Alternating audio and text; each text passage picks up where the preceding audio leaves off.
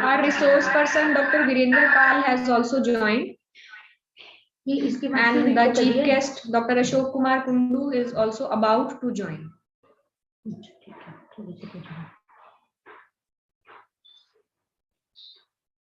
Our keynote speaker, Dr. Ravi Bhushan, has also joined the meeting.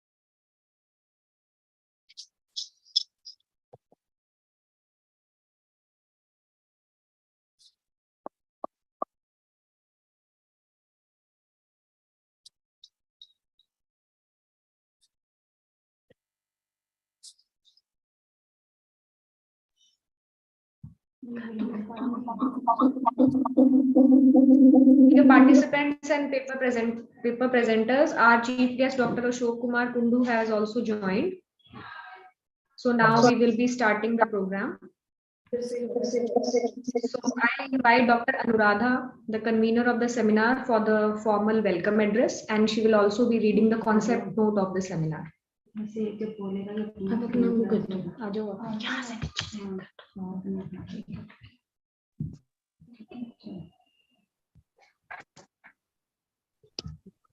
Anuradha, good morning. Good morning, ma'am. Kindly convey my very fine good morning to Kundu Saab. We welcome him to the M.D.S.D Girls College through this digital platform. Good morning, sir. Thank you, ma'am, for your blessings and for joining us, though you are busy in some other assignment. Thank you, ma'am, for your blessings. Good morning to everyone present here. I hope my voice is clear to you. I hope I am audible. Yes, madam, you are audible. Thank you. Thank you so much. Good morning to everyone present here. It gives me immense pleasure to welcome eminent personalities on such a beautiful day. Today, we are organizing national seminar on the topic representing myth in contemporary literature, approved by Department of Higher Education, Haryana, for the academicians of India who wants to explore myth with an innovative lens. I welcome our distinguished dignitaries, Dr. Ashok Kumar Kundu, Deputy Director, Higher Education, Haryana, as chief guest of today's event, Dr. Ravi Bhushan, our keynote speaker, Dr. Virender Pal, and resource person of the valedictory session, Dr. Himanshu Parmar. My dear principal, Dr. Kiran Angra, my friends and colleagues of our college, as well as other friends of various colleges and universities of our nation. My dear friend, Dr. Monica Dhillo, co-convener, and Ms. Anchal, organizing secretary of this seminar, and everyone else from my institution who have helped me to make this day possible. Dear friends, we have joined together under the aegis of Department of Higher Education, Haryana, and Department of English of M.D.S.D College to reflect the most important feature of our culture, that is mythology. I feel overjoyed and my gratitude goes to Dr. Angra for giving all of us this wonderful opportunity to organize such an important seminar. Before proceeding further, I would like to make this morning a blessed one, and I, on behalf of M.D.S.D College, invoke Goddess Saraswati by kindling the lamp of knowledge and wisdom for seeking the choicest blessings for the same. I invite our admirable principal ma'am, Dr. Ashok Kundu, sir, Dr. Ravi Bhushan, sir, Dr. Virender Pal, sir, and Dr. Himanshu Parmar to kindle the lamp. I also invite all the dignitaries for the same.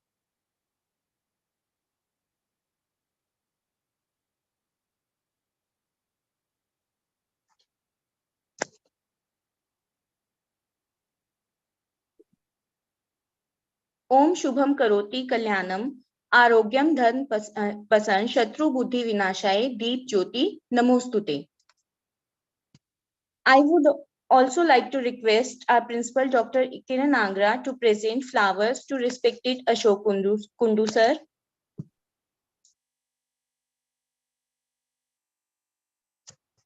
Dr. Ravi Bhushan sir, and Dr. Virender Pal sir, and Dr. Himanshu Parmar sir. Thank you so much, ma'am. Let us move further. It is both an honor and privilege to stand before you and present theme of today's seminar. Dear friends, as we know that myths are significant part of culture of our nation, and through it we can have a glance of beliefs and value system of our nation.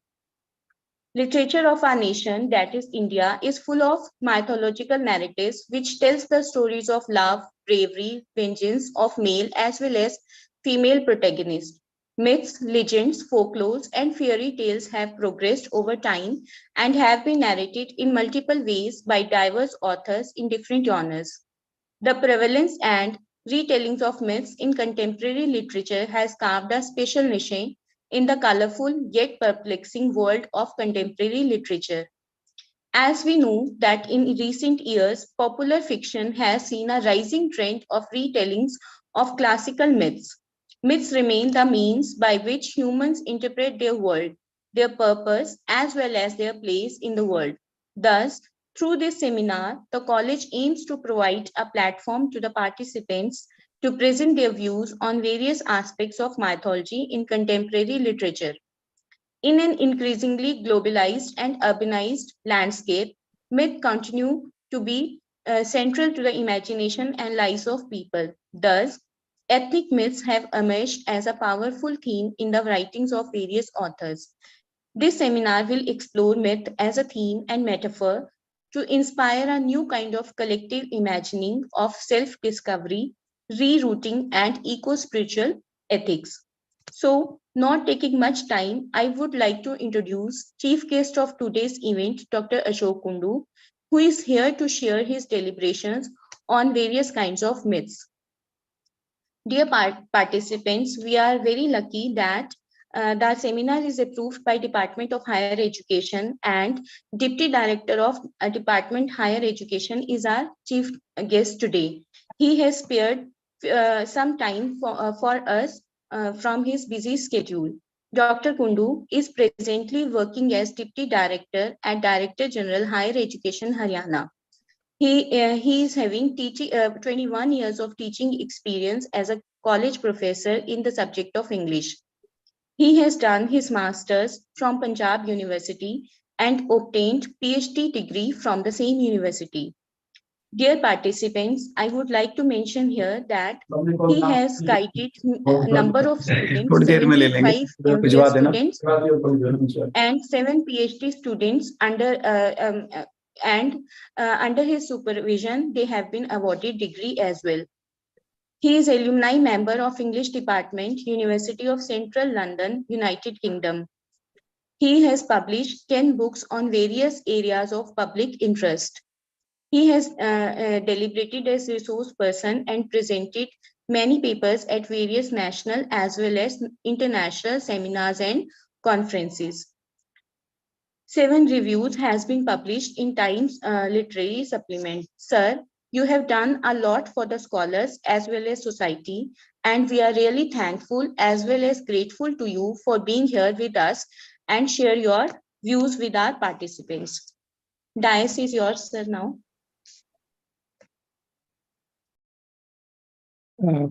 Thank you so much for giving me the opportunity to address today's gathering. I have heard that you are organizing it. Am I audible first, please? Okay. Yes, sir, you are audible. Okay, right. Now, I welcome all those participants who have taken their time out of their busy schedule to join such a program which is organized by M.D.S.D College. Now, such platforms provide an opportunity to interact and to share views regarding various genres, and today a very important aspect which is part sir, of which is kindly switch on your camera as well. आपकी photo नहीं दिखाई दे रही है sir. My photograph. Yes, sir. You are not. We are not able to see you, sir. So I don't know. Okay. Can you switch on the camera? Let me see if it is.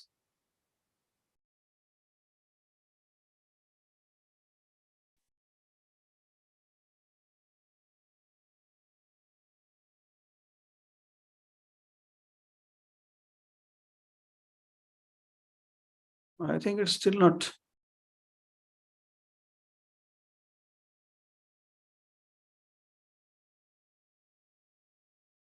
The video is not. Video is paused, I think, sir. Let me first see if possible.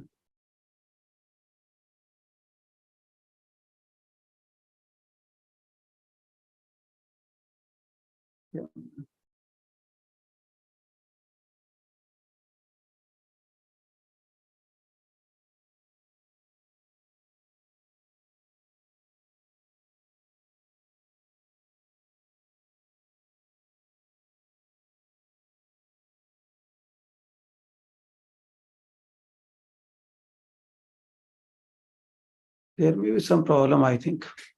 It's not actually happening.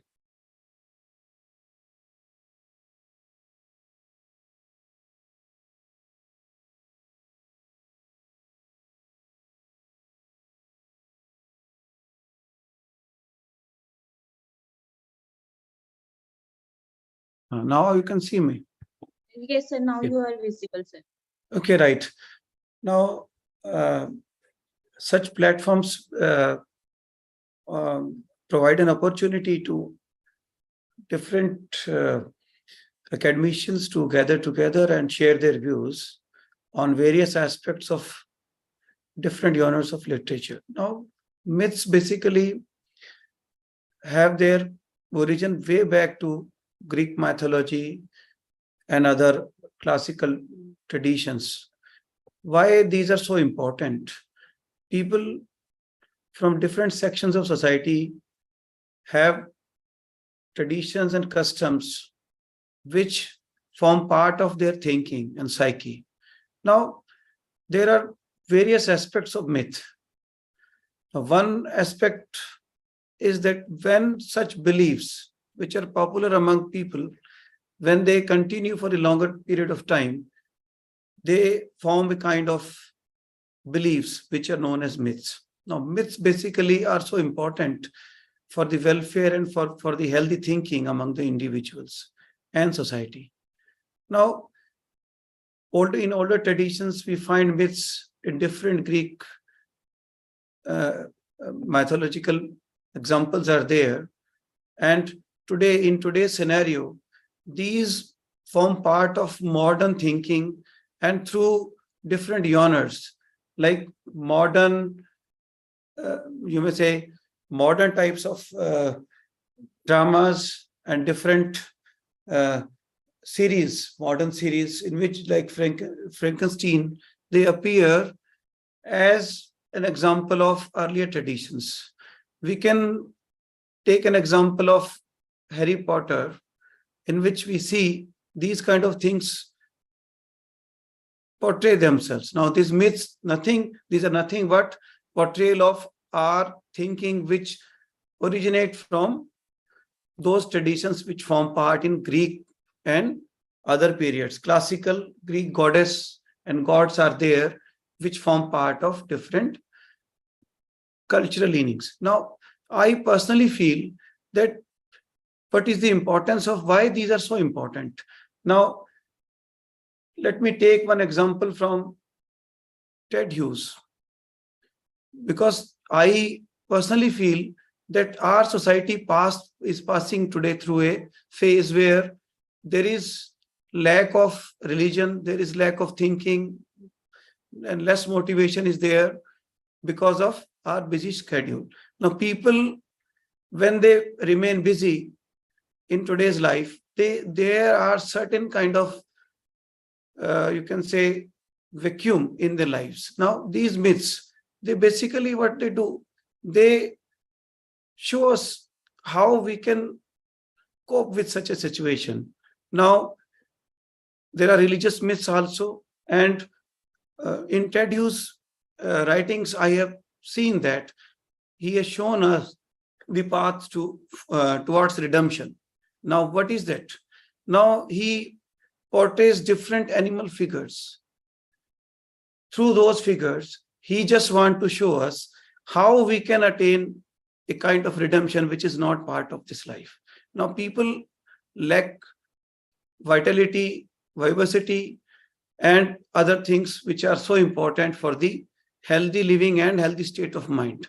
Now, religious leanings are not much relevant these days. People, though somewhat they remain busy in their lives, and what they do, they are most of the time involved in those activities which are related with monetary benefits, and they have they don't have time for like religious revival or those things which can basically improve their spiritual health.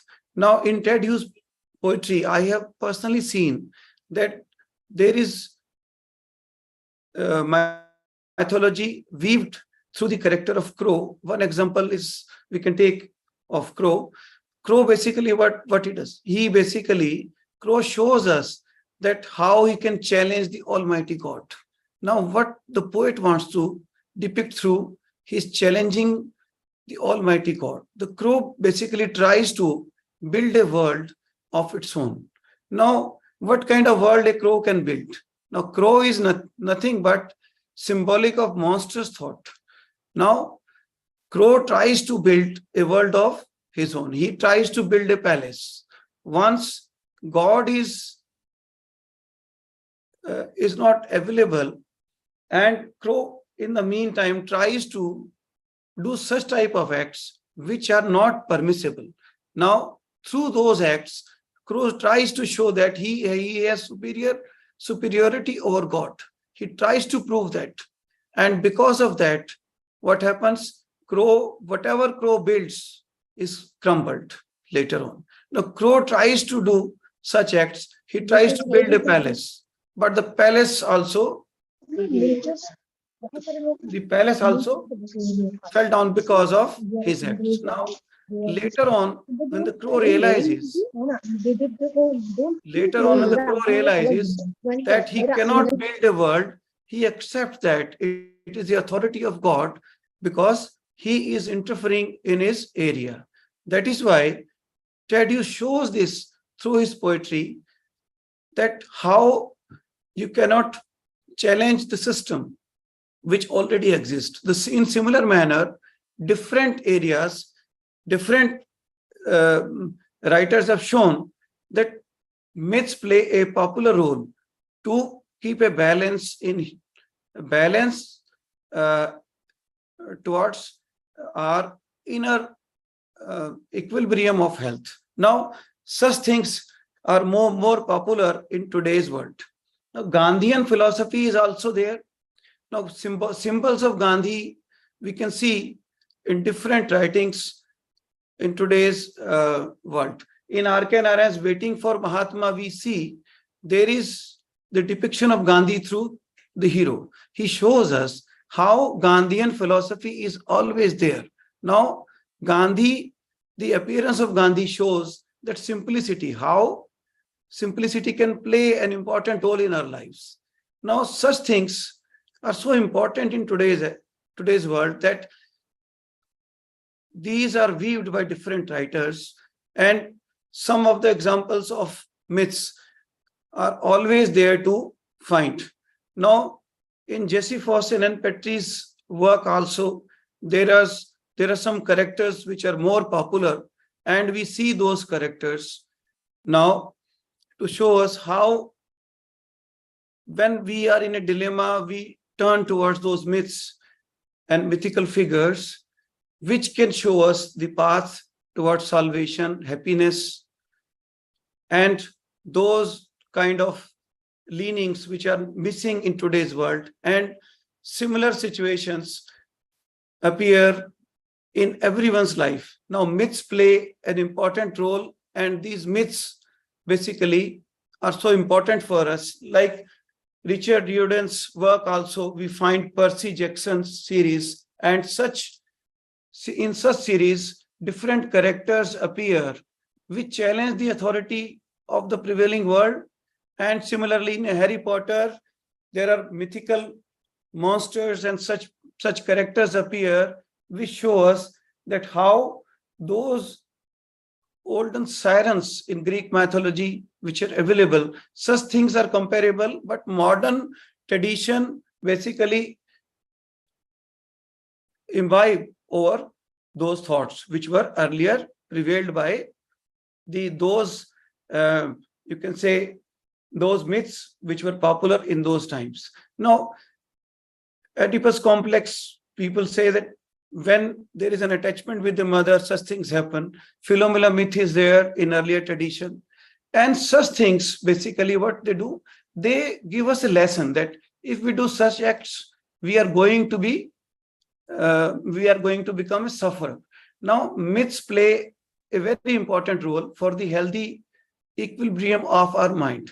Now, if we believe in those myths, we try to avoid such mistakes which those characters or those symbols which are part of those mythical figures did.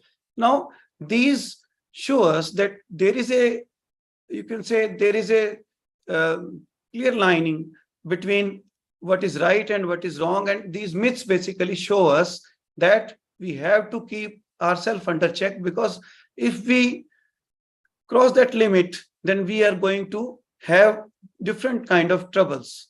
So now, for healthy living and healthy thinking, myths play a very important role to keep us under check and balance. Now, these myths have originated long back through Greek and other mythologies, we say Roman mythologies, and in India also, we see that people have different myths in our society which prevail are, you can say, cultural aspects, and people believe in those myths. That is why, because of those myths, we are in such a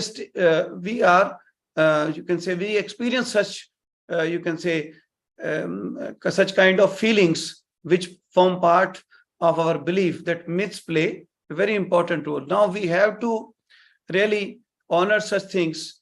Now, myths, if we basically believe in those myths, these can help us live a, you can say, really a healthy life. And I feel that these can definitely improve our thinking towards, you can say, different traditions, and these can help us to live in a better and healthier environment. And we can definitely improve our spiritual aspects of life.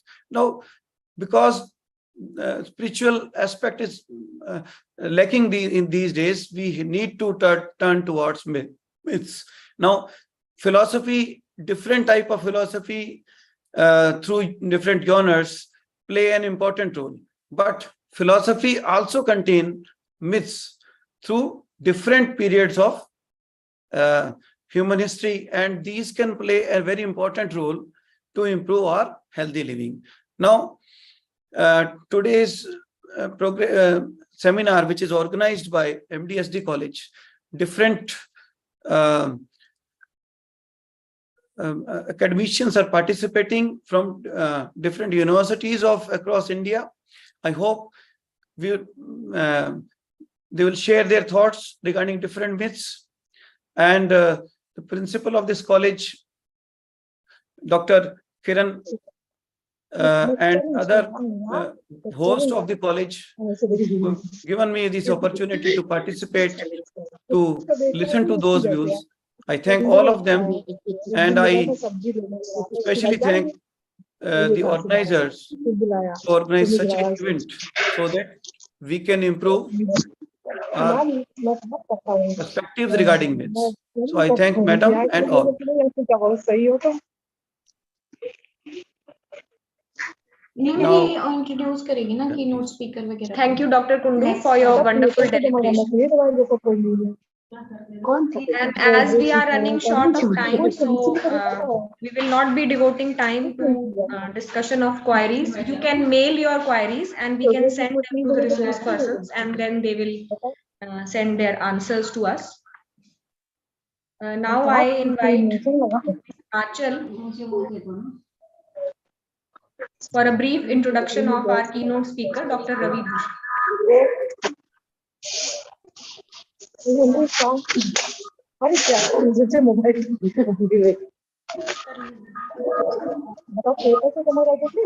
उसमें हम बोले हमने कहा कि मतलब जब भी ऐसे ही मिलता है, ज्यादा तो मुलाकात होती नहीं अपनी दुनिया में। देखो, जो मैरिड है सबसे बिजी है, एक बार देख लो, बहुत बड़ी बात है। हम तो ऐसे ही बस बहुत ज्यादा रहते हैं, तो यही हमको ये लगता है कि जेन्युइन रीजन जो है,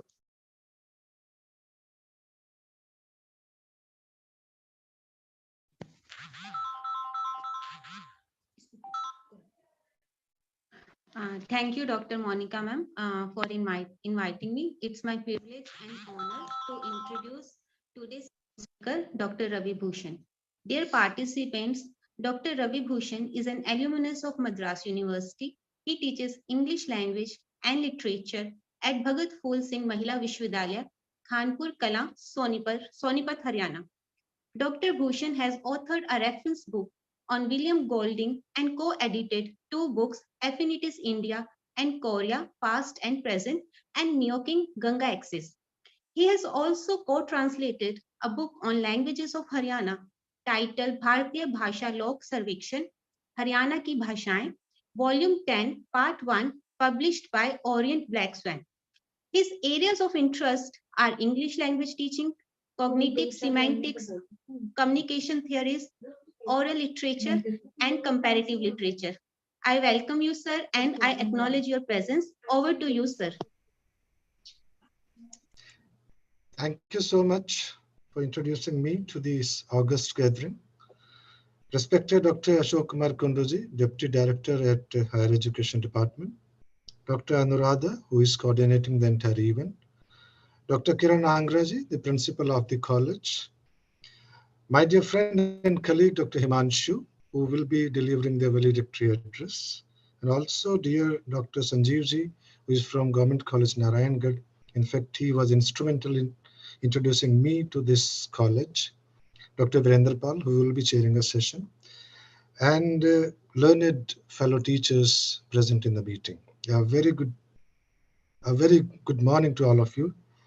Indeed, it's a great pleasure for me to be given this platform to share my thoughts on such an important area of understanding, that is myth and mythology. Now, before I say certain pointed things on the subject, I'm happy that Dr. Kundu referred to Gandhi in his speech, and he referred to Gandhian philosophy, because I treat Gandhi as one of the powerful myths of Indian Milu. When I say that Gandhi is a myth, or when I say Nehru as a myth, or when I say Veer Savarkar as a myth, I'm referring to political myths. So that common understanding that myth refers to the ancient past, or myth refers to Upanishads and Puranas and Itihasas, may not be the complete understanding of the term. Myth is something, or myth is an idea which propels us, which gives us, or which motivates us maybe to reconcile the past, the present, and the future. That's how I look at myth. Having said it, when Pandit Nehru wrote his book, Discovery of India, and since he was educated in the Western context, maybe out of his urge to scientifically drive India to modernity, somewhere he had this dilemma or this confusion about this mythical past of India.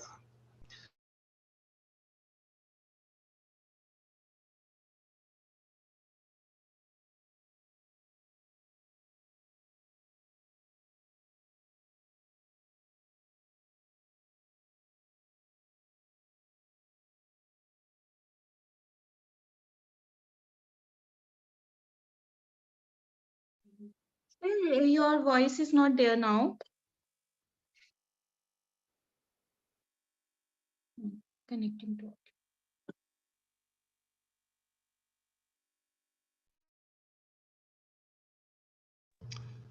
Am I audible, ma'am?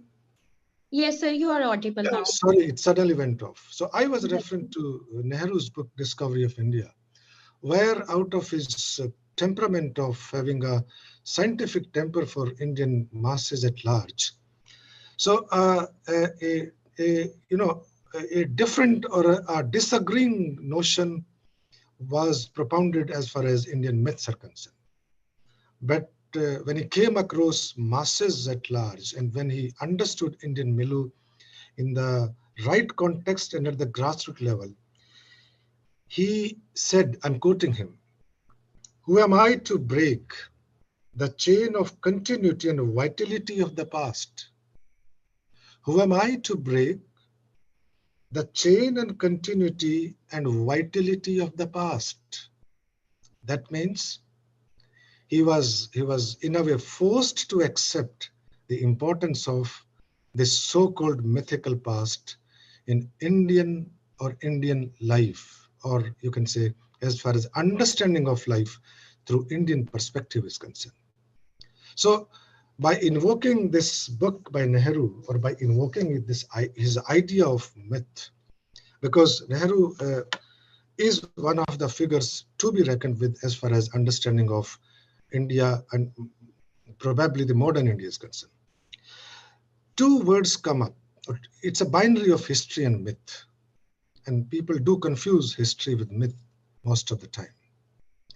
Now, myth as history or history as myth, these are the two possibilities. History as myth is the general understanding of the masses. But myth as history was the understanding of Pandit Nehru. Myth as history. So myth is, let me put it in a simpler and in a slightly entertaining way. History is everybody's fact. Myth is somebody's fact or somebody's cultural fact. That means myth is a cultural fact. History is a fact. It is a factual past. Now we need to understand this culturality of our past, or this factness of culture, which constitutes myth.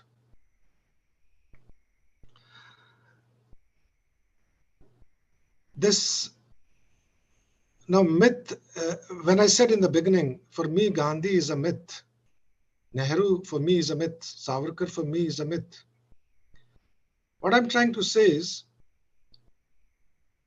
that future or the present, or you can say the socio-cultural transactions of a society, the way a society progresses through these socio-cultural transactions. In fact, myth is a social transaction. So when a society negotiates with these socio-cultural facts or these socio-cultural nuances of life, we're dealing with myths, right?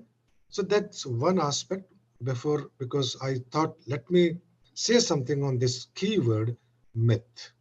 And I'm not going into the details of the nature, the scope, or the types of myths. There can be. They are specific to the cultural history of a society, right? Like Greco-Roman myths and the Indian myths. We can say that the lineage goes back to Greco-Roman, or you can say Greek mythology. But we may also argue that Indian myths, or this context of Indian myths, has its own genesis, has its own, you can say, lineage, right? So that's a different point to debate on. But the point is, then, what is mythology? Because the topic of this seminar is, I think, representing, and that too with a hyphen, mythology in the contemporary literature. Now, mythology has been looked at from different angles by different scholars. Let me have the liberty to invoke Roland Barthes, who wrote a beautiful book, Mythologies. Roland Barthes, that French critique, French philosopher. And in Mythologies, Roland Barthes says that myth is a system of communication. Myth is a system of communication. That means it is a system of science, if I could say it in the Saussurean terms. Ferdinand Saussure, when he referred to theory of science, that signified and signified kind of thing. So it's a system of communication. Now, when I say it's a system of communication, there are two things. One is the medium of communication, and second is the message itself. So myths, are they the medium of communication, or they are the message itself? That's number one. When we say that, when Roland Barthes said that it's a system of communication, that means certain things are communicated, they're carried forward, they're communicated to the people, and it becomes this binary of this process and the product, or maybe the message and you can say the signs through which you convey this message. That means it's a type of speech, system of communication. It's a mode of signification. It's a mode of signification. And it is a form. Now, I'm using these terms just to indicate that mythology is a combination of two things: semiology and ideology. Mythology is a combination of two things. Semiology, my friends, those who love reading or teaching linguistics, they may understand semiology is that science of science, right? So semiology and ideology, look at this beautiful combination when you understand mythology. Semiology is about science, or that system of communication, and ideology is the idea, is the very idea. So we can say that myth or mythology is idea in form. Idea in form.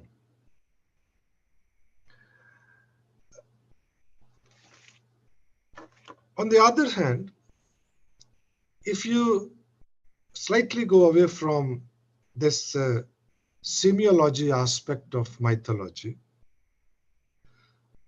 mythology is a literary device as well. It's a literary device. And it's a device to portray the contemporary issues and sensibilities. Now, this is related with the theme of this seminar. In this sense, it is related. It's a literary device to portray contemporary issues and sensibilities. Myths reflect socio-cultural ethos of earlier times, but at the same time, they are used to contemporize those earlier facts in the present context. That's why there are retellings, re-renderings, and revisiting of our literary narratives. And in today's times, almost all earlier narratives are being re-rendered or retold. They are being revisited, especially narratives related with Indian epics of the Ramayana and the Mahabharata, maybe even through their characters. As I said, myths are cultural truths. They are cultural truths. Now, two words become really important when we talk about mythology and myths. One is culture, second is value. Now, it's a very basic question in our minds, those who agree and disagree with this idea of re-renderings and retellings. The question is, why should those established narratives be revisited? On the other hand, the second school of thought may say, yes, there is a need to revisit them, right? So without going into that agreeing or disagreeing kind of thing, what I'm trying to say is culture and value, these are two, seminal words which must be understood vis-a-vis myth. Now, culture is now what is culture? Like in today's times, or you can say in the common parlance, is it to say culture, good and bad. We easily connotate culture as good and bad, which necessarily should not be. Culture is a dynamic term. Similarly, value is a dynamic term. They're not static terms. Now, value, because it is a quality term, it indicates quality. Similarly, culture, which etymologically is a positive word. That's why I said no notion of bad culture. It's our, you can say, idiosyncrasy that we say so and so's culture is bad and so and so's culture is good. That is our personal problem. But culture etymologically is a positive affirmative word. It's not a negative word per se. Similarly, value. Now, if value is a dynamic term and they are bound to evolve and change, and even the system of values of a society is bound to evolve and bound to grow and change, and since myths are the carriers of this binary or this beautiful combination of culture and value, they are the carriers, then they are bound to be redefined. They're bound to be re-evaluated or you can say, told. In that sense, I say that there is no harm in revisiting our myths, or you can say are those cultural facts which we possess, which we like. Because in the modern context, if definition of life has gone for a change, if our sources of understanding life are being redefined, then I think myths or mythology as such can be looked at from a new perspective, from a fresh perspective. I don't say from a changed perspective. When I say that they should be revisited, please remember one thing. There are two things in myth. One is the core essence of that idea. And second is you can say the signification of that idea, or that the periphery of that idea. When you revisit a myth or retell a myth, the very essence of that idea maybe is kept intact, and it is being signified in a different manner or in an alternate manner. So, because if you look at myth this way, that naturalization of affect or a cultural understanding, naturalization of the cultural understanding of an idea. I'm saying naturalization I mean by this that it becomes handy for the public or for the masses to abide by that idea. That is the naturalization of that idea.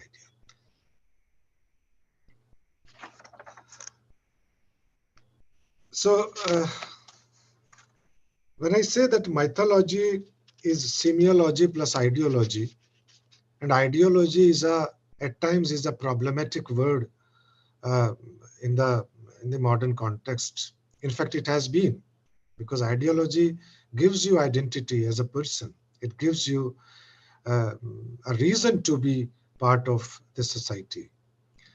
And because ideology is a pluralistic word, or it's not the word is not to be understood with singularity. It is a pluralistic word as such. That's why people debate and quarrel and fight over this notion of myths and mythology. They say it exists, they say it doesn't exist. And then they bring in this notion of rationality, notion of logic, notion of the characteristics of science. They try to apply to this notion of myth. Because it is a cultural entity, notions of science may not apply to it and need not to be applied, in fact. So in that sense, in terms of ideology, religion comes into picture. The moment religion comes into picture, the problem gets doubled up. The problem gets difficult to negotiate with. Because, see, let's take example of Indian Milu only, because we better understand Indian Milu rather than going to the Western context. Adi Shankaracharya, who is a great propounder of Hinduism, and at least Indic thought, we can fall back upon Shankaracharya's discourse. Shankaracharya said that famous event which happened in Banaras when he was going to Banaras Ghat, and a Chandal came in his way, and then his supporters said, "Get away, get away, get away." And then when Chandal asked him that, Shankaracharya ji, you only say that हर मनुष्य में उस ईश्वर का अंश है, तो फिर मुझे आपके नजदीक आने से क्यों रोका जा रहा है? आपके अंदर में जो ईश्वर है, मेरे अंदर में भी वही ईश्वर है, उसी का अंश है. It's not that you have a different God, I have a different God as such. So Shankaracharya was taken aback, like for a moment speechless. A very valid question, a valid, you can say, alternate, you can say, perspective to Shankaracharya's philosophy. So Shankaracharya said, yes, you are absolutely true. Absolutely true. We are not two human beings, we are same. We are governed by the same entity. Right? So that's one way to look at this philosophy of religion. Then this notion of rituals in religion, the ritualistic aspect of religion, is a problem. And the question before Shankaracharya was, should Hinduism abide by the rituals and the ritualistic practices? Because rituals are, in a way, the carriers of the philosophy of that religion. So he came up with two words. I'm just quoting him. Gyan Kand and Karam Kand. Aim of religion has to be to disseminate or to create knowledge and to people make knowledgeable. That's one aspect of religion. The Karam Kand, which is to do with the ritualistic part of the religion, which is Karam Kand. He said, it is also okay. No problem with Karam Kand. Because at least through Karam Kand, now Karam Kand, please do not take this word in terms of a very harsh understanding of the word as these all Pakhand and all those things. No, I'm not referring to those things. At least those basic rituals which carry a religion further. He said it's okay to have these rituals so that at least masses, they understand that religion, at least they abide by that religion, and they become a part of its philosophy. So Jnana Kand and Karam Kand, this is how they came up. And myths are important for a religion to survive. They are the carriers of the tenets of the philosophy of that religion. So in that sense there is a connection between myths and religion in that sense. But the problem is when religion is understood in terms of a customized God, then it is a problem. If religion is understood as, or in terms of, as a customized God, I'm using a very slightly awkward term, but when you customize God to your, likings and dislikings, or to your extremities, then myths are used as a point to, counter, or you can say to, uh, you know, to annoy or whatever, but they are misused in a way, in that sense. So a very subtle relationship between myth and religion, right, has to be understood in the right perspective. As I said, in Shankaracharya's way, that Karam Kan, Gyan Kan, because Gyan remains the sole aim of religion, right? But myths play an important role as far as, because religion for us, or for any human being, at least for a theist, I'm not saying about an atheist, even for an atheist in some sense, but for a theist, I think culture, value, and religion, these are related terms, and myth somewhere binds them, or mythology binds these terms and put them in correct perspective, I must say. A few more things. Since I started with mythology, and I said that semiology and ideology. So in that sense, when I say that it's a system of communication, and it indicates social transaction. Now, when I say social transaction, I think that's an important concept there, where myth plays a role. How does society transact? Society does not transact in always in scientific terms. Society does not transact always in logical terms.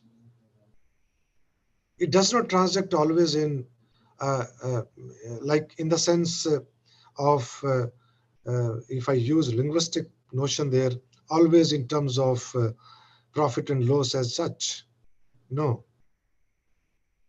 It transacts for itself to survive in otherwise terms, not in these postmodern terms of utility, or you can say utility-based terms. No, not in that sense. It transacts the core essence, core values of life, and those core values are always signified through myths. Myths hides nothing. Let me see, it's a very paradoxical statement. Myths hide nothing and flaunts nothing. I'm quoting Roland Barthes here. Hides nothing and flaunts nothing. It neither a lie nor a confession. It is an inflection. Neither a lie nor a confession, neither hides nor flaunts. It's a inflection. So again, that notion of subjectivity, notion of plurality to this very word myth, cannot be an objective entity as such to be understood or to be applied in life. In fact, it transforms history into nature. As I said earlier, naturalization of an entity. It transforms history into nature. Nature means the naturalization of a process or an entity in the wider realm. Right? I must say a few more things. What is the relationship between myth and reality. Relationship between myth and reality. Again, I think when I say truth, truth is a multi-pronged entity. Truth is a factual truth also. We call it Sat and Rit. When I call it Sat, it's an objective truth. It's a factual truth. Like, we need to die one day. It's a truth, right? Sat. Rit is a value truth. Value truth. That means which is subjective in nature and which is plural in nature. Plural in nature means multiple interpretations. No singular definition as such of Rit, that value truth. I think myths and mythology, they function and operate vis-a-vis this Rit. They don't function and operate vis-a-vis Sat, or that factual truth as such. That's why they are the powerful, you can say, channels of social transaction. They are very, very effective channels of social transaction. And to say it in a lighter vein, maybe myth is constituted by loss of that historical quality of things. Myth is constituted by loss of historical quality of things. That means as I said in the beginning, history and myth, quite often confused and understood that way. But when you lose history, or when you loosen history and make it more natural, then it becomes myth that way. Now the point is, the second part of I'll take a few more minutes to justify my talk in terms of the seminar. Why should the narratives be re-rendered, retold, or they should be revisited? Because they were composed or written in a particular cultural context. And today's context may not be the same, the context in which they were written or composed. So this shift in context, or shift in the socio-cultural nuances of that context, these narratives are being re-rendered or revisited. There are few names to be remembered here. We all teachers of English or literature, why English? Teachers of literature or students of literature, we all know M.D.S.D, a very popular name in today's context. People do a lot of researches on M.D.S.D. By profession, he's a doctor. He's a man of medicine. But he shifted to this world of mythology. And he says that mythology and mythical fiction, these are two different terms. They should not be read as synonymous. When he says that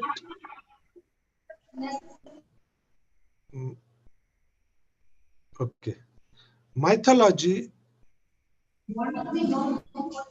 is subjective truth of people transmitted in sacred stories. That's how he defines mythology. Subjective truth of people transmitted in sacred stories. That is mythology. If you look at a very, very cultural definition of mythology. But mythical fiction is, which is India's, mythical tradition. It is about reframing or re-arguing or reimagining old stories to suit contemporary needs. I'm quoting M.D.S.D here. Mythical fiction is about reframing or rearranging or re-arguing old stories to suit contemporary needs is mythical fiction. I think that's why these important narratives of literature, they are being retold, they are being re-argued, they are being revisited. And there is a need to do this. I agree to that point. Because the contemporary needs are not the needs when they were composed or written. If we are looking for an egalitarian society, a society premised on equality, I think then all such narratives, which are a source of inspiration for us as members of society, and if those narratives, they portray any kind of inequality or anything, if they point at some kind of discrimination as such, there is no harm in revisiting them or reimagining them or re-arguing them. So for having the concept of an egalitarian society, revisit is important. There is no harm. So what we are witnessing today is mythical fiction. Let us use the appropriate term for it. Mythology is something else, exactly not mythical fiction, right? So we are doing mythical fiction, maybe in the larger realm of mythology. Second, I would like to quote is Pandit Hazari Prasad Dwivedi, famous Hindi writer, a very an eminent critique on life and literature as such. Pandit Hazari Prasad Dwivedi, in his book Kalp Lata, he says that cultural myths, they serve as an effective tool of unification. They serve as effective tool of unification. So myths as unifying force. That's the trope here. Myths as unifying force. That means, I'm quoting him, the cultural history of our nation has been woven strongly by the invisible hands of time. One may find one stitch showing up in Banaras, another in Bengal, and yet another in Odisha or Maharashtra, and perhaps the fifth one in Malabar or Ceylon. So he's giving this cultural heterogeneity of Indian milieu, where myths act as a unifying force for this entire variety of cultural reality of India. So he says that characters like Draupadi, Ahilya, Manu, Yam, Kunti, they are being described, told, understood in different parts of India in different ways. But at least that unifies people, unifies India as a cultural entity. So using myths as a cultural unifying force. One more thing. Myths perform a significant role in locating old and new meanings of human existence and the universe. They become literary prefigurations. That's what Hazari Prasad Dwivedi says. So the core point was as unifying force. That's the way.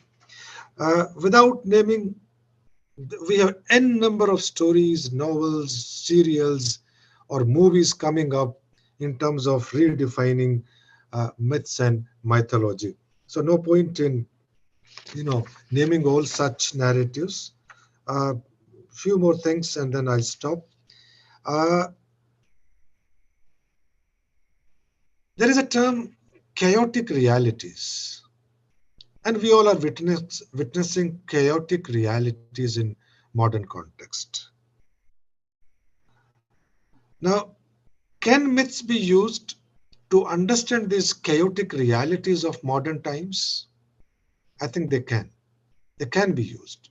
Or mythology can be used as an area to understand these chaotic realities of modern times. Because what is termed as new is not really new. What is termed as new is not really new. It has a past, it has a connection, and we can use that, and we can understand the realities of modern times. I think just to sum up what I've said without naming all those narratives, I would like to say something from Aborigines of Australia. Aborigines of Australia, they are deeply influenced by this mythical past and this entire subject of mythology. They dream, it is said that in their dreams, their ancestors advised them, I'm quoting Professor C.D. Nassamaya, who is no more, but who invented Dhavana Lok at Mysore University. I'm quoting him. These Aborigines of Australia, they talk to their ancestors in dreams and they say not to seek to create a new world, but try and fit into the old world. Let me repeat, not to seek to create a new world, but try and fit into the old world. Now this paradox of new world and old world, either we are trying to create a new world through our modern means of progress within quotes, or let us make an attempt to fit into the old world. Can we reconcile this old and new world to answer chaotic realities of modern times? I think myths can play an instrumental role in reconciling this old and new world, can play the role of a catalyst in answering these chaotic realities of modern times. There lies the role of revisiting or re-arguing or reimagining myths in contemporary literature. I think that's all I have to say. Thank you so much. I thank the college for giving me this opportunity. And it was my pleasure listening to Dr. Kundu. And maybe, if possible, I'll be listening to Himanshu as well. So wonderful. Thank you so much. Have a good day. Thank you so much, Dr. Ravi Bhushan, for your scholarly deliberation. Thank you. And whereas Dr. Ashok Kumar Kundu discussed myth as a career of fundamental truth, Dr. Ravi Bhushan discussed myth as career of cultural values. And we are eagerly waiting for the lecture of Dr. Virender Pal. What is his say regarding mythology and its contemporary relevance? But before that, there are some questions from the participants, and we are on time. So we have enough time for queries. So the house is open for queries and discussions. And if you have any questions, you can ask from Dr. Ashok Kumar Kundu as well as from Dr. Ravi Bhushan. Sir, there is one question from Dr. Seema, and it is for Dr. Ravi Bhushan. What is difference in myth and mithya by Devdutt Patnaik? Sir, would you please elaborate it? Myth is an English word, mithya is a Hindi word. That's number one. Number two, myth and mithya are unrelated terms. There is no relation between myth and mithya. If we try to relate I think we are trivializing the aspect of myth.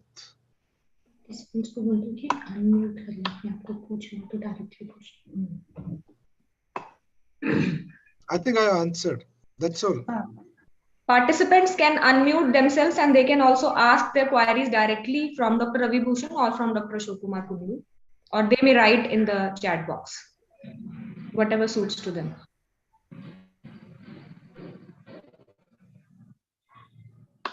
Any other queries?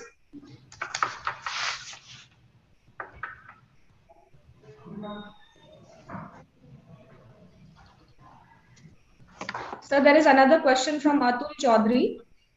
Can you please suggest some books to read on mythology? Question to me? Yes, sir.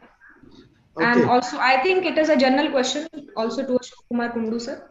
So what I can suggest is read Rolla Barthes' Mythologies. It's a beautiful book. Rolla Barthes is a famous critic. We all understand, we have known Rolla Barthes. You can also go for, you can say, there's a book, English Studies in India, by C.D. Narasimha. He has passed away, but Professor Narasimha has written beautiful books on, Indian, like, understanding of life in English studies, through English studies and Indian literary studies. So English studies in India, and in that book, using Raja Rao's Kanthapura, there's a beautiful understanding of myth. And then if you are interested in understanding myth through, you can say, semiotics, then there are many books, right? It depends on you. Any other questions? You can also directly ask your questions by unmuting yourself. Yes, please. Can I have my query? I'm Sanjeev from Government College, Narayanagarh. Thank you very much, Dr. Bhushan, and thank you very much, Dr. Ashok Kundu, for your informative addresses. Well, my question is related to the changes these days the authors incorporate in their retellings. What could be the possible consequences of such changes? I may say that there are some distortions in the retellings these days about our, or for that matter, for any other community. The use of myths and the retellings. Can we say that the consequence may be that one day we may lose the relevance or the real value of those myths? Can I answer your query? Okay, now myths, when these myths are remodeled or changed with the passage of time or with the, you may say, numerous years, now new myths are then formed or created. When new myths are created, they are as per the situation of the society at that time. Now, they are not going to harm anybody. These myths generally are for our spiritual well-being and healthy living. Now, such myths definitely create a kind of equilibrium which is required. Now, changing myths pose no harm to us at all, because they are the need of that society which is going through a change. Now, myths also are formed with the passage of time. New myths always occur in new shapes. Like when you see William Shakespeare plays, those plays are based on earlier stories, or you can say tales, but basically he has given them new shape. He has remodeled those stories which came from the ancient times and gave them some new shapes. Similarly, new myths occur and they help us to live a better life, what I feel. Oh, thank you, sir. Just to add, sir, what I'm saying. Yes, please. I look at this. See, first of all, for me, this is a challenge. Definitely, it's a challenge. It's a problem. Problem in the sense, as I said in the beginning, if myth is looked at through an ideology, then it becomes a problem. Now, for example, Anand Neelkanth's The Vanquished Empire, for example, if you read that book, and where Ravana has been projected as the hero, right? And Ram has been relegated to the position or to a subordinate position, may not be the hero of the epic as such. Now, uh, as a society, we may question, or as a firm believer in myth which has been there so far, we may question this attempt of Ananda Neelkanthan by having Ravana as the hero. Maybe it's a projection of his ideology to the epic, right? That's why it's a very subtle, we are free to project the way we wish to, and public will agree or disagree, right? There cannot be a unanimous acceptance of any kind of projection. So when I said that political myths, that means projection of hero. If you project Gandhi as the hero, not necessary that there is a unanimous acceptance of Gandhi as a myth. If you project Veer Savarkar as the hero, not necessary there is a unanimous acceptance of Savarkar as a so this hero projection. If now let's have magic realism, for example. We all understand in the context of Salman Rushdie that magic realism. That word I think became popular through Salman Rushdie. Magic realism is a good combination of realism and magic. If I could slightly, take liberty with the term, if there is a lot of magic and less of reality, so, or there is an imbalance of this reality and magic, then the problem starts, right? And just to substantiate, when Munshi Premchand was asked this question, what is literature, in one of the seminars, and a similar question, nowadays everybody is writing something, and no, like public at large is confused. What is good and what is bad, what is real, what is unreal. So then he answered this way, that literature and propaganda are two different things. Literature is to examine life. That is his definition. And literature, gradually reforms a society. It evolves a society. But propaganda is alternate to literature. It uproots a society. Propaganda, because it is an ideological apparatus, it uproots a society. So I think one has to make this distinction between, like literature and propaganda, between myth being used or misused. Ultimately, it's a question of ideology in the modern context. I think that's all. Thank you, sir. Sir, I also have one question.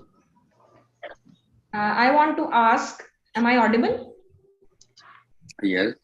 I want to ask whether mythology, is it a step towards a progressive order of society, or is it a reinforcement of an older system? As Dr. Kundu in his address said that there are certain narratives, mythological narratives, Western and Eastern, that asserted that there is certain cosmic order in society and we need to respect, we ought to respect that order. So what is your say on that?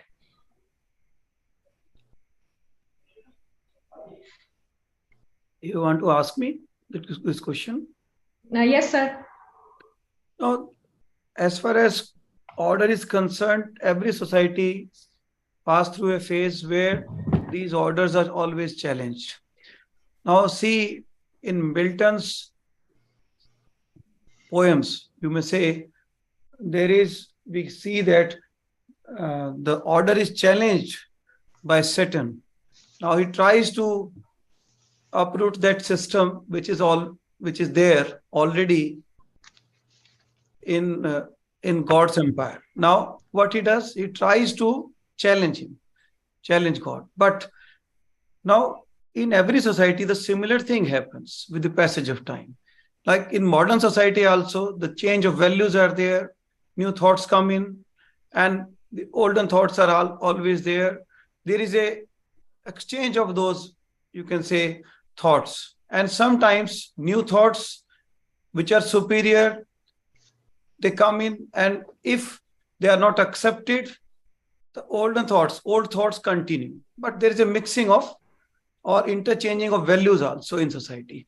Now, such things are so important for the growth of society. It is just similar to the exchange of, you can say, thoughts between newer generation and the older generation. Now, if we see like where we live in society, there are the youngest generation is there, or middle generation, then the older generation. There are most probably 3 generations living together. Now, when we exchange values or thoughts or cultural leanings or our own thinking with others, now new thoughts are created. Now, these new thoughts are always valuable for the growth, you may say spiritual, mental, and you can say aesthetic growth. These are all important. So we may say all things are important, and new thoughts must not be encountered fully, but they may be given shape by giving them a direction. Thank you very much, sir. So what is important is questioning attitude. The values will come and values will go. So Yeah, we need to question them. That is important. Yeah. Any other queries?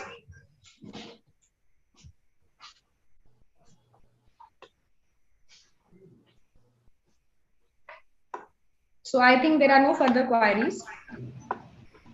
And now we need to proceed further.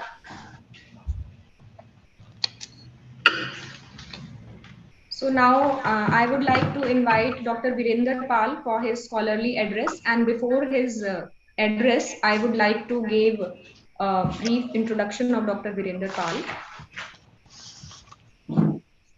Just to interrupt for a second, can I take your leave because I have to participate in a meeting? Can I take your leave? Sure, sir. Sure, sir. So, Kundu sir, namaskar. Thank you so Namaskar, much. sir. Pleasure listening to you. Sanjeev sir, namaste. And Virender ji, all the best. Maybe I'll Thank you, sir. Thank you. Radha ma'am, namaste. Thank you so much. Thank you, sir. Dr. Virender Pal is currently teaching as an associate professor in Institute of Integrated and Honor Studies, Kurukshetra, University Kurukshetra. He has done his PhD in Australian Aboriginal Literature from Department of English, KUK. He has completed 2 minor projects, one on Dalit literature and one on politics and Indian novel. At present, he is doing another minor project on Northeastern literature. He has, to his credit, 44 papers in reputed national and international journals, including those enlisted in Scopus. He has presented more than 70 papers in various national and international conferences, and 1 PhD has also been awarded under him. He is also interested in Indian literatures in translation, Indian writings in English, and native literatures. So I welcome you, sir, Dr. Virender Pal. Thank you, ma'am. Thank you for introducing me. Am I audible? Yes, sir. Am I audible, ma'am? You are very much audible, sir. Thank you, ma'am. Dr. Ravi Bhushan ji, he has already left. Dr. Ashok Kundu ji, Dr. Kiran ma'am, and Dr. Anuradha ji, and of course, Dr. Monica Dhillon ji, who introduced me to this August gathering. Actually, the crux of my paper has already been told by Dr. Ravi Bhushan. He mentioned that, why we need to retell the myths, which are already established cultural narratives. And the second important thing is he mentioned that whenever we have an ideological reading of a myth, then it creates problems. So that is what I also need to mention here, that there are so many myths that have been retold in the modern times and according to modern perspectives. Now, if it is valid to retell these myths according to modern point of view or according to modern apparatus, or it creates some problems. When we discuss this question, this is the first thing that comes into my mind, that why we need to retell the myths. What is the problem, and what is the problem that is addressed through retelling of these myths? And the second problem in this context is if we should reconsider or if we should retell these myths according to modern times. Because now we have so many literary theories which tell us that a text should be read according to the conditions which were prevailing at those times when these myths were written. And one more important thing is when we talk about these myths, for instance, India has been reading two epics from times immemorial, that is Ramayana and Mahabharata. Ramayana and Mahabharata, now they are epics, they are also considered as myths because there are some certain mythical elements present in these two epics. But the question is if these are myths only or there is some historical content in it. If there is some historical content in it, I sincerely believe that there is some historical content in it, because let us have a look at Ramayana, for instance. Maybe Lord Ram, maybe he has traveled from Ayodhya in modern day Uttar Pradesh to Panchvati in modern day Andhra Pradesh and then to Lanka. He might have traveled all right, but what about Valmiki? How did he come to know about the minutest details of these areas? So there has to be some sort of truth, some sort of fact in these stories at all. So when we talk about all these things, is it all right to decontextualize a story from its settings and then interpret it according to the modern times, the feelings, or what you say, what is going on at present times? Because that in older times they were told according to the conditions that were prevailing in the society. And this issue has become very important, and I would like to congratulate the team M.D.S.D for organizing a seminar on this topic, because nowadays we are having a sort of tsunami of retelling of myths. They were retold earlier also. For instance, the earlier reading of my retelling of myth is from Mahabharata in Marathi. It was told by Tushar Khandekar in Marathi. And then there are other, he wrote Radhe, he wrote, then there is one more, Mrityunjay. There are so many works that have been written on myths, especially in Marathi, to be begin with. Then we have certain other works which appeared in other languages, and now in the modern times, in the contemporary times, there are many works that have been based on Ramayana and Mahabharata, even on the minor characters of Mahabharata. Now, when I talk about all these things, I would like to mention that there are 4 kind of retellings. Although this list is not exhaustive, means I'm not saying that these are the only 4 ways the myths are retold in the contemporary times. There might be many more ways, but I have at least recognized these 4 ways. First of all is the retelling of myths by writers like Amish. They connect so many stories that are prevalent in Indian culture. They also try to establish that India was Aryavrat, that was, and its geographical boundaries were there in Iran and other areas, Afghanistan, Iran, Vietnam, Laos. All these were the part and parcel of Indian, what was known as Aryavrat at those times. And we know that his Meluha trilogy has been immensely successful endeavor.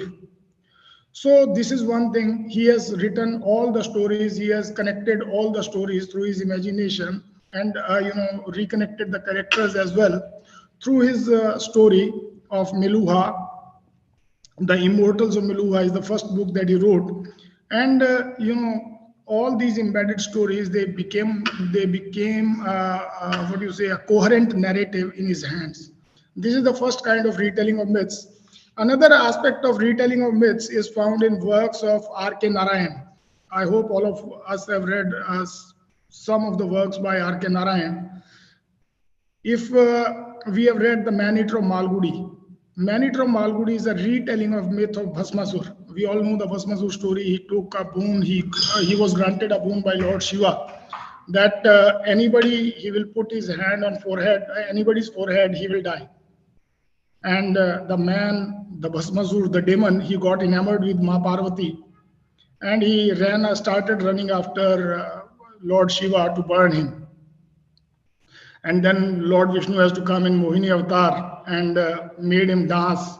And while dancing, Bhasmasur puts his hand on his own forehead and he gets burned. In Manitram Malgudi, R.K. Narayan tells us the same story through Vasu. Vasu has immense physical power, and towards the end of the novel, he gets killed by his own immense power. A mosquito sits on his forehead and he hits the mosquito with such a power that his head gets smashed and he dies. This is the second kind of myth that is being retold by Indian literary writers, and Narayan has used many myths in many of his works. Another kind of retelling of myths is found in novels like Bheem. Bheem is a novel that is written by M.T. Vasudevan Nair, a noted Malayalam writer, and this novel has also been published as the second turn by some other publishing house. All the readings of Mahabharata have been Arjun-centric so far, and this reading by M.T. Vasudevan Nair, this is Bheem-centric. He establishes that Bheem is the real hero of the epic. And when I read this novel, I wondered why I missed all these points about Bheem. M.T. Vasudevan Nair in his novel tells that Bheem is the only person who kills all the 100 Kauravas single-handedly. And all of those Kauravas, they were killed in a fair battle. When we have a look at Arjun, Arjun killed 3 or 4 major warriors in the battle. One was Jayadratha, one was Karan, and maybe one more was there. But Bhishma was there. But all of these 3 characters were not killed fairly by Arjun. Some sort of deception was used by Arjun. Karan was killed when he was, trying to take out the wheel of his chariot from mud. Bhishma was killed while, when Shikhandi was in front of Arjun. So he did not kill anybody of them in a fair battle. Then when we have a look at Bheem, when somebody has to be saved, for instance, Arjun has to be saved from Karan's Indrastra. It is Bheem who comes forward to sacrifice his son Ghatotkacha for his brother's sake. Similarly, there are other things. Whenever there is a need of sacrifice, Bheem comes forward. He sacrifices his marital life with Hilimba and accompanies his family, his mother and brothers to the other forest. So when I read this, I wondered at myself that why I missed all these points all the times when I read Mahabharata. So this is a very interesting. And in the introduction to his novel, Second Turn, V.C. Harris, he mentions that the novel came into being only because the writer was able to expand on the pregnant silences of the writer of the Mahabharata. In the novel, the writer gives a new twist to Mahabharata and deconstructs the Arjun-centric reading of the text. In the novel, Nair convincingly portrays Bheem as a hero of the epic. The readers are also forced to accept his point of view. When the readers read the novel, they realize that they have been oblivious to all the facts that have been presented by Nair. Nair writes that the silence in the epic was left by Krishna Dvaipayana for the later writers to work on. And, I don't find any problem with this kind of reading of Mahabharata, because this story just tells us about the things that we missed in reading this novel. Another example, the fourth example, I will be basing my paper on this example, that is, and Dr. Avibhushan has also pointed out that when ideology gets involved in retelling of myths, that is problematic. The example of fourth kind of retelling of myths is Volga's Sita. In a series of interconnected stories, Volga imposes her ideology on the stories. For her rewriting of Sita's story is only a vehicle to propagate her ideology. For this, she gives obnoxious turns to the original story. While retelling the myths, the writer has to be very careful because the archetypes and myths are the part and parcel of Indian culture. All of us are very aware of it. For instance, if we have a look at Ramayan's protagonist, that is Bhagwan Ram or Lord Ram, is the presiding deity of many of the temples across the world, not only in India, but across the world. And he is considered to be the ideal man, ideal son, ideal father, and whatnot.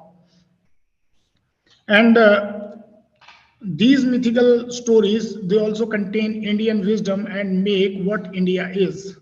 We can easily see this in Mahabharata, where two episodes which seems to be unconnected to the main text are present to address the issues that are prevalent in the society. The first episode is that of Yaksha, and the second one is of that Nag.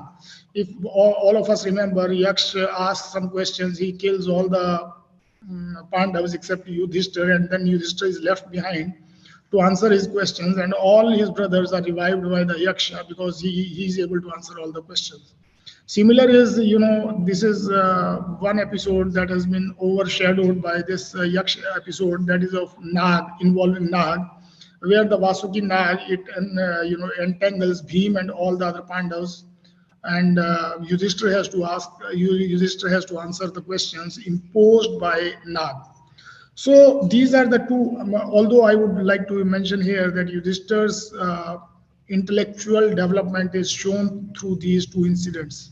Yudhishthira, the gambler who gambles away his kingdom, his wife, his brothers, was an immature person who did not wait for things. While in these two episodes, Yudhishthira is matured person who is ready to answer all the questions, who is ready to wait, and he doesn't straight away go to drink the water in Yaksha's case or in Nag's case. Hindu philosophy, divides, all of us know that period on the planet in 4 epochs: Satyug, Treta, Dwapar, and Kalyug. According to Hindu tradition, the different epics and myths were created during different epochs, and these myths shows the gradual depreciation of the values. All of us know that Satyug is treated to be the ideal age where everything was so perfect and every human being was perfect. And, evil was concentrated only in few people. For instance, in Mahabharata, in Ramayana, we come to know that the only evil is Ravan, and when I compare him with today's evil persons, he is also very, better person when compared to them. During the Treta Yuga, in which Ramayana was written, the values were cherished and upheld, and evil was unknown among common people. However, in Mahabharata, which was written in Dwapar Yuga, the values were depreciated. This can be observed easily from the fact that during Treta Yuga, Lakshman could identify only the anklets of Sita because he never saw the face of Sita because she was like a deity to him, like a mother to him, could identify only the anklets of Sita, his sister-in-law, as he didn't look up. On the other hand, in Dwapar Yuga, in Mahabharata time, values are degraded and politics have hit a new low. In Mahabharata, Draupadi is brought in court, caught by her hair. As if this is not enough, Dushasan, her brother-in-law, even tries to disrobe her. The gradual depreciation of values during the two epochs. Dushasan behaved inappropriately, but the society in Dwapar was not bad. The society never badmouthed Draupadi and the Pandav for the marriage that has been made so contentious by modern writers and scholars. The society never indulged in scandalizing the private lives of the key characters of Mahabharata. This society gave up the old doctrine, Yatha Raja Tatha Praja.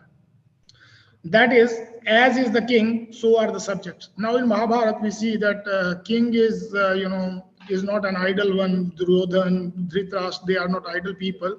But the subjects of these kings, they did not follow their king. Subjects of Hastinapur, they were more sympathetic towards Pandavas, and they also cared for Pandavas. There was now a society that not hesitant to call a spade, a society capable enough to separate the wheat from chaff. The retelling of epics, myths should not deviate from the original stories and should not encumber the story with ideology, because the characters of epic are loved in the country and some of them have acquired the status of God. I'm telling this about Mahabharata. We all know about Ramayana, that Bhagwan Ram is considered as an avatar of Vishnuji.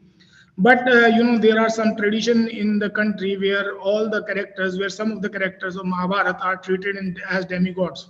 For instance, if you will visit Kurukshetra right now, a temple is being constructed by a mutt from Karnataka, Udupi.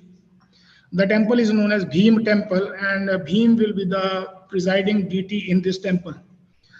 In Chhattisgarh and Odisha, Bhim is treated as a folk hero and as a rain god. It may be due to because Hidimba and Dwaitwan, Bhim got a greater intimacy with the folk culture. In some communities of Tamil Nadu, Draupadi is treated as Matri Devi or Mother Goddess. The epics like Mahabharata and Ramayana are also the fountain spring of India's culture, customs, rituals, and ethics. For example, vegetarian food is denounced in Mahabharata many times, and maybe this accounts for the fact that that India has the largest vegetarian population in the world. Masa bhakshate yashmada bhakshite. It means that if someone eats me today, I will eat him tomorrow. Many retellings of Mahabharata concentrate on war, but it must be remembered that the same epic told us non-violence is the best dharma, best restraint, best aid, best penance, best yajna, best product, best friend, best joy. It defines dharma of Kshatriya as protecting all the creatures. Gita is also embedded in the Mahabharata. The concept of karma comes from the epic. The Ramayana is even more important than Mahabharata because the protagonists of the epics are worshipped across the country, and many temples exist across the world which display their idols. So many versions of Ramayana exist across the country, and Ramlilas are held even in predominantly Muslim countries like Indonesia. Ram represents the idea of idol in India. He is the ideal son, ideal king, ideal brother. Some people doubt if he's an ideal husband. But as I have said earlier, our work has to be read in its proper historical context. If we have to interpret Ram, then we have to go back to those times. So now when we talk about all these things, when these two epics are so important and so central to Indian ethos, so should we interpret according to some recently acquired ideological apparatus? That is the major question, and I have found this disturbing, especially when I read Volga Sita. I have already talked about Nair. He says that I was able to interpret the pregnant silences of the epic Mahabharata. What Nair calls the silence is called absence by Darida. Yak Darida says absence, and this absence allows us to interpret the work in our own manner, because the writer will not be present there to stop us from interpreting it in a particular way. But this freedom has been, some people have misused this freedom. According to Drida, writing is haunted by absence, and this unique quality of writing compared to orality allows the readers to interpret the text as they like. In fact, when a writer writes a text, publishes it, he loses control over it, and the interpretation of the work depends on the readers. In other words, the absence of the author in a literary work leads to multiple interpretations of the work and adds depth to it. However, there is another aspect of this absence. This follows the readers to manipulate the text in whatever way they want. This might lead to misinterpretation of the work. This absence of pregnant silence of the author has allowed the readers to come up with creative texts based on the original texts. In India, for instance, these two epics, Ramayana and Mahabharata, have been the source of many literary works. As I have already mentioned, V.S. Khandekar's Yayati. Yayati is a very minor character in Mahabharata, but he has written a full-length novel on Yayati. In some works, writer takes liberties and present the humane side of the characters of bedeviled characters like Duryodhan. I was, on Netflix, there is a series called Dharamkshetra. And in Dharamkshetra, character of Duryodhan is referred to as Suyodhan. And this seems very valid also, because Duryodhan has some sinister interpretations, and I'm sure that no parent will name his or her son as Duryodhan. So Suyodhan, it is said that the original name of the much hated character of the Mahabharata was Suyodhan. It seems justified also because the prefix Du means terrible. It is clear that no parents would give a sinister name to their son. However, it is generally agreed that the name of Suyodhan was changed to Duryodhan by generations of readers. The character of Duryodhan has also been redeemed by V. Raghunandan in his novel Duryodhan. V. Raghunathan presents Duryodhan not as an evil man, but as a man who has to do immoral acts to get his due. In the novel, Duryodhan appears as a sagacious prince, a brave warrior capable of loving his friends and brothers. In one of the chapters, V. Raghunathan shows Duryodhan knows his responsibilities as a ruler. I quote, "The ruler's duties toward the subjects were well known. He had to be liberal, generous, charitable, honest, just, and of high moral integrity. He had to be gentle, kind, and empathetic with ears to the ground. He had an obligation to use the riches of the state exclusively for the betterment of his subjects." Now, when we have a look at all these qualities, we find that Duryodhan cannot be a sinister character. He is very good character. When one reads the works like Second Turn and Duryodhan, one realizes that these works are ideologically neutral. They are not imposing any ideology of anybody. It might be somebody's perspective. Somebody might think, or somebody might, interpret some silences in Mahabharata to create Duryodhan as a likable character, as V. Raghunathan has done. In other words, these works are not a reinterpretation of the epic. Instead, they are only the retelling of the story from a different perspective. In Second Turn, for instance, M.T. Vasudevan Nair deconstructs Arjun-centric reading. We have already talked about that. Here, he in this novel, V. Raghunathan, he deconstructs the story of Duryodhan. There are some creations based on the epics which are saturated with ideology.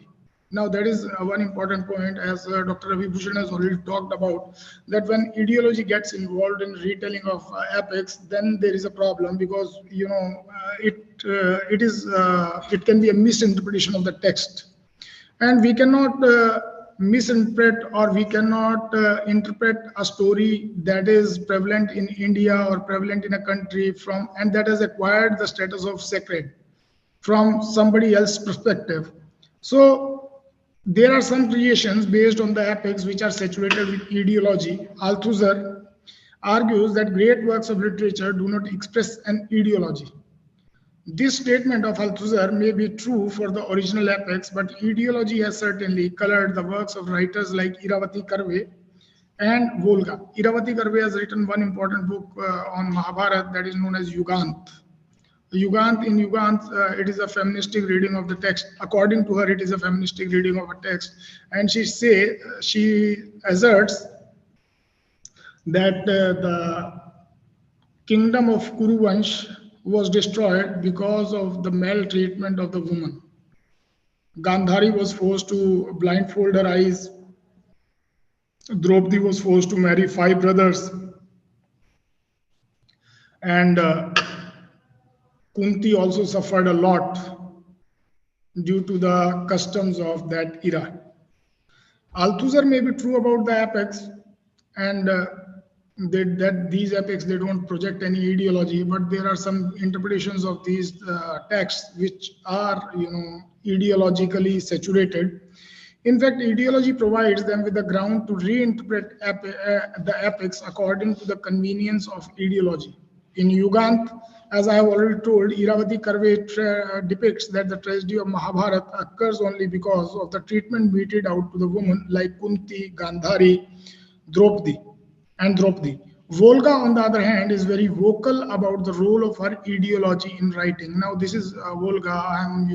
My paper is about Volga, and it is Sanjeev ji, who is sitting here from Narayangarh. He introduced me to the writings of Volga, and Volga is a Tamil writer. Basically, her name is Lalita Kumari, but she has adopted the pen name Volga. And Volga, it itself tells about the Soviet ideology that was prevalent at that time. Volga refers to a river in Soviet Russia. So, Volga talks about, she has written some interconnected stories, and those stories have been published as Sita. Now, in this stories, she has given an ideological turn to the stories of Sita, to the things or to the incidents that occurred in Ramayana that are depicted in Ramayana. In a writing, she tells that ideology is very important for her. Without ideology, she cannot do anything. And her writings are in fact a vehicle for, propagating that ideology. In an interview, she asserts, I quote, then in 1981, I left politics and turned to feminist politics. It was turning point in my career. I took writing seriously as I felt obliged to write because no one was writing about feminism or from feminist perspective in Telugu. So to introduce feminism and to take it to people, I felt I had to write. Here, I would like to point out one thing, that feminism that came into being, it was largely a Western construct. And when we cannot use Western construct or Western feminism to talk about the problems of the women of India. I would like to give an example. Derrida talks about the binary positions, binary oppositions. For example, he says light, dark, God, Satan, man, woman, son, daughter, husband, wife, and so on. He says that Western philosophy, it interprets the world in these binary oppositions.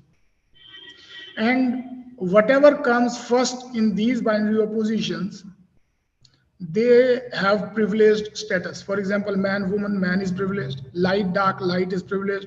God, Satan, God is privileged. Then husband, wife, husband is privileged. Son, daughter, son is privileged, and so on. But when we put these binary oppositions in India, we find a different picture. For instance, nowadays, the marriage season is going on, and whenever we receive a marriage card, we find that it is written Shrimati Evam Shri, invites you to the marriage of their daughter or their son. Similarly, when we have a look at our epics, we find that it is the woman always comes first. Laila Majnu, Heer Ranja, Sasi Punnu. And similarly, हम लोग we don't say कितने भाई बहन हो, we say कितने बहन भाई हो. The feminine gender, it always comes first in these binary oppositions in India. So what I want to point out is that we cannot just take some points from Western feminism and we can transplant them in India, because Indian situation is different. Indian culture is different, and the problems of women in India are different. For instance, when I was a young boy, I used to read the newspaper, and every day there was a news that so many women have been killed for dowry. They have been burnt for dowry. Now, this problem is not prevalent in the West. Western women, they don't get burnt for the dowry. And similar is the case of female infanticide. Female, feticide doesn't occur in West. It is India, or it occurs in India or some of the Eastern countries. So it will be highly inappropriate to take out these things from Western feminism and then to put it to use in what you call India. So in the above statement, Volga makes clear that she writes only to propagate feminism. One of the essential strands of feminism is that females are oppressed by the males, a victim. The female, I quote, the female is a victim. I'm quoting from Simone de Beauvoir, who has written a seminal text in feminist criticism. The text is known as the second sex. The female is the victim of the species. During certain periods of the year fixed in each species, her whole life is under the regulation of a sexual cycle, the oestrus cycle, of which the duration as well as the rhythmic sequence of events varies from one species to another. She further writes about the inferior status of the females. Even when she is willing or provocative, It is unquestionably the male who takes the female she is taken. Often the word applies literally, for whether by the means of special organs or through superior strength, the male seizes her and holds her in the place. He performs the copulatory movements, and among insects, birds, and mammals, he penetrates her. The most feminist writers believe that women suffer economic and cultural disadvantages in the patriarchal society. The interpretation of the epic, the Ramayana, by Volga is also colored by this belief, but her stories contained in the liberation of Sita must not be treated as an interpretation of Ramayana, but as an independent creative work. Even if it is an independent creative work, then the Volga should not have written or Volga should not have named her characters after the characters of Ramayana, because it gives you some hints that okay, this is only about Ramayana. This is because she uses the background of the Ramayana and Sita as her protagonist in her stories. But there are so many incidents which have been imagined by her only. There are no hints of such incidents in the epic. These incidents have been inserted in the stories to foreground her concerns. In other words, it can be said that the stories have been rewritten with a purpose in mind to justify the ideological moorings of the writer. In her interviews, Volga has already mentioned that she started writing because she wanted to propagate the ideology of feminism. The epics are the best starting point to start this kind of endeavors, because epics like Ramayana are part and parcel of life of people. Older people often quote from Ramayana and Mahabharata to deliver a point home. That is why any reinterpretation or retelling of the story on the epics will have more comprehensive effect on the reading communities. Volga's take on Ramayana is an attempt to penetrate deep among the reading communities. The stories were initially written in Telugu, and their translation into English shows that they have reached readers in other parts of the country as well. In the first story of the collection, the reunion, Volga takes the issue of honor associated with the woman. In the contemporary partition literature, it has been seen that women become the easy target to communicate with the men folk of the community. During the partition of the subcontinent, violence erupted and the women world became the target of this violence. All of us must have seen the movie Pinjar, which is based on a novel written by Amrita Pritam. And then there is a story I was, yesterday I was watching a dramatic adaptation of Saadat Hasan Manto's story, Kholdu. All these stories, they show that how the women were, at the receiving end in the partition violence. And all the novels, whether it is Train to Pakistan or Tamas or Azadi, all these works on partition literature show that the women were the main targets of the communal related violence. During the partition of the subcontinent, violence erupted and the women became the target of this violence. Partition literature is full of such instances where the women were abducted and violated by people of the other as well as the same communities. We must read stories of Manto, we must read stories of Sarna, Mohinder Singh Sarna. His stories on partition are also very good. And all these nefarious deeds were done to communicate with the males of the community. Chaman Nahal, he has written Azadi. He depicts a scene of naked parade in his novel Azadi. I quote, "They were all stark naked, their heads were completely shaven, so were their armpits, so were their pubic regions. The bruises on their bodies showed that they have been beaten and manhandled." These parades were carried out to heap ignominy on the men folk of the other community. The parades were inhuman, and the women were the only passive receivers of hatred and violence that is reserved for the men folk of their community. In the first story of the book, The Reunion, Volga also seems to suggest the same for Supernakha. We all know about Supernakha. She was a character, she was a sister of Ravana in the epic, and she was after Ram. She wanted Ram to marry her, and when she did not go away after so many requests by Ram, Lakshman, it is supposed that he cut his nose and ears. Though I personally feel that Supernakha did not deserve this kind of treatment from Lakshman, but still we have a story in this Volgas Here, Volga, she shows Suparnaka as a helpless victim.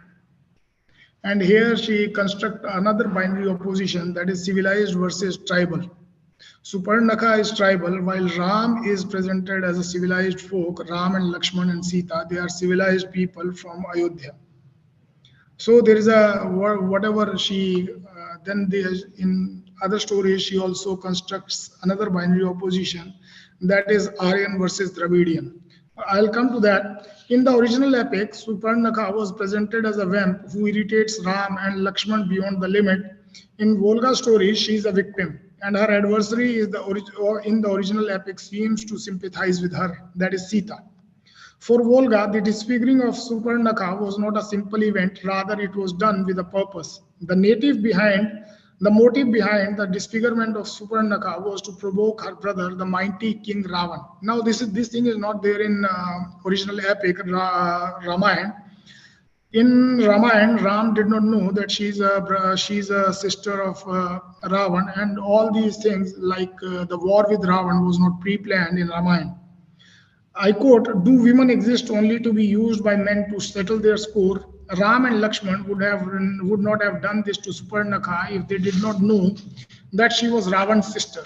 Ram's objective was to provoke Ravana. His mission to cause a quarrel with Ravan was accomplished through Suparnaka." In the same story, Volga also brings another theme of nature versus nurture. Suparnaka represents what nature is, and Sita represents nurture. The description of Suparnaka by Volga makes clear that she lives in the surroundings of nature, garlands of yellow ganeru around her neck, bracelets of nilambra on her wrist. She was like a walking creeper in the bloom. Sita compares herself with Suparnaka. She looked curiously at my jewelry as if wondering why I burdened myself with all that metal, which has neither fragrance nor grace. In the above lines, Sita seems to be longing for a life steeped in nature. Here in the debate on nature versus nurture, Sita seems to take the side of nature. However, it must be kept in mind that Volga seems to further an argument that Ram's war in Ramayana was an endeavor to bring Aryan civilization to the south.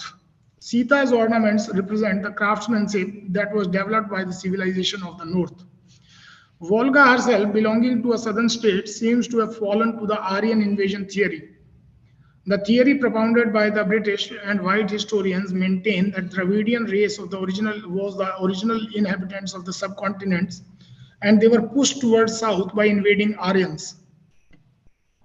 The story suggests that Ram and Ravan belonged to two different races, and their fight was not for morality or for establishing dharma. Rather, it was a racial rivalry. The main aim of the fight was to establish Aryan civilization over the southern landmass.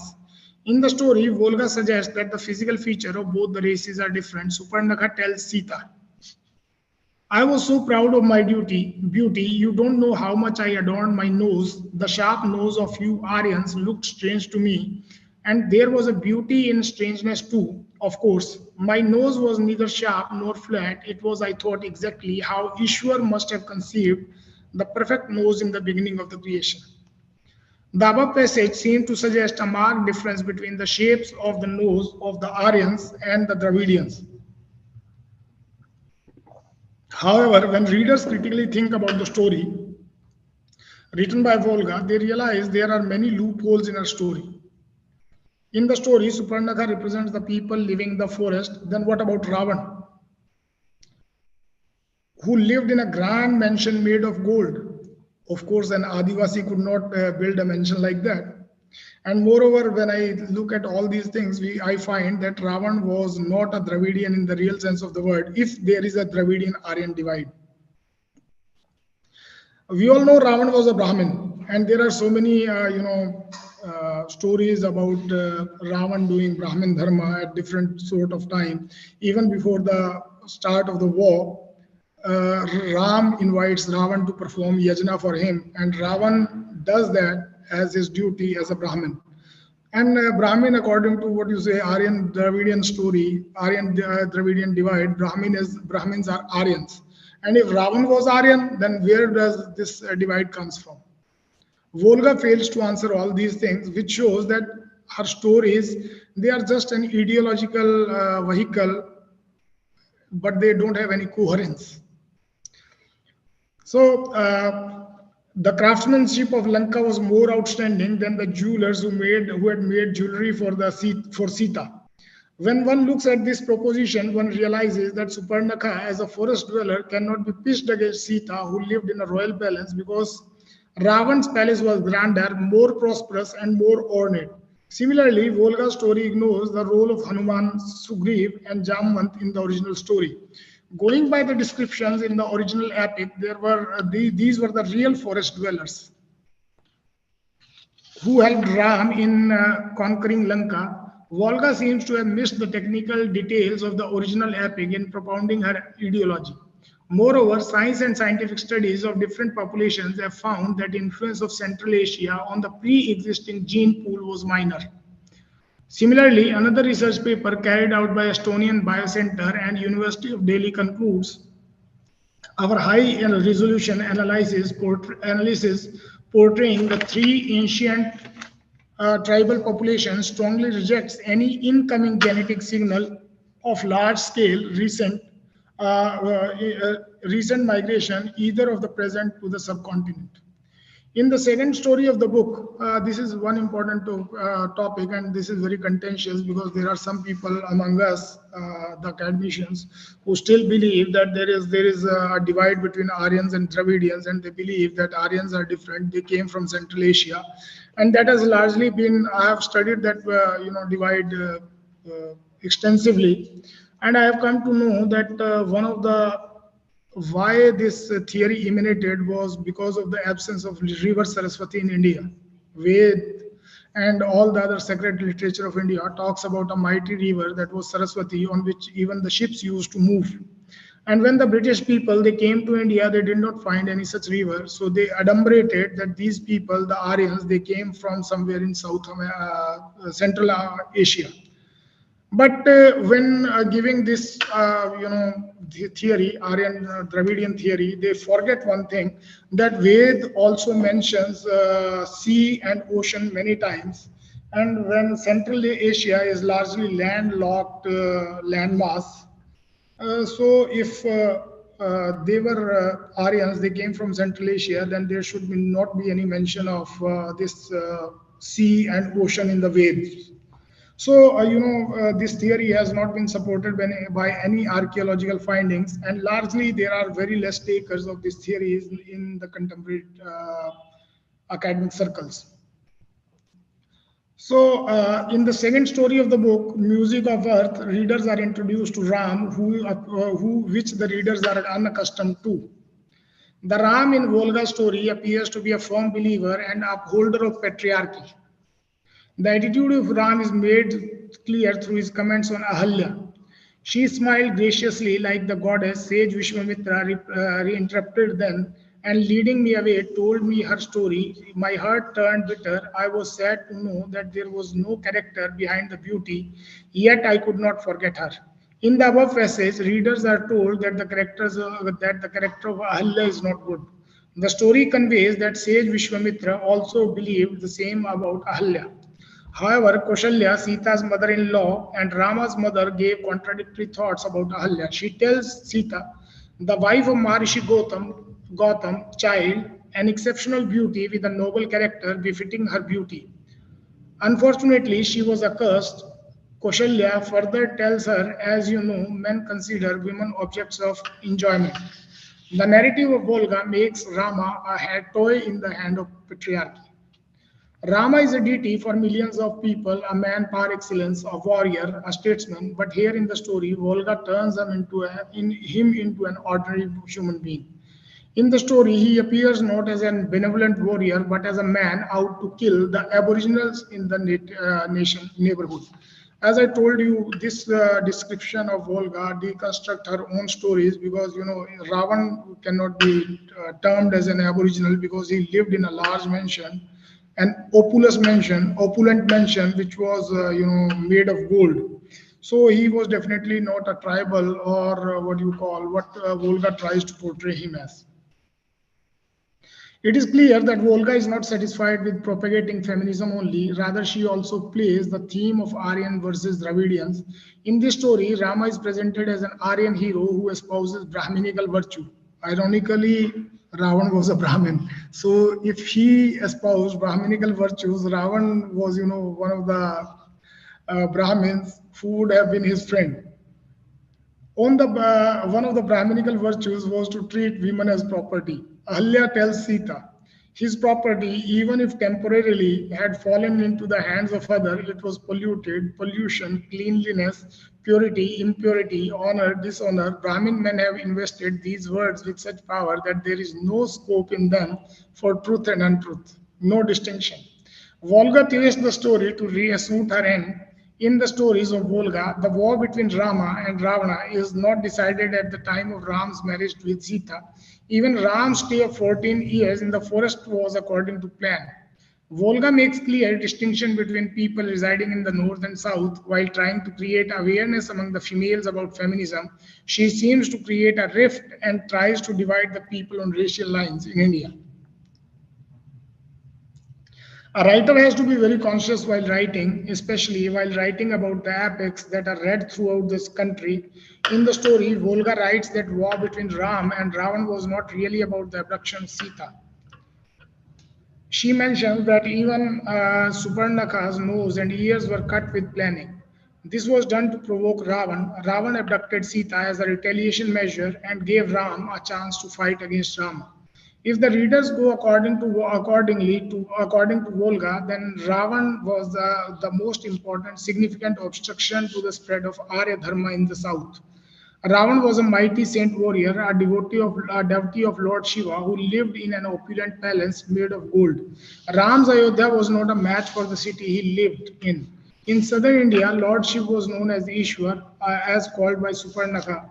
If Dravidians and Aryans are different races, then how the victorious Aryans started worshipping the gods of the defeated people? Even Ram worshipped Shiva before conquering Lanka. Ram and Ravan worshipped the same god, then how can they belong to two different races? However, to prove her point, she overlooks many facts in the story. The sandpot, she writes, the Kshatriyas he killed were those who did not observe Arya Dharma. He has firmly established Arya Dharma in the entire northern plains. When he got to know that I revere Arya Dharma, he was pleased. He accepted me as his heir and handed me the responsibility of spreading the Dharma in the entire southern plain. This is a reference to Parshuram by Volga. Volga tries to differentiate between Arya Dharma because she thinks Arya Dharma or the North people were patriarchal, where even a mother could be killed by her son on father's command. This is a reference to the Parshuram story where he kills his mother Renuka on his father's command.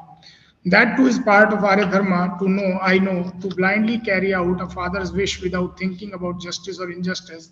My son did the same thing. Your husband promised my son that he too would perform the same task and establish Arya Dharma among the other races of the country.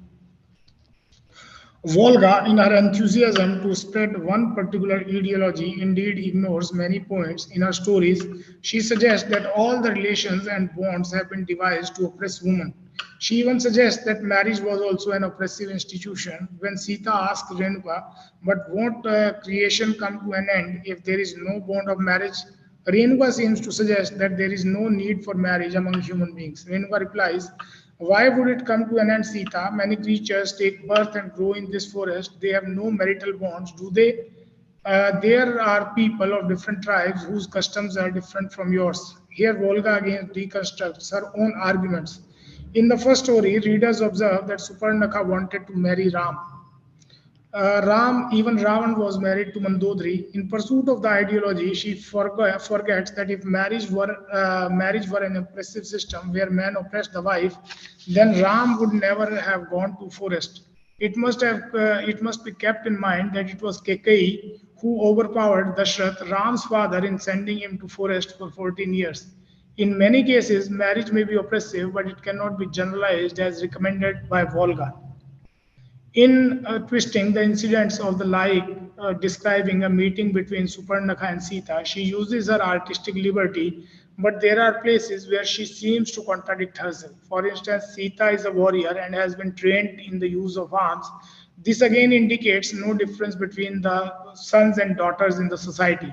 However, Volga's strategies are different. In order to glorify Sita, Renuka, and Ahalya, the male counterparts must be demonized. In the stories, Ram appears to be a man with a fragile ego, a man who wants his wife to be frail and weak. He tells Sita that he wants to protect her. To this, Sita replies that she is capable of protecting herself.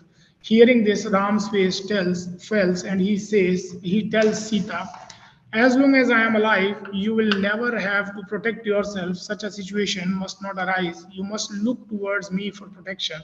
You must turn to my strong arms for my protection. If you take care of yourself, what am I for? Promise me that you will never do that. Ram in the story seems to be incarcerated in his own castle.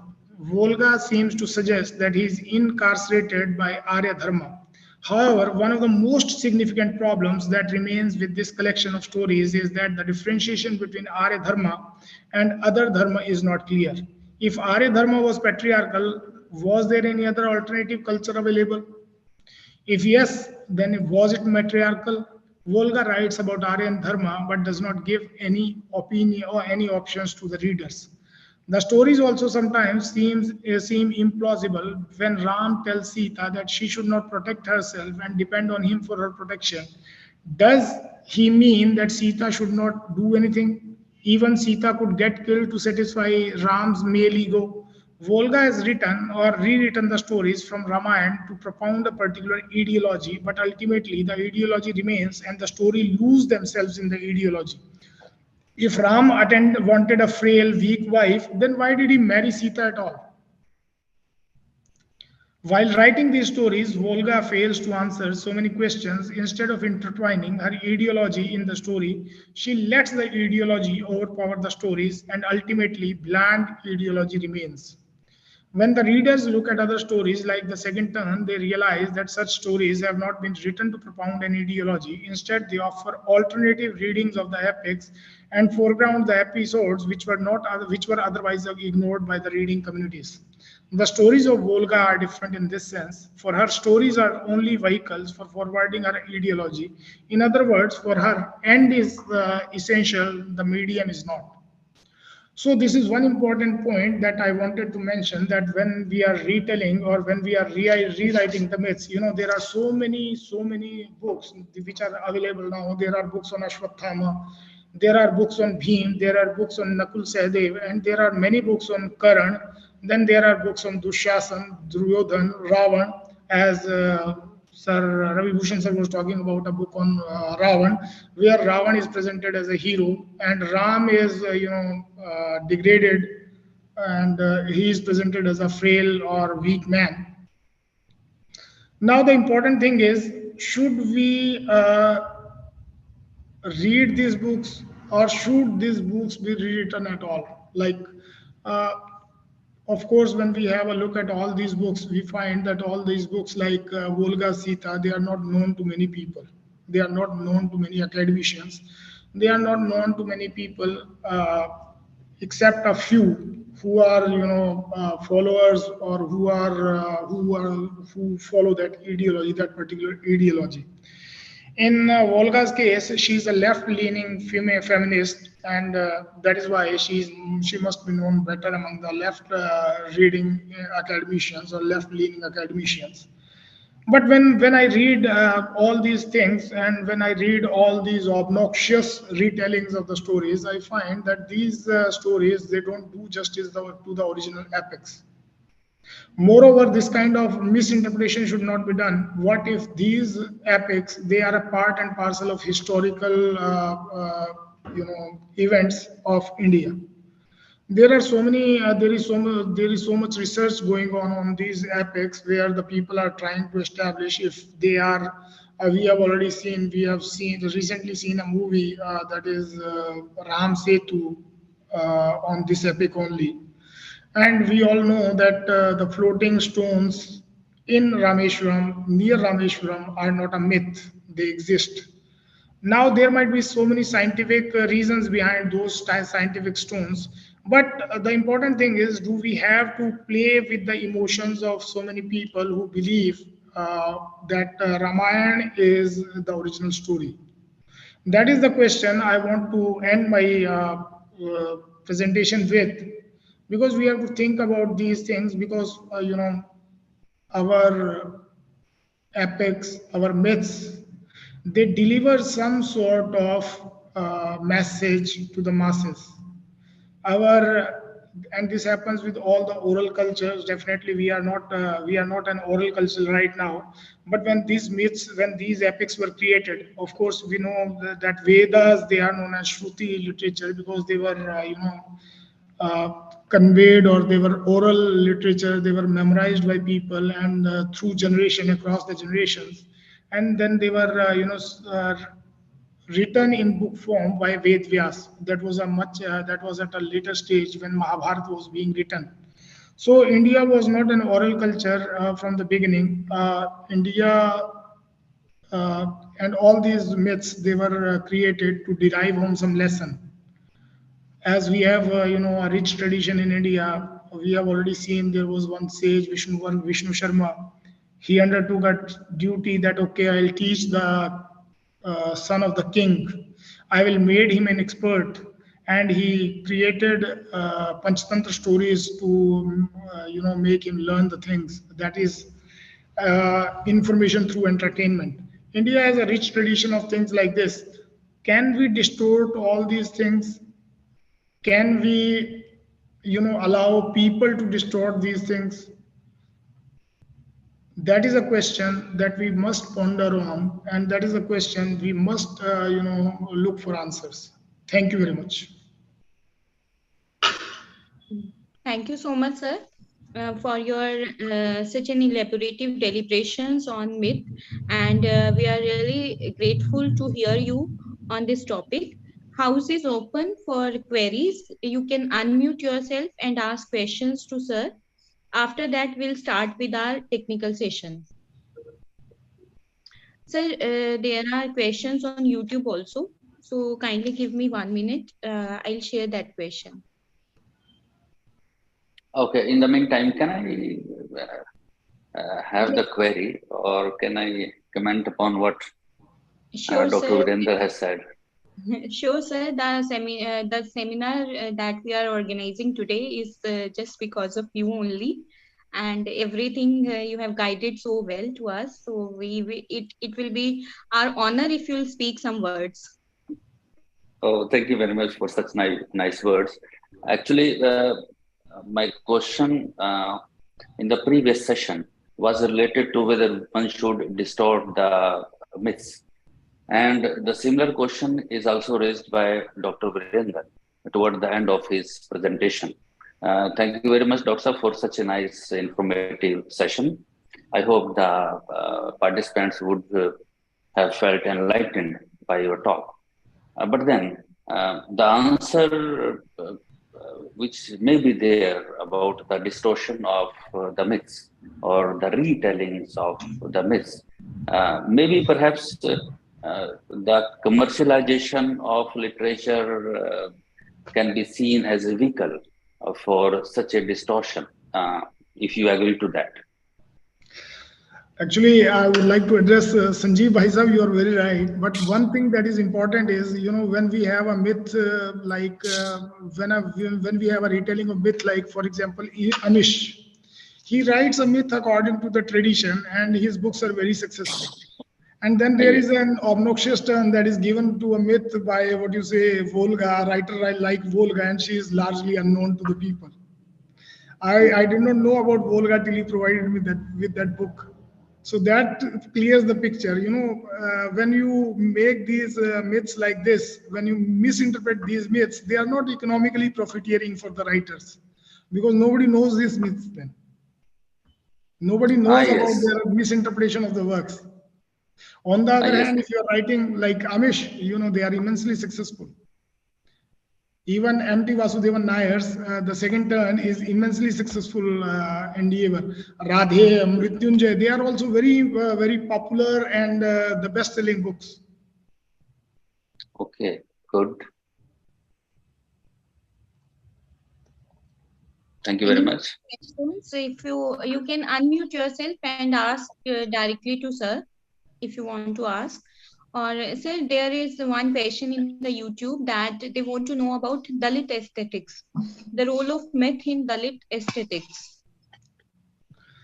Ma'am, actually, I have read so many Dalit writers, but I have not come across, use of myths by Dalits. This is a very, fecund area, very fertile area where, Dalit intellectuals are using different kind of apparatus that is available to them to make them heard.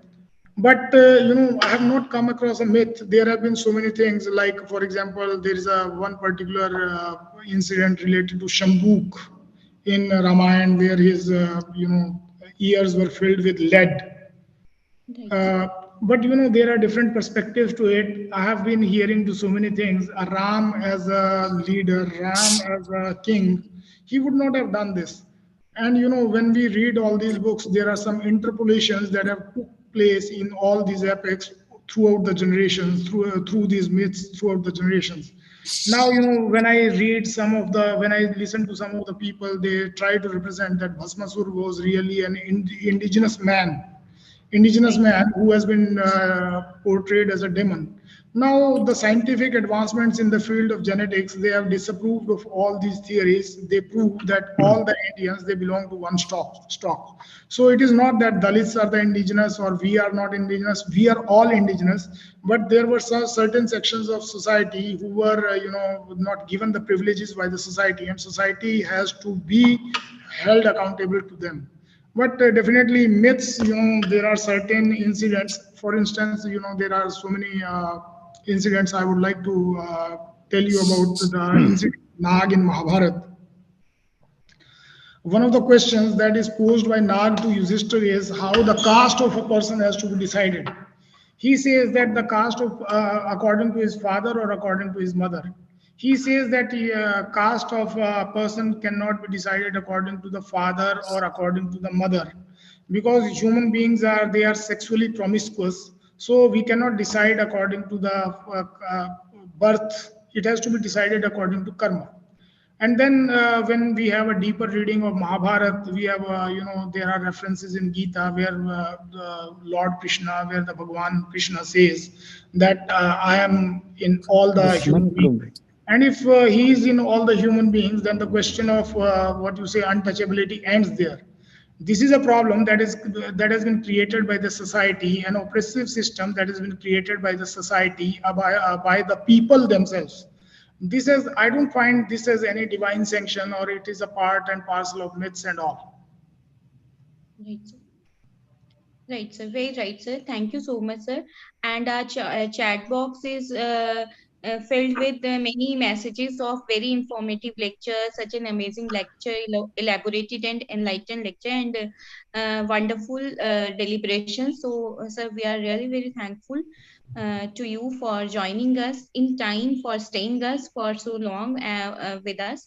And sir, it's a really privilege to have you here with us. Thank you so much, sir.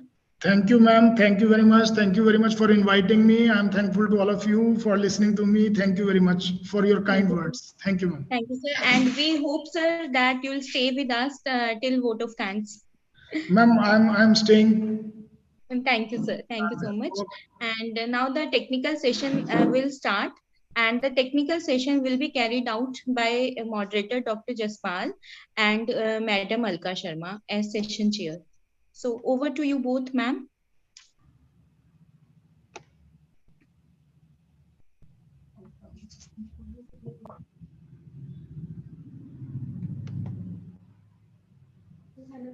Dr. Jaspal, are you here?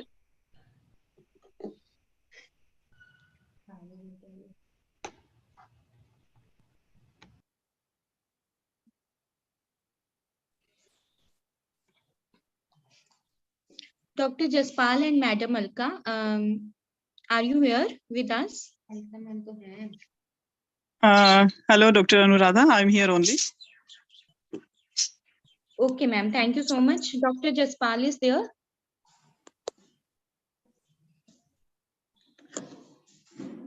He was there with us since morning, but now I think he's not here. If he is not able to listen us, so I request Madam Anchal to moderate the session and Madam Alka to chair the session. Technical session will be carried out by both of them.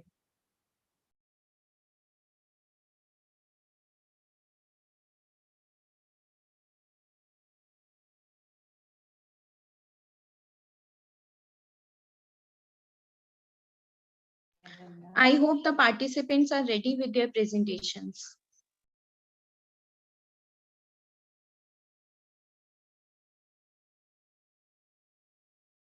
Dr. Anuradha, I think the time scheduled was, 1:35. So maybe you can call Dr. Jaspal. Ma'am, I have sent him a message. He was there in the meeting already. I just don't know why he's not here now. And we have already informed the participants in WhatsApp group that the technical session will be little earlier. Okay. And in case participants will not be there, but there are a number of participants whose name is not there in the schedule, so they can present their paper by raising their hands. Okay, sure. Ma'am, may I present my paper? Yes, ma'am. After the schedule will end, you can raise your hand and write in chat box. We'll definitely give you platform to present. Hello, ma'am. I am Kuldeep Kumar.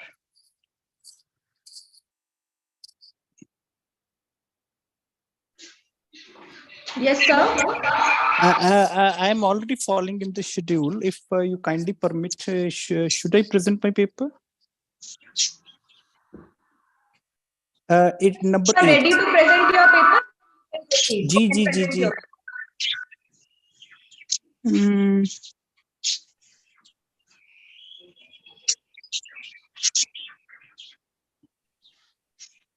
Yes, ma'am. Am I audible? Yes, ma'am. So if you are ready with your paper presentation, or simply if you want to read the paper, then you can proceed for that. No, I will just like to highlight some of the important things of my paper. I won't go into the much detail. If you kindly permit, may I proceed? Yes, sir. You can proceed, sir. A very good afternoon to all present here, chairman of the session and all other teachers. I'm Kuldeep Kumar from Government Ranbir College, Sangrur, Punjab. So the title of my paper is The Myths and Illusions in English Literature. So as we usually know that humans have a natural curiosity to explore their past, to understand what happened few centuries back. So I think the same trend is visible in our literature too, when the writers of all the ages have explored their past, have reclaimed their myth just to connect their present to the past. So it is not a new trend. Right from the time of Chaucer, right from even before the Chaucer, we had that kind of dream poetry in which we had that kind of connection. Then we moved to the Shakespeare and all that university wits. Even Dr. Foster was referring to some of the myths to the Helen in his plays. So then I think the trend continued. However, the most flamboyant and rich use of myth was done by T.S. Eliot in The Wasteland, which we generally call the Book of Books. The level of intertextuality is too high. So I think there is no corner of the world which he has not touched in his Wasteland. So again, W.B. Yeats, we find a very opulent use of myth in the W.B. Yeats. Time and again, he referred to Maud Gonne as a Helen, a kind of very snobbish and arrogant woman who had no care for somebody's emotions. So I think myths and illusions are a common feature of literature. Myths and illusions help us to understand our past. Even when Dr. Sigmund Freud tried to understand in his epoch-making book, the interpretation of dreams, there is a very much reference to all these myths and illusions. So in my paper, I think the reference to myths and illusions is a common recurrence in the literature. No doubt there are times when the myths are, distorted. But even then, I think we are happy that the seminars on myths and illusions are taking place in our times as well. Keeping distortions aside, it is an encouragement to connect to the past, to going back to the past, and to know what happened in ancient times and how sometimes our collective unconscious is, characterized or shaped by all these myths and illusions. So I think this is what I have to say in a very brief. I'm again thankful to the topic of the seminar, which I found very riveting, because I don't care much about the distortions. I just care that we are referring to the past. That is enough.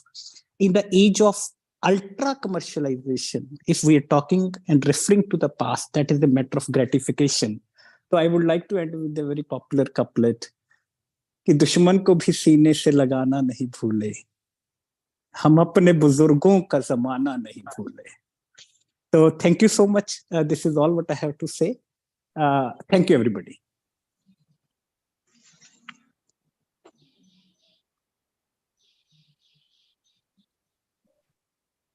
The moderator of the session, Dr. Jaspal, has also joined.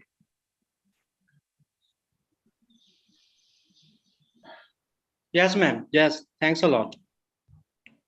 Now we will proceed with the second paper. Thank you so much, ma'am.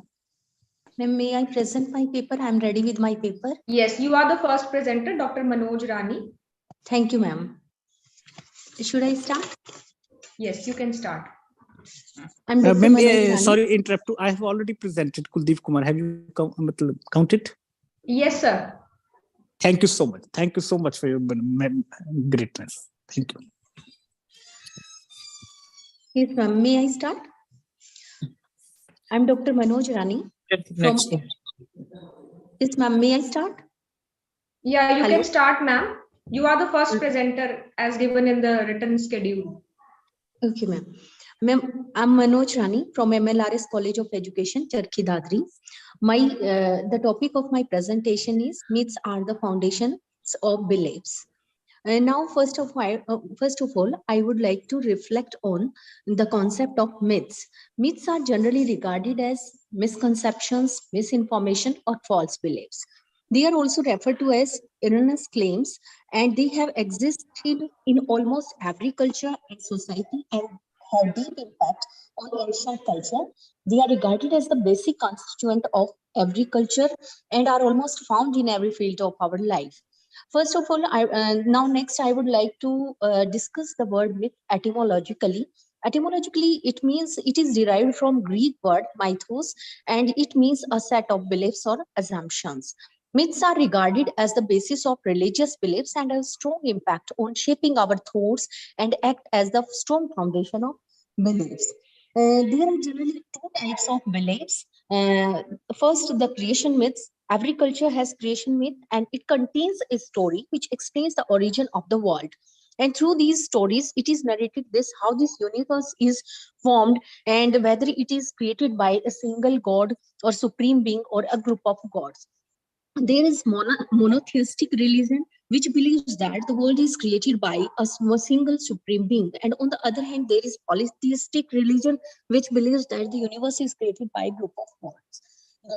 And in order to make the concept of creation myth more clear, I would like to give the example from Hindu religion regarding the creation of this universe. In Hindu mythology, it is said a lotus flower grew from Lord Vishnu's navel with Brahma sitting on it, and Brahma separated the flower into three parts: the heavens, the earth, and the sky. Out of loneliness, Brahma split himself into two parts, a male and a female, and from this male and female all beings were created. And then there are also foundation myths which are quite different from creation myths, and as they don't explain the creation of the world, they explain how a place was founded. For example, here we can give the example of the foundation of Rome. Generally, it is said Rome that the city was founded by two brothers who were raised by a wolf. Myths often use magic, oracles, gods, and strange happenings to explain how amazing things came to be. But they are much more than mere stories, and they serve as a profound purpose in ancient and modern cultures by conveying strong messages. They are sacred tales and that explain the world and man's experiences. They are relevant to us today as they were to the ancients, and they answer timeless questions and serve as a compass to each generation. They convey universal themes. Even in this modern era, people use myths while interacting with others and while narrating stories. In conclusion, I would like to say that myths play an important role in forming as well as informing our beliefs by satisfying our curiosity, regardless various values, traditions, and norms present in our society and culture. They not only entertain us, but increase our knowledge by providing us the reasons behind the origin of the universe. Thank you, ma'am. I request Dr. Jaspal Singh to please switch on his video because, sir, your video is not visible, so that you can moderate the session. Dr. Jaspal Singh. Thank you, sir. Okay, sir, you can carry on. Okay, very good afternoon, ma'am. May I present my paper if I'm allowed? The second presenter is Jashu Rai. Please present your paper. Presentation. Shall I start, sir? Yes, ma'am. I am, first of all, let me introduce myself. I am Dr. Yashu. I am teaching in DN College, Hisar for last 32 years and working in the capacity of head also. And today it's my honor that you have given me chance to present paper in this national seminar.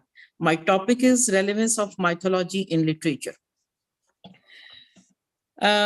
As Monica ma'am already explained, that myths have some peculiar characteristics. It is not an idiocentric idea of an individual, but has a larger and more general acceptance. Myths cannot be proved objectively, but they are related to man's part of his dreams, aspirations, fears, and hopes, which are universal. Here the stress is on universal.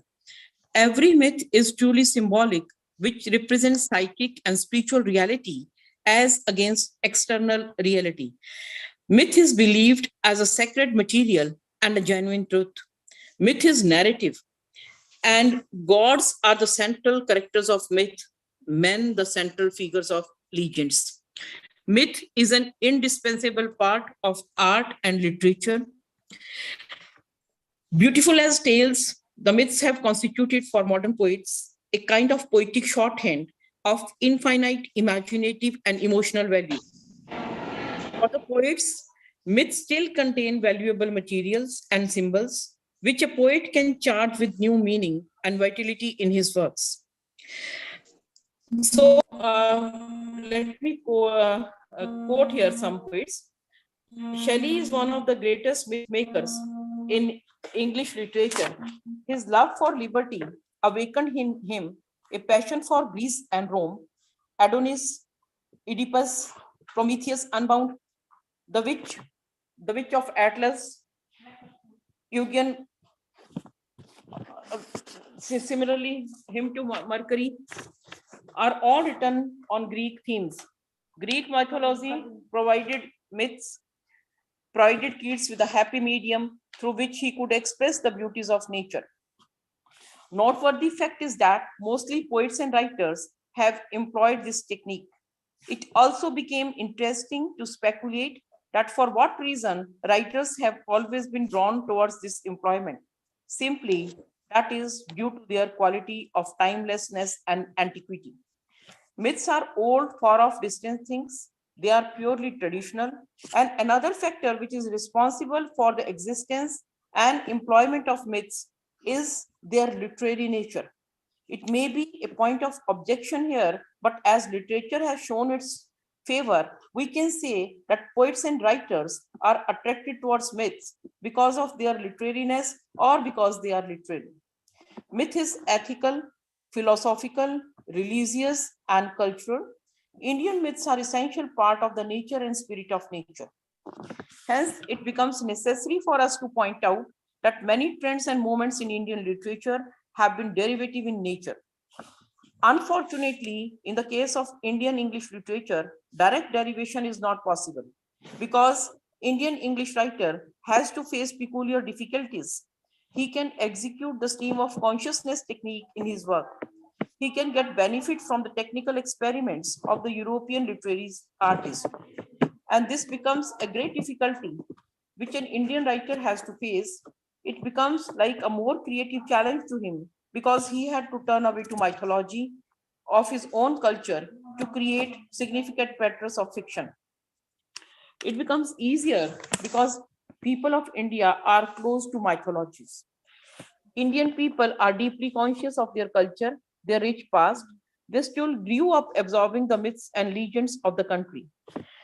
As we observe that the conscious use of myth is a technique adopted in India English fiction for enhancing the effect of contemporary situation, both thematically and technically, the use of myth so far has been successful, and the Indian epics offer the basis of common background which permeates the collective unconscious of the whole nation. In Indian English fiction, myths have been used mainly in 2 years. R.K. Narayan and Mulk Raj Anand and others have used myths as a structural parallel where a mythical situation underlies the whole part of a novel. The method of using myth as a structural parallel is sometimes we can see in the novels of R.K. Narayan, that is the man-eater of Malgudi, or Anand's Old Women and the Cow. The word myth has been constantly used in world literature also.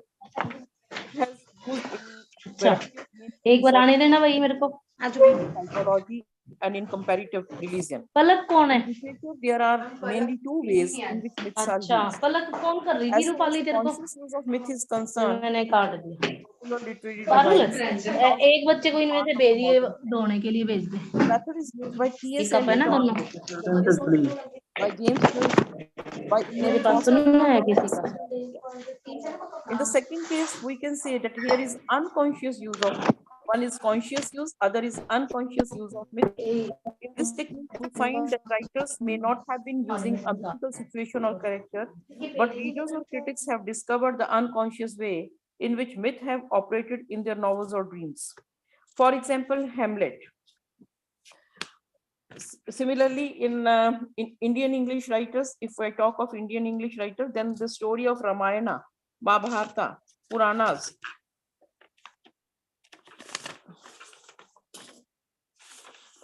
Similarly, a potent myth appeals the imagination of the reader. It directly goes to the heart, not to the head or reason. A myth is useful in the context of modern time only, but it illuminates the present predicament of human society. Here, we should not forget the fact in reference to the first way of using myth. In third device, the whole story is woven around a single myth. For example, in R.K. Narayan's The Guide, the climax changes on a ritual for rain. There is a very faint suggestion that rain do come.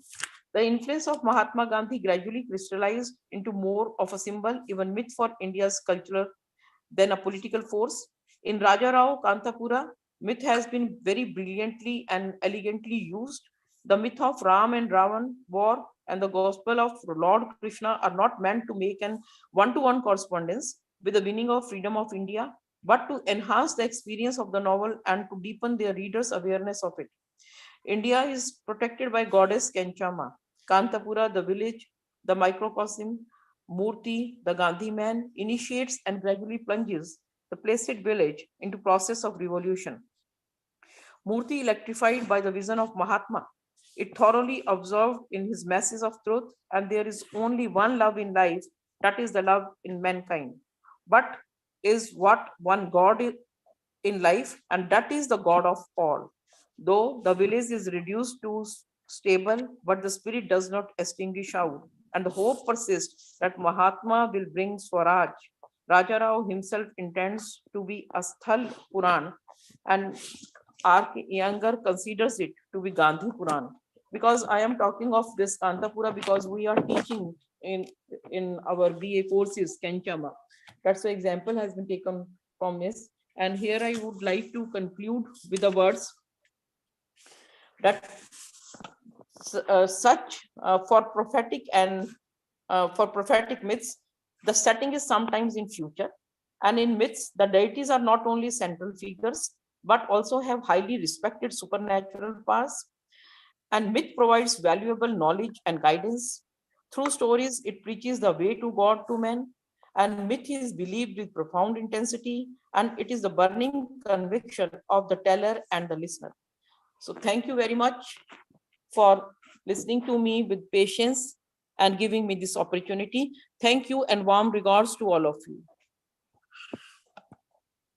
Thanks a lot, ma'am, for the presentation. It was a wonderful presentation. The next presenter is Dr. Vijay Kumar. Please start your presentation. Dr. Vijay Kumar, Associate Professor, Mass Dean Mangeshkar Mahavidyalaya. But Dr. Vijay Kumar, please start your presentation.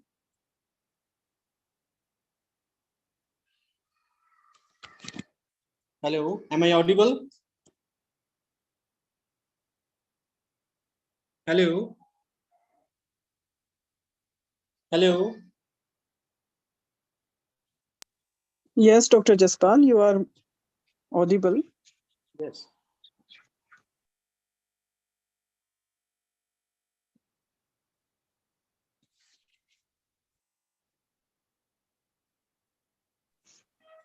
I think Dr. Vijay Kumar is not there, so you can call the next one. The next one is M.D.S.D, Research Scholar, MDU, Rohtak. The topic is Decoding Myths and Superstitions in the Hungry Tide by Amitabh Ghosh. Very good afternoon to everyone.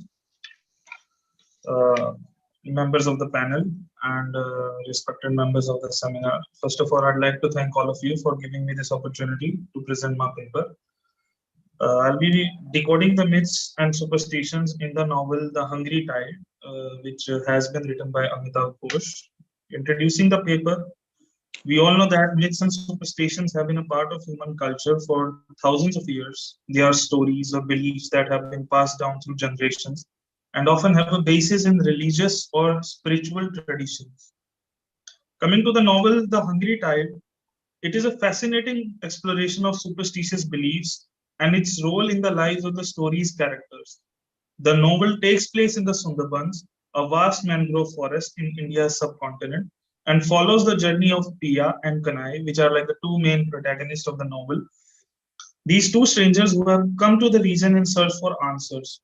Ghosh depicts a culture in which superstitious beliefs are deeply embedded and play an important role in the daily lives of the people through the characters' interactions with the locals. Superstition is frequently dismissed as an irrational belief, but in the novel The Hungry Tide, it is an integral part of the characters' lives and is used to make sense of the natural world around them. The story itself demonstrates the power of superstition and myths, demonstrating how it can provide both comfort and fear, which we will discuss in the coming paragraphs.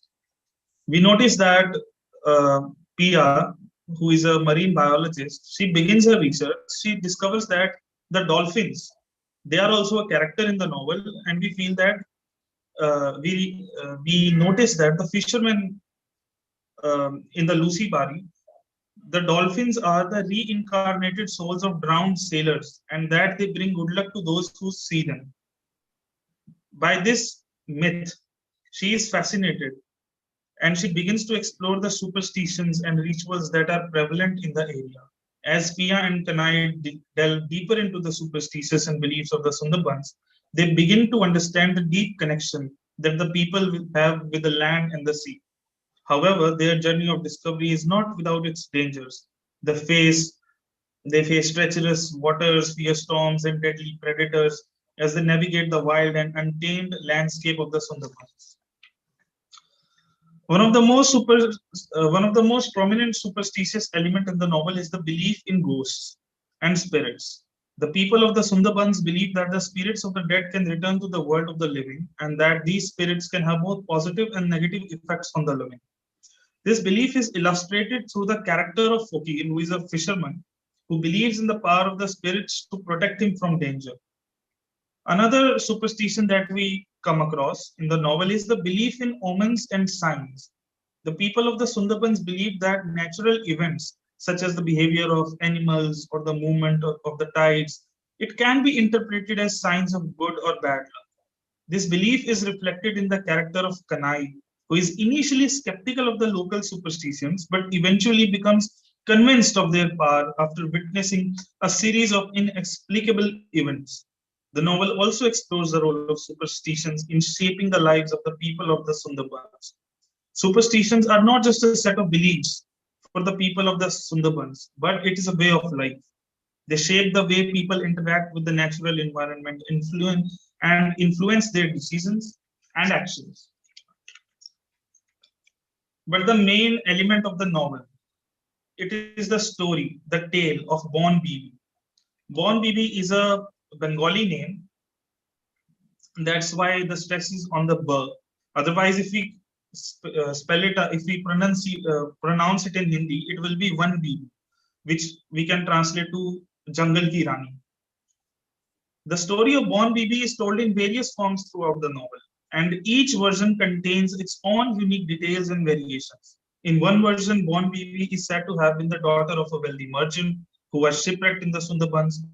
In another, she is a powerful sorceress who uses her magical abilities to protect the people of the forest. Despite these differences, certain key elements of the Bon Bibi legend remain consistent throughout the novel. Most notably, Bon Bibi is always portrayed as a powerful protector of the people of the Sundarbans and as someone who can defeat the dangerous and malevolent forces that threaten their survival. One of the most interesting aspects of the Bon Bibi legend is the way in which it interacts with the ecological realities of the Sundarbans. Throughout the novel, we see how the inhabitants of the Sundarbans must navigate a complex and treacherous environment, one that is shaped by the tides, the weather, and the various creatures that inhabit it. But in every story, as we know, that there is a good and there is an evil. And in the story of the Bon Bibi, the tale of the Bon Bibi, the evil character name is Dhokin Rai. It is a complex character in the story, embodying both the fearsome power of nature and the benevolent protection that it can provide. As a deity of the Sundarbans, Dhokin Rai is revered and feared by the people who live there. He is believed that the power to control the tides, the storms, and the dangerous animals that inhabit the region. In many ways, he represents the raw power of nature and the force that shapes the lives of the people of the Sundarbans. Even Kanai, who is skeptical of such myths, is forced to confront the reality of his power when he becomes stranded on an island during a tidal surge. As he struggles to survive, he realizes that the mythical creature may not just be a legend after all. I'll come to the conclusion, but before that, the novel basically tells us that in an isolated village named Lucy Bari, there are a lot of myths, there are lots of traditions, there are lots of superstitions, but most of us take it as they are just rumors, they don't have any logical point after them. But when we live among those people, when we go there, when we talk to them, we feel that energy, we feel that behind every superstition, behind every myth, there is some sort of logic, there is some sort of belief. And that is the reason why those myths have been prevalent in that particular region for like thousands of years. Concluding my paper, I'd like to say that The Hungry Tide is a masterful work of fiction that blends reality with myth and folklore. Amitav Ghosh skillfully portrays the beliefs of the people of the Sundarbans and their deep connection with the divine forces that they believe controls their lives. Through his depiction of Bon Bibi and other divine entities, he shows the importance of faith and spirituality in the lives of the people of the Sundarbans and how it helps them to navigate the challenges of the living in a unique and challenging environment. Ghosh's use of supernatural elements adds depth and complexity to the story, and his exploration of themes such as reincarnation, folklore, and tradition is both insightful and thought-provoking. The novel is a testament to the power of storytelling and the enduring appeal of the supernatural in literature. Thank you. Thanks a lot, Wendy. Thanks a lot for the presentation. Now I would like to call upon the next presenter, Savjanya Periganji. Please present your paper. Good afternoon, everyone. Yeah. Good afternoon. I'm audible? Yes, you are audible, ma'am. Yeah, thank you so much. I'm Saujanya Variganji from the city of Destiny, Visakhapatnam. And I'm going to present a paper on Myths on Road, a reading of Colleen McCulloch's A Travel Memoir. First, before I start my paper, I would like to congratulate each and everybody who has made this possible for having the paper presentation and the seminar which you have organized, because usually for English, we don't find such kind of seminar. And it's a huge round of applause to each and everybody who has put a lot of efforts to make it. So about my paper, Myths on Road, a reading of Colleen McCulloch's travel memoir. Colleen McCulloch's Sent a Long Way to St. Louis is a travel memoir where she talks about her experience, where she considered herself as an alien in Japan, in Germany, and the other places. Actually, what about a travel memoir is a travel narrative often documents a cross-cultural experiences where a familiar and a strange myths are odd various communities land define a part of their cultural encounter of traveling subject.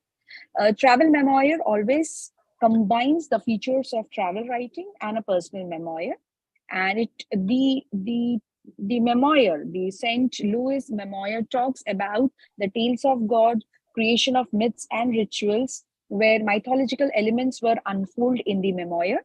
A visit to country where McCulloch entails a travel curiosity in knowing the mythology and its worldview. She observes every piece over there. She focuses on her heritage. She travels as a woman search for adventurous and a cultural insight. So she is very much keen. She is very much enthusiastic to search for the places and the traditional follow in those places. McCulloch travel documents are actually very different from the other travelogues. She talks about the cultural practices. She recalls the consistently in her narrative. She explains this thing in her narrative. She talks about Ulching. Ulching is a place where she described in her travel memoir. She listens to a song where she don't understand the language, but she remembers, she documents the words that content in the song. And this memoir also indicates her interest place beyond the landscape, people where they are very artistic in their expressions. She captures their attention, reciprocals and respect their creativity. Whatever she observes over there, some art she finds it, but still she understands and she even respects the practices which are practiced in the name of a myth, or maybe a practice which was being practiced throughout the years. McCulloch also reveals her interest in open roads. She talks about the open roads at different places. She compares open roads with the flights of birds, indicating self-defining freedom and mobility. And notion about open roads have taken a wing, where she quotes from her memoir that my notion of open roads have taken a wing, and I have lost the detail of billboards. My road broader countries instead of towns, and wished to fast travel the lines of black and white blur with language changes. So same roads, she indicates, she just brings her past experience with new roads, and she talks about the same notion of the roads takes me, but with a new experience. Her travel identity is also formed by the experience of being an alien in different places. She discusses the experience she has faced in Mexico. She is also aware of the gaze natives, how they gaze her because of her complex, because of her identity, the attire she wears.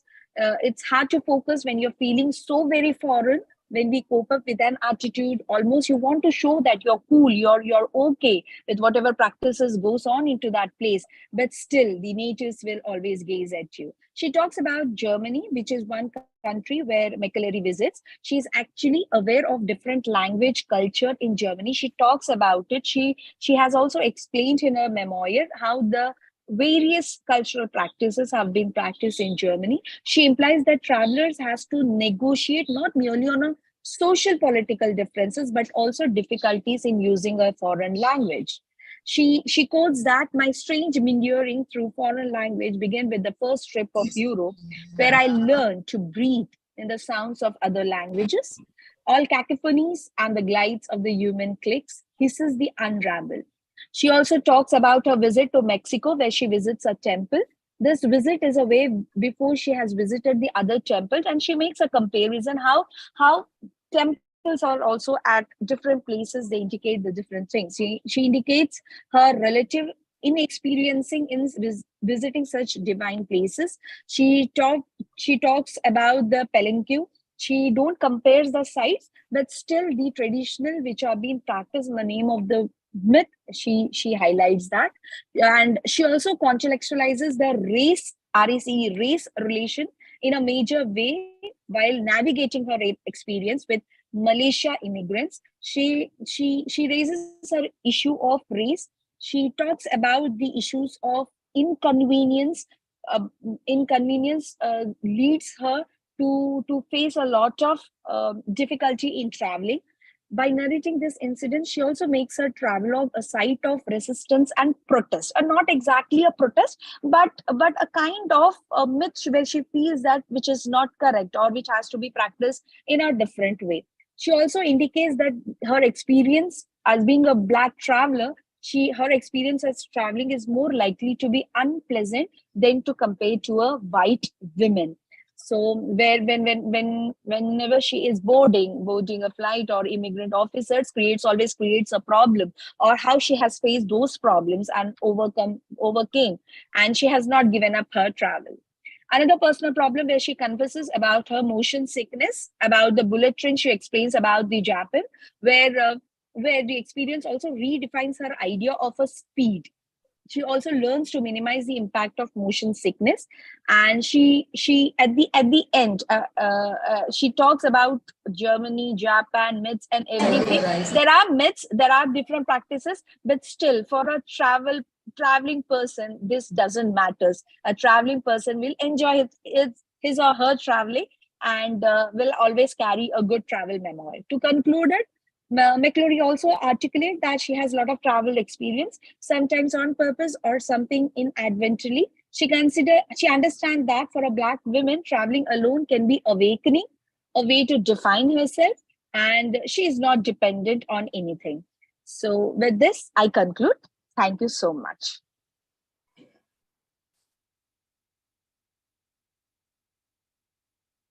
Thanks a lot, Saujanya ma'am, for presenting your analysis of travel memoir. Thanks a lot for this presentation. The next presenter is Dr. Rupa Sarkar. Please, Dr. Rupa Sarkar. Dr. Rupa Sarkar is the next presenter. Please.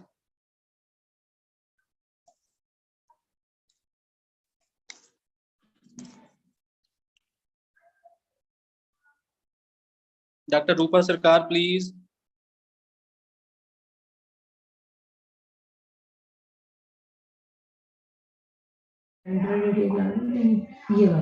So I think she's not there. Kindly move on to the next presenter in the list. Our next presenter is Kyamala. Dr. B. Kyamala, Government College, Metro. Dr. B. Kyamala.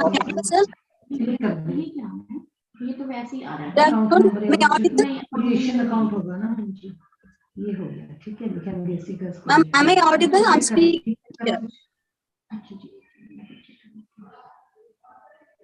You're not audible. Please check the figurations. Sir, am I audible now, sir? Yes, you are audible. Good afternoon, sir, and good afternoon, everybody. And I ask for your understanding for not opening my camera. Can it be okay, sir, with my oral presentation? Okay, you can start your presentation. Yes, sir. Thank you, sir. Thank you for your understanding. So here, my topic is an exotic conception of Panchali through Chitra Banerjee Divakarani's The Palace of Illusions. So The Palace of Illusions is a novel which is a recreation of Mahabharata. We all have known the story of Mahabharata. So from the feminist perspective, we have been observing Mahabharata when women shouldn't do this and that. So far, Panchali has been portrayed that kind of woman. But here, Chitra Banerjee Divakarani portrayed the other side, the suppressed side of Panchali, who longs for an identity and happy life.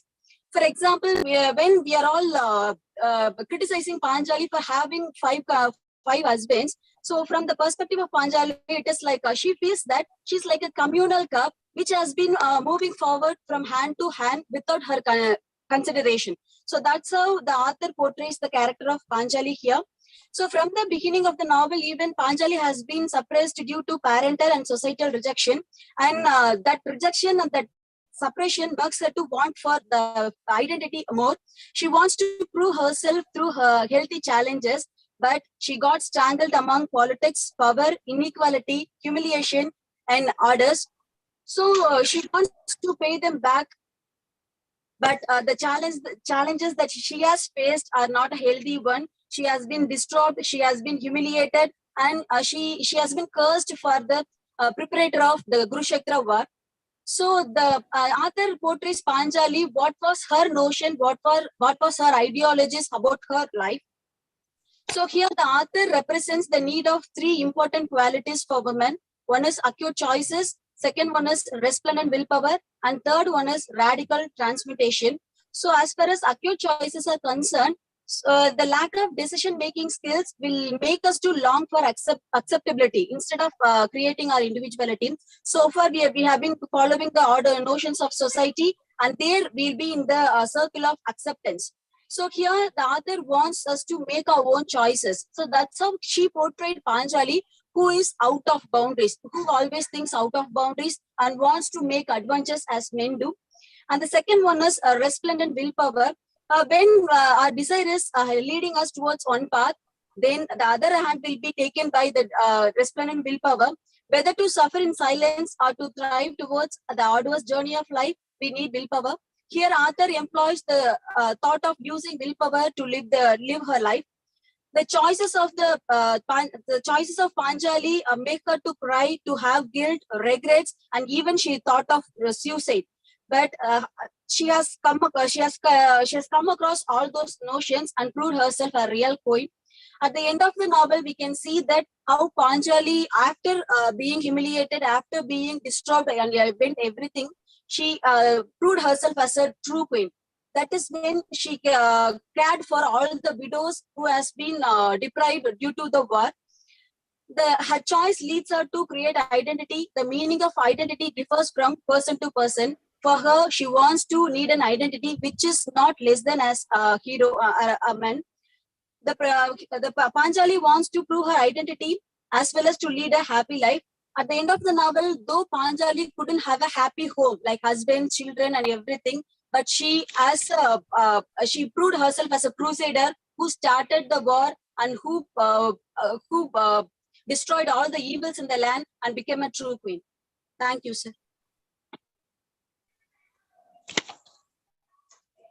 Thanks a lot, Ms. Amala, for the presentation.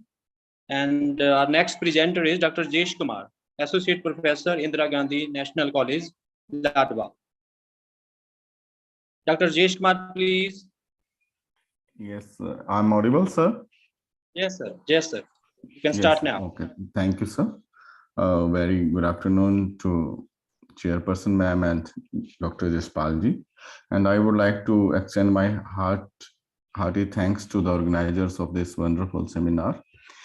And now I'm going to start my presentation. As the topic of my presentation is retelling of political ideology in Raja Rao's Kanthapura. And I would like to start this paper quoting some line from the preface of the novel. There is no village in India, however, that has not a rich Sathal Purana or a legendary history of its own. One such story from the contemporary annals of living village I have tried to tell. The words of Raja Rao itself very expressive to say that how wonderfully he used the local myths and the established myth in this novel to retelling the political ideology of Mahatma Gandhi ji in freedom movement.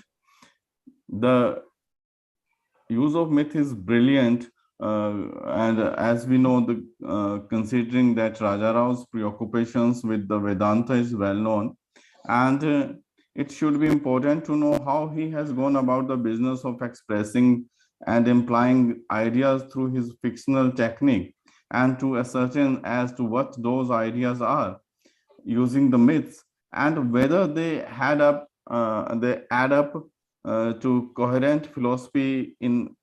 He indirectly underlines the religious association of Gandhi's political strategies and ideology and its impact of the Indian masses. Kanthapura deals in details with the karma philosophy, which is the commonplace of Indian thoughts, as remarked by the renowned critic Mr. Sharma. The novelist also explored the anti-colonial feelings or the of the people, referring to the red man lootings of natural resources of Kanthapura, and retelling again the politics or ideologies of Gandhiji's by quoting them demons or the ill will people. And there are at least three kinds of ideas: Kanthapura, religious, social, and political.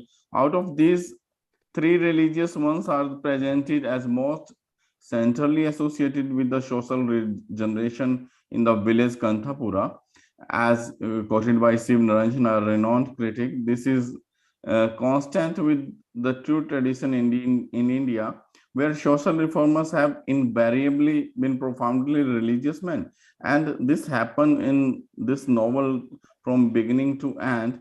Is a prominent character, Murthy, who is called here local Gandhi, and who experimented all the Gandhian strategies in the village Kanthapura, has been depicted in this novel.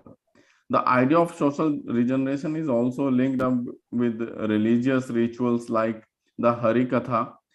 Initially, the villagers have an indifferent and reactive attitude to Gandhian ideas, but Murthy puts the new Gandhian mind in the age-old bottle of Hari Kathas, the religious stories, and thus greatly succeeds in indoctrinating the Kanthapurians. Rao's handling of the legendary technique is based on the nature of the traditional Harikatha nature, is again the use of myths, retelling the political ideology or indoctrinating the political ideologies in the local masses, and through the religious folk tales he's just the idea of powerful role that religion plays in the process of rural social changes in his descriptions. Various religious functions like Sankara Jayanti to highlight the impact of religion and religious devotions in the mind of Indian rural people, intermixing the local character or characters of national scenario of the time. The religious sentiments of the rural peoples have also been shown reinforcing their patriotism. The illiterate woman Achaka, who is the narrator of this novel, is fully familiar with the villagers' comment. There on the blue water, they say, our sacred cardamoms, and they say they go across into the countries where our ruler lives. So the people are being to try make aware about the exploitations of the Britishers through the these harikathas and these religious functions. And Kanthapura, as I told previously, Kanthapura is Sathal Purana, a regional record of the dedicated and selfless deed of local Mahatma Gandhi Murthy. And Achaka herself soaked in the local laws and brought up on the current myths, legends, and fables cannot resist the temptation of making sumptuous references to them. Kanthapura being a typical agricultural center, a very important event there is the plowing in the field of Vishak. and thus in the season of the rain, which are thought a blessing of Kenchama, the local goddess. Again, the use of local myth has been used to describe the things in the Sathal Purana. The local goddess bestowing the whole plowing ceremony is endowed with the sublime, almost mythical grandeur. As soon as the headman Rangegora comes, priest Rangappa rings the temple bells and uncovers the pieces of the Kenchama, Mother Kenchama, straight, bright and beaming, and the candles beams weave their light around her. In this way, at every stance, the mythical strategies has been used to involve the people of Kanthapura in their local life, or in retelling, or in regenerations of the social masses. Mythical and historical characters at places imparted a symbolical value by the narrator, and that value is shared to some degree by living characters when certain comparisons are made. For example, when the narrator refers to Murthy as Sinu as Rama and Lakshmana, he's termed the character, the protagonist of the novel Murthy is refers Rama and his friend or Achaka's son Shinu as Lakshmana, and he is as the age of my Shinu, and he and Shinu were as one would say our Rama and brother Lakshmana. They only needed a Sita to make it complete. Again, the people are conveyed the message that how important are the mythical character for the local masses by placing Gandhi in the line of incarnation like Rama and Krishna. Rao manages to mythologize a living person as also the freedom struggle being carried on under his leadership. In Kanthapura, for example, Rao makes the use of Ramayana fight with good and evil in the form of the fight between Ram and Ravana, and thereby bring the reader's convictions to the narrator's hope that the Gandhi's movement against the colonialism would succeed in bringing Swaraj to the country. Raja Rao's genius is best suited to the use of myth and symbols. Through the symbolism and use of myths, Raja Rao is able to speak of the world of Kanthapura in terms of the microcosm of the macrocosm of India, and thus imply idea applicable on the national scale. Thus, in Kanthapura, Parvati in penance becomes Mother India, and the Savraj like Shiva, three-eyed, and the three eyes being self-purifications, Hindu-Muslim unity, and Khaddar, as quoted on the page number 20 in this novel, very beautifully depicts the role of myths in regenerations and retelling the political ideology of Mahatma Gandhi ji. This kind of poetic symbolism leads and lends meaning and purpose to the myth with which it is associated. And the great renowned critic Dr. Negi has a point when he asserts that Rao tries to communicate Indian sensibility in his novel through literal translation of Indian idioms, phrases, and proverbs, along with Indian myths. And there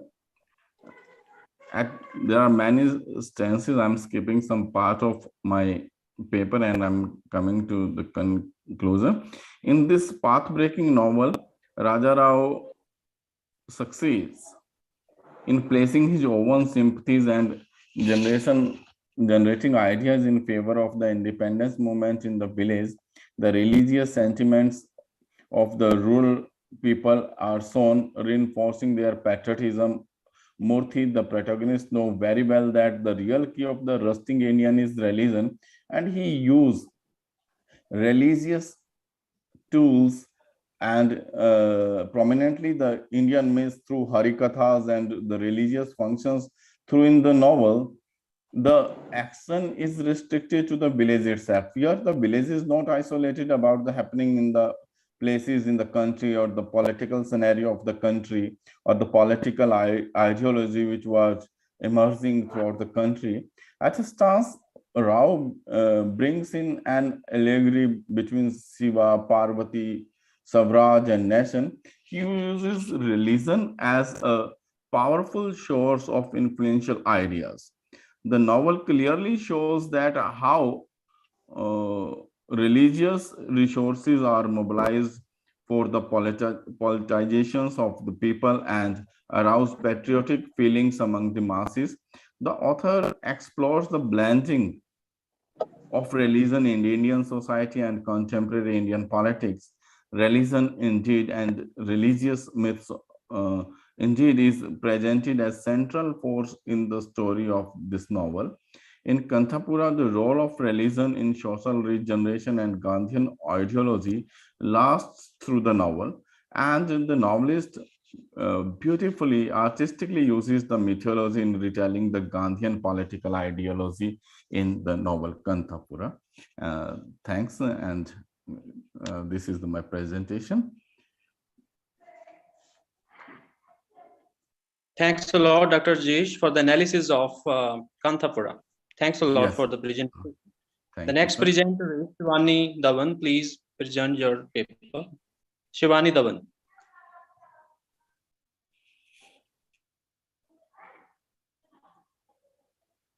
Shivani Dhawan, please present your paper.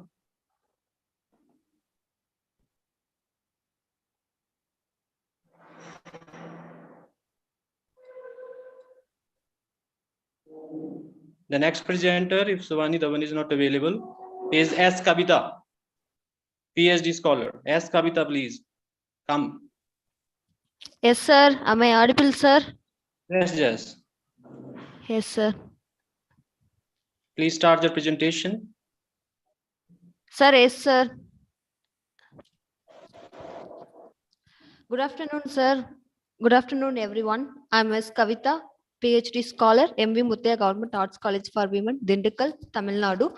The title of my paper is Mythological Influence in the Select Novels of Shashi Deshpande. I have chosen 2 novels for this paper, Dark Horse No Terrors and That Long Silence. Myth, first of all, I would like to explain myth, a narration of stories in an imaginative and symbolic manner. It emphasizes ancient faiths, history, customs, and traditions. And many Indian women writers have expressed mythical references and Indian literary legends in their writings. Shashi Deshpande is one writer who has influenced many Indian myths, traditional beliefs, traditional symbols, and images. For instance, in The Long Silence, the author has given various mythological role models to the protagonist Jaya, such as she gives Sita, Savitri, Draupadi, and so on. Even Jaya is silent and close her eyes like Gandhari regarding her husband's illegal activities in his office. Devani also has given various symbols to express her thoughts in her writings. For example, she compares the couple with the image of 2 bullocks yoked together in a same direction. Deshpande gives an image of tree to prove a major role of men in a patriarchal society. During Jaya's marriage, her relatives admits that her husband is like a sheltering tree. Here, the author used the image tree to compare the prominent role of men in a patriarchal society. She says a husband is like a sheltering tree. It's Jaya's duty to keep the tree alive and cherished. Deshpande depicts the traditional belief of prominent role of kumkum in Indian society. For instance, in this novel, Tara is one among the women characters of this novel who cannot bear the brutal tortures of her drunkard husband. No one questions him. Instead, her mother-in-law supports him by states that, remember, he keeps that kumkum on your forehead. What a woman with that kumkum. It reflects the traditional beliefs of Indian society. Then another novel, The Dark Holes No Terrors, which was published in 1980. It reveals the story of a Indian woman, Sarita, who tries to manage both professional and familial life. Deshpande has used an mythological story behind the name of Durva. Actually, Durva is a brother of Sarita. The name Durva the author has used a mythological story behind the name Durva.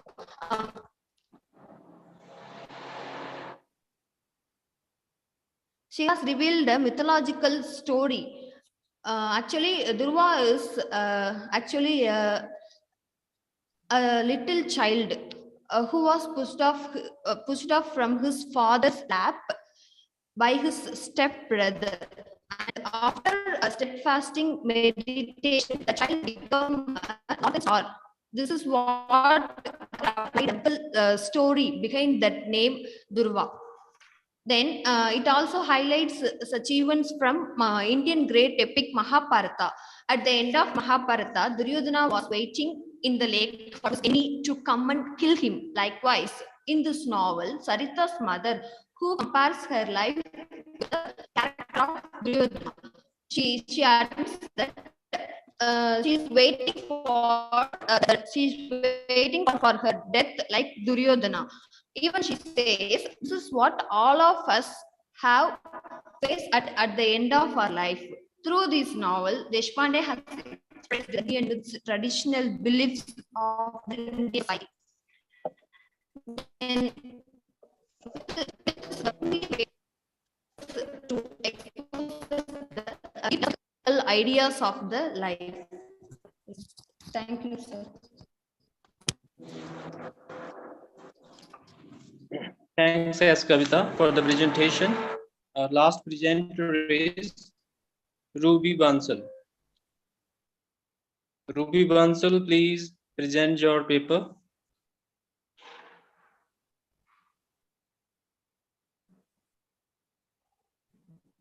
Am I audible to Ruby Bansal? Can you hear me?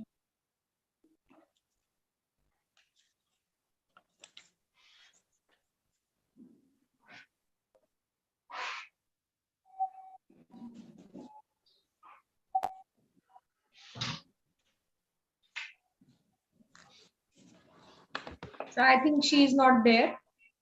Okay, ma'am. Certain participants have expressed their willingness to present papers in the chat box.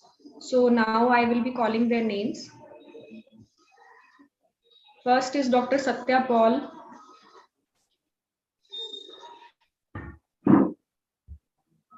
Are you willing to present your paper, Dr. Satya Paul?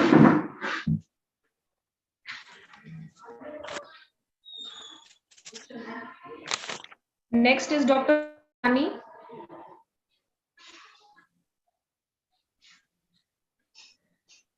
You have shared your willingness to present the paper in the chat box. Dr. Poonam Rani. Next is M. Kanika Priya. Dr. Poonam Rani. Dr. Poonam Rani. Next, Poonam Rani. Yes, ma'am. Yes, ma'am. Are you presenting your paper? Yes, my voice is audible. Yes, you are audible. Okay, ma'am. Good afternoon. Good afternoon, sir. I want to present my paper on the topic representing Hindu mythology in Indian literature. I am assistant professor in Hindu Girls College, Sonipat. So your topic is very good, and I thanks for organizing such type of the seminars. Myths have always fascinated, inspired, and provoked the creative impulse of writers across the ages and geographical limits. This preoccupation with myth, whether to create a new one or to reconstruct the old, can be caused by understanding the relation between the authorial intent behind the myths and their functionality as cultural documents within a continually shifting societal reality. In creating a new myth, a author puts his own intention to work through the myth, visualized in the case of reconstruction of myths. The applicable function within the original myths are questioned, challenged, substituted, negated, reversed, or refocused. So mythology is also a system of hereditary stories which were once believed to be true by a particular cultural group and which serve to explain why the world is as it is and things happen as they do. In the context of Indian mythology and its inextricable relationship with Indian literature, it is very safe to believe that in a country like India, where there is not much of historical tradition, unlike as one finds much in abundance in the Western world, myth has become a powerful instrument of revisiting both history and cultures. Myth as a political device have been a characteristic features of the writers ranging from the 19th century Bankim Chandra Chattopadhyay to the 21st century novelist Narendra Kohli, Namita Gokhale, and others of the generation. With the emergence of Raja Rao, Indian writing in English seems to have caught up a new height. His writings are abundant with mythological motifs. It was during the time of freedom movement under the leadership of Gandhi when Raja Rao skillfully blended mythological figures in his writings. His novels Kantapura and Serpent and the Rock established Raja Rao as a creative artist dealing with the mythical stuff. His contribution as a storyteller and a myth maker is seen in the way in which mythologically contemporary events and lends to them a peculiar native color and presence. The uniqueness in the novel of Kantapura lies in its narration as it follows narrative art typically of the Sathal Puran. Ramayana is narrated by Seth Valmiki. The Kantapura with the freedom struggle as the backdrop is narrated through the persona of an old woman of the village. The mythical story of Ram's victory over Ravana runs parallel in the novel, only to reinforce the eternal belief in the victory of good over evil. And the same Gandhi has also been credited with the mythological identity of Lord Krishna to the chains of slavery, just as Krishna, the people of Vrindavan from the horror of serpent Kali and the serpent and the rock. So does Gandhi save the people of India from the fear of the British? In the novel of the Kantapura, page number 18, you remember how Lord Krishna, when he was a babe of 4, had begun to fight against demons, had killed the serpent Kali. So too our Mohandas began to fight against the enemies of the country. Men followed him as they did Krishna, the flute player, and so he got from village to village. Outcome the next writer, a story contemporary of Raja Rao, also employs mythology in his fictions. Narayan Fort are based on classical Indian myths and including the Purans, other Indian scriptures. And the Rarkin had more engrossing and enchanting than most of his contemporaries. As with other Indian writers, Arkin does not feel shy in taking recourse to great epics, Mahabharata and Ramayana. His novels like The Vendor of Sweets, Manager of Malgudi Guide, Swami and Friends are the shows the various type of the mythology. In the novel, The Manager of Malgudi is one of the most enchanting novels of R.K. Narayan, in which the myth of the demon Bhasmasura has been explored in order to establish a pattern of certain self-destructing development in the modern times. The novel opens with the protagonist Nataraj and with his two friends Shastri and Sen. Nataraj runs a printing shop in Malgudi, where his friends Sen, a poet, Shastri, journalist, abiding life full of peace and contentment. And so Narayan describes the demolition of Bhasmasura with the same appeal as it is in the mythology. In the novel, The Man of Malgudi at page number 84 to 85. There was a Bhasmasur who acquired a special boon that everything he touched should be scorched, while nothing could ever destroy him. With this special boon, he made humanity suffer. Later, God Vishnu was incarnated as Mohini, a beautiful dancer with whom the suit turned out to be obsessed. At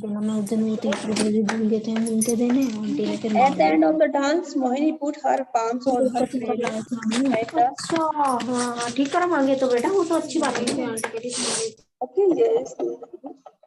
And in the novel, the destruction was like the Basmas is brought proud by his own actions, and the Rangi is also correct.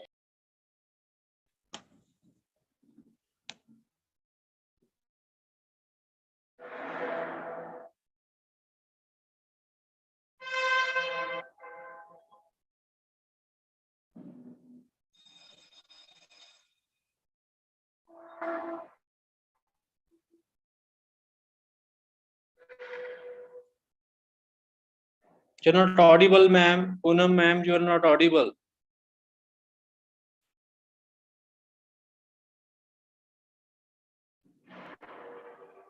Okay, that's okay now. Yes, sir. Audible? Yes, yes. Okay. So at the end, the writer mentioned above have successfully encased the richness of Indian mythology in their works to demonstrate the barrenness of the modern world as also to exhibit the grandeur of rich cultural legacy of India. Against a mythological backdrop, the work of these writers also strive to fill the spiritual vacuum faced by the modern materialistic civilization and gave path to the lives. And the values also associated with the culture and gives to the way of the life to survive the people. While the great classes like Anand Math, Kantapura were successfully infusing the freedom fighters with the spirit of nationalism and exhorting to overthrow British rule. And I suggested about the myths, perpetual, ageless, as they are, they will always continue to inspire generation of writers and shall remain a powerful device in their skillful hands. So I thank you, sir, Jaspal sir, Elka ma'am, Monica ma'am, to give me such type of opportunity to present my paper in this session. And okay, and Next paper presenter will be Dr. Satya Paul. Dr. Satya Paul. Sir, kindly unmute yourself.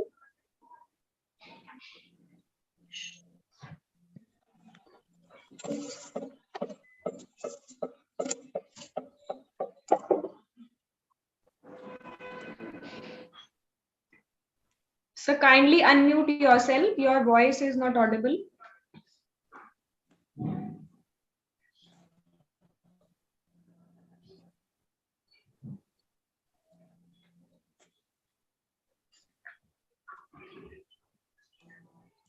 You are not audible, sir.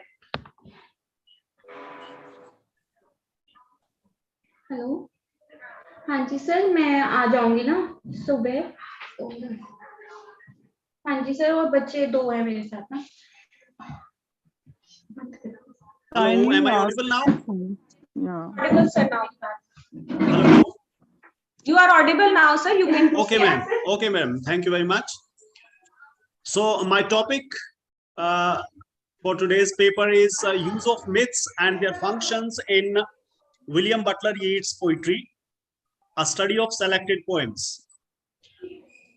William Butler Yeats, as mentioned by Professor Kuldeep Kumar earlier, is one of the best known poets who have used myths functionally.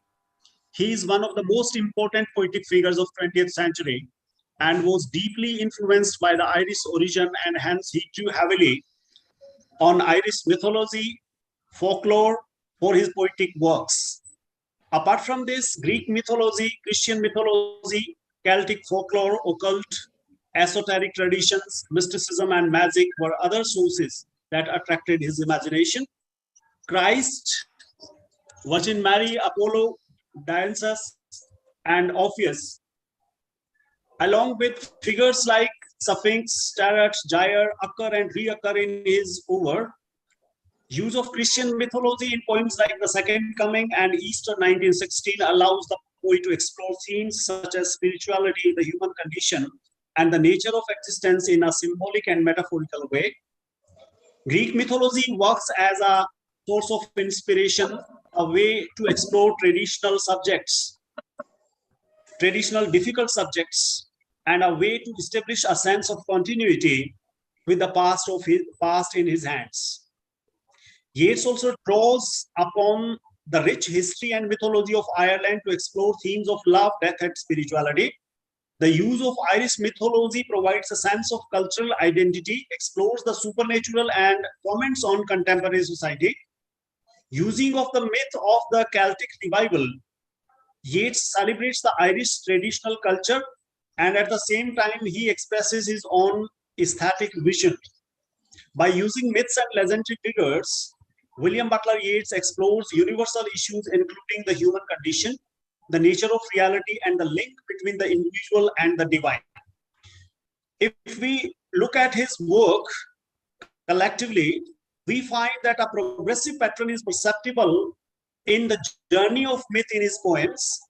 While his early work appear to draw on traditional Irish mythology, often portraying the mythic figures as otherworldly, detached beings, in his later works, his use of myth becomes more complex, incorporating a wider range of cultural references and exploring the psychological implications of mythological archetypes.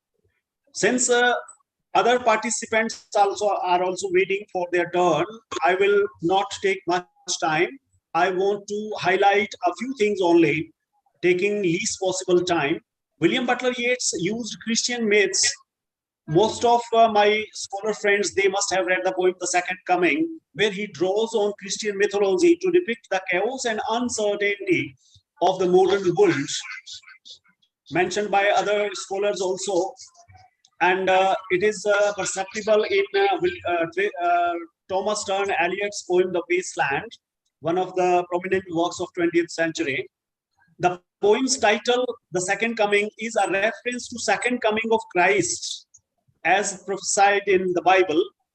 However, Yeats subverts the traditional Christian narrative and suggests the second coming will not be salvation, but rather destruction and anarchy. He writes, quote from the poem, "Things fall apart, the center cannot hold, mere anarchy is loose upon the world."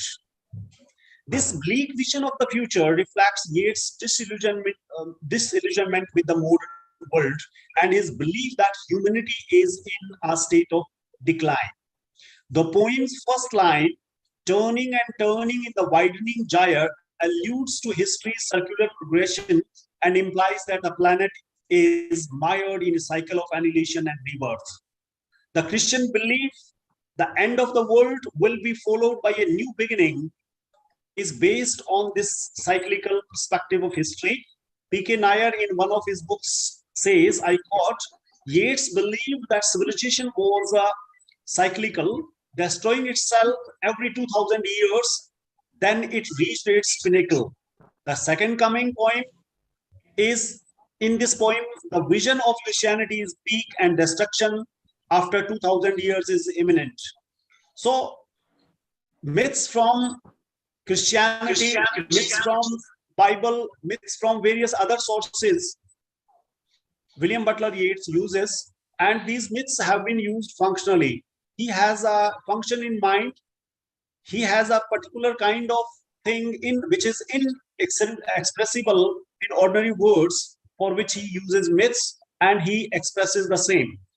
If I conclude in brief, then I have taken William Butler Yeats' poetry in two parts. One, the early part, and second section, the second part. Then if I say in the early part, what does he say, how he perceived these symbols? He sees symbols from mythical characters in his early poetry to explore the human experience of seeking meaning and purpose in life.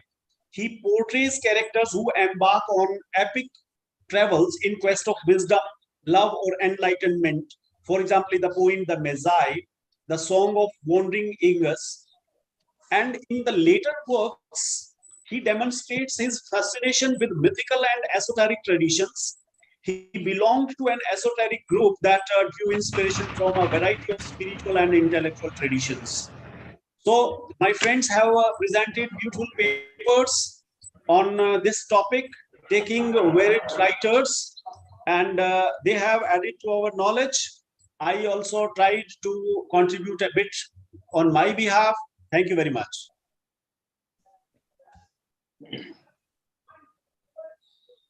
Thanks a lot, Dr. Satyapal. Thanks a lot for the presentation. Now I would like to call upon Dr. Rupa Sarkar for the presentation. Dr. Rupa Sarkar, please.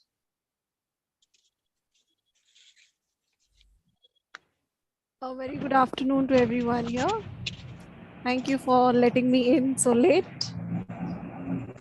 My topic today I took to speak upon myths in postmodern literature, a thematic understanding of Andha Yug, play which was written by Dhanvi Bharti.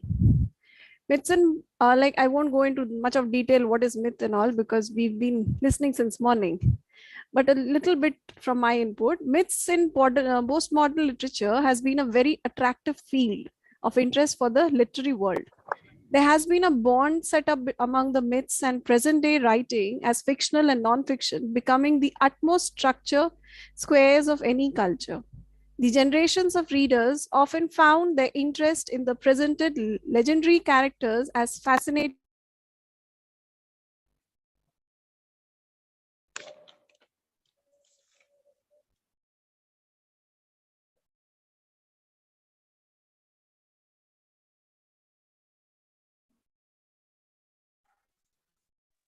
You're not audible, please. You're not audible, Rupa Sarkar.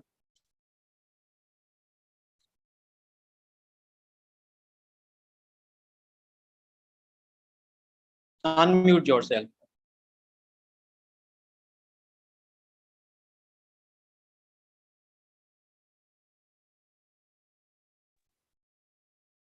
Am I audible now? Yes, yes, yes. Okay. So maybe everything is lost what I said. Well, myths in postmodern literature has been a very attractive field of interest for the literary world. There has been a bond set up among the myths and present day writing as fictional and non-fiction, becoming the utmost structure squares of any culture.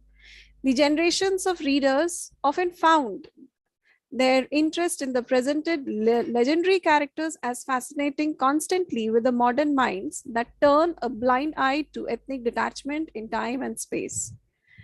The thematic understanding of Andha Yug by Dhanvi Bharti tries to reveal the wellspring of this mental attachment with myths. The myths, which are adapted in postmodern context, make an attempt to speak about the present issues by using ancient models. The select play here, therefore, can be viewed as the platform where culture, myths, and literature assembles with each other. And that gets wrapped around the reality of today's life. Exploring over the varied field of human capability for any moral act, understanding goodness in times of barbarism. Since myths created replicas for performance, their major function has been moralizing. It often meant to uphold social constructions and organizations by blessed existence and through their purpose as the traditional storehouse. The paper here brings upon the understanding of themes from this play that highlights the myth in postmodern literature. Dhanvi Bharti in his drama in this particular play has brought out the aftermath of the Mahabharata war which took place for nearly 18 days. We all know the story of Mahabharata, but then what was the consequence or what was the output that came out and the life that survived or the life that stopped after the war was something which human race should take up to understand. And during the postmodern time, we do have seen World War I, World War II, or when Bharti, the playwright who wrote this play, was during the time of partition in India. So he has also witnessed or he has also gone through this phase of agony and aggression, and he's seen this bloodshed which resembles no life. So what he wanted to bring out was something that essentially a play about morality. It questions whether we are accountable for our moral choices, whether the quality of our actions can transcend the time, place, and circumstances of our existence, and whether we can be more than agents of destiny. Andha Yug focuses on the last day of Mahabharat war. The ramparts are in ruins, the city is burning, and Kurukshetra is covered with corpses and vultures. This play is one of the most significant plays of modern India. written immediately after the partition of Indian subcontinent, the play is a profound meditation on the politics of violence and aggressive selfhood. The moral burden of the play is that every act of violence inevitably debases society as a whole. Dhanvi Vati's Andhayug raises pertinent moral issues in the context of partition-related atrocities. This particular play depicts the psychology of the protagonist Ashwadhama, also the end of Krishna. We almost go through every emotion as we read the verses from the text and feel that each character is going through. We can just relate our time with the time which was then there. This text is essentially a play about morality, focusing on the last day of Mahabharata. It brings out few bewildered survivors of the Kaurava clan, which are over the grief period and going through a rage of thoughts.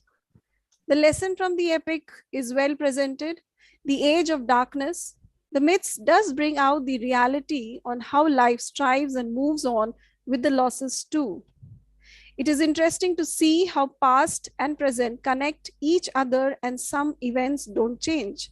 Here, a playwright, Bhanu Bharti, says that the play is an allegory on the pathos and the feelings of hopelessness and helplessness experienced by the millions of people around the globe as violence and hatred have seeped deeply into the social fabric of various countries.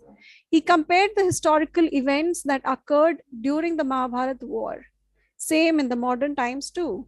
It accurately captures the sentiment of loss as felt by both the victim and the victor. The playwright Dhanvi Bharti also drew directly on the experience of the Second World War, fresh in human memory in 1955. He has beautifully connected the Mahabharata war with the Second War and also shown the dangerous consequences of both the wars of the world, that how people suffer from the Second World War, physically and morally blinded throughout the world, by giving examples of Dhritarashtra, Gandhari, Ashwadhama, Yudhishthir, or even the Lord Krishna, the universe god, after the Mahabharata war. This is the same politics of taking away one's land by fight that we can see Pandav and Gaurav going through. The most significant objective of postmodern literature has been thermalizing both historical and political issues, and that has been well followed in the play by the author.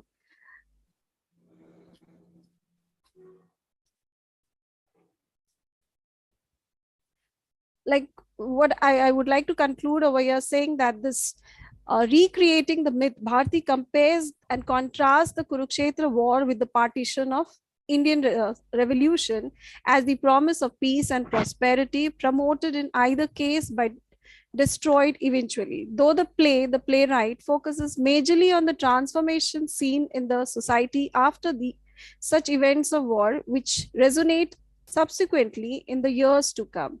Andhayug depicts how mankind can work towards their destruction, thereby associating meaninglessness with their existence. Thank you. Thanks a lot, Dr. Rupa Sarkar. Thanks a lot for the presentation. Now, Dr. Poonam Punia has expressed her willingness to present the paper. Dr. Poonam Punia. Yes, sir.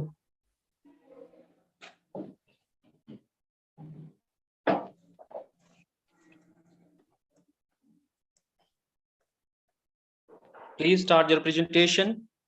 Yes, sir. Very good. Am I audible? Yes, you are audible. You can start now. Okay. Very good afternoon to all of you. I'm Poonam Punia from Government College Nagina.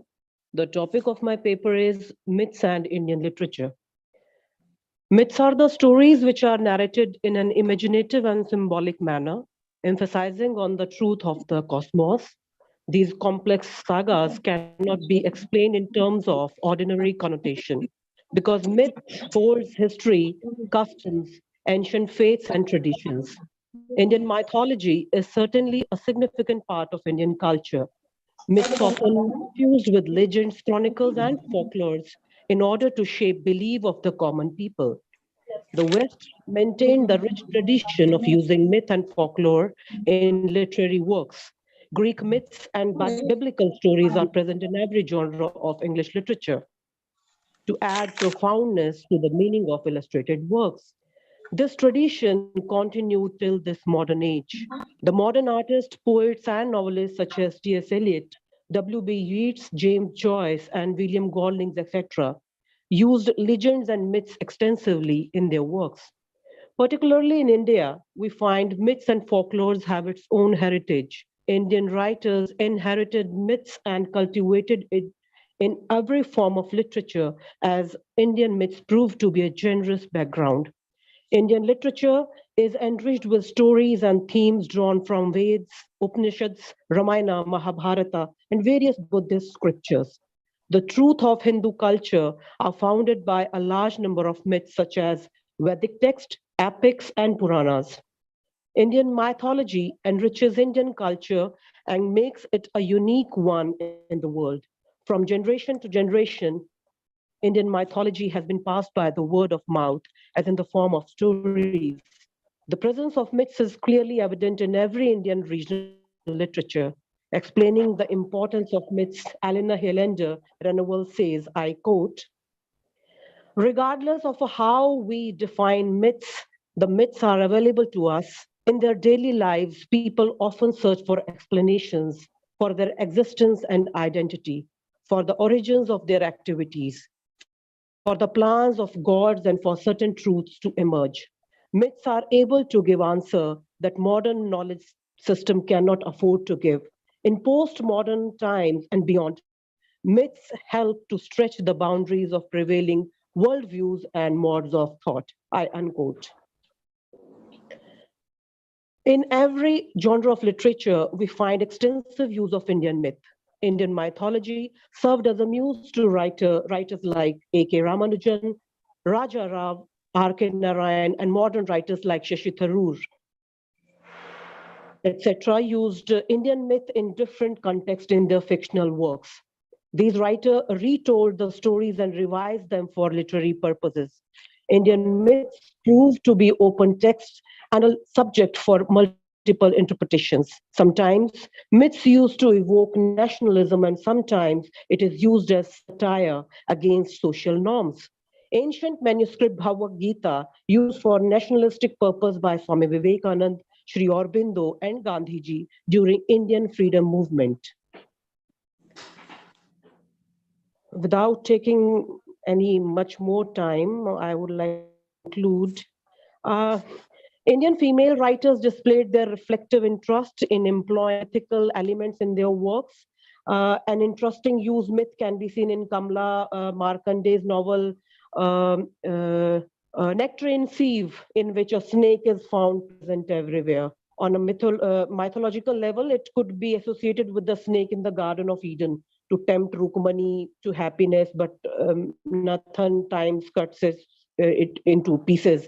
But the action evokes yet another mythological action. The story symbolizes the victory of good over evil. So, to conclude, many folklores and myths have a very long and ancient relationship with literature. And in the case of Indian literature, they are present directly or indirectly in Indian novel, poetry, or we can say non-fiction. A majority English fiction based on myths, as if it is the answer question for the writer. They want to convey a message or to express any, kind of deep philosophy of life. Myths and legends in these works of Indian writers appear to add a new and connect them to the old rites, customs, and belief of Indian people. In the last, I would like to congratulate to the organizers of this seminar. Thank you so much. Thanks a lot, Dr. Poonam Poonia-ji, for the presentation. Our next presenter is Dr. Anita Godara.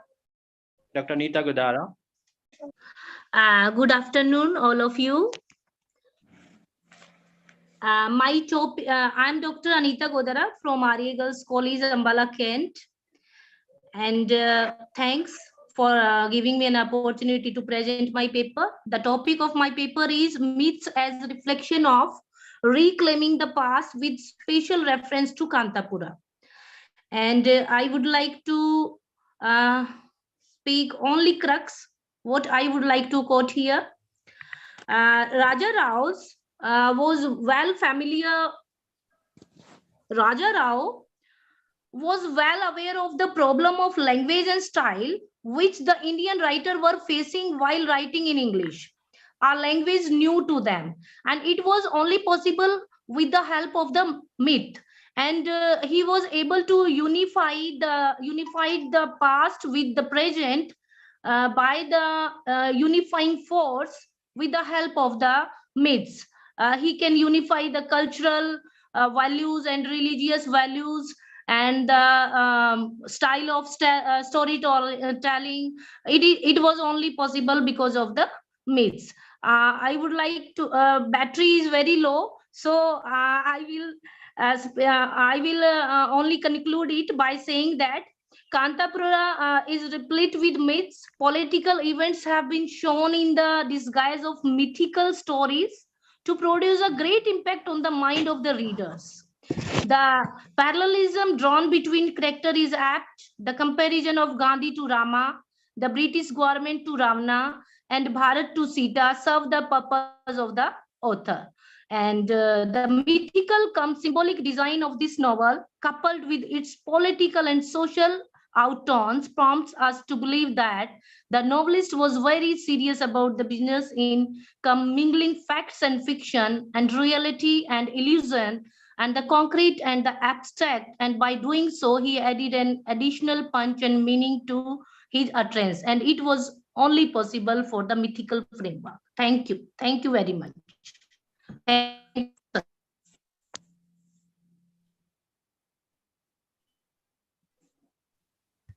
Hello. Thank you very much, sir. Okay. The battery Thanks is a lot very for low. Now I would like to invite Dr. Alka Sharma to come to the session. Dr. Alka Sharma. Dr. Alka Sharma is invited to come on the session. Hello everyone. May I request the other participants to mute their mic so that I may be audible. Am I audible, Dr. Jaspal? Yes, ma'am. Yes, you are audible now. So, in this session, there were participants very excellently, intellectually presented their papers. First of all, I want to discuss Dr. Kuldeep Kumar's paper, Myths and Allusions in 20th Century Poetry. He mentioned that myths help us to understand the past, and he's absolutely right by giving references from T.S. Eliot's Wasteland. He referred W.B. Yeats, etc. And it was a brief analysis, short and sweet, very relevant and appropriate. Again, next to Dr.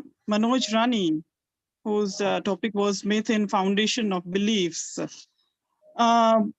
She is very apt in presenting myths as the creation of the universe. I mean, she gave examples from Hindu religions, Hindu mythology, and she said myths convey messages through their experiences and very relevant to in the modern era.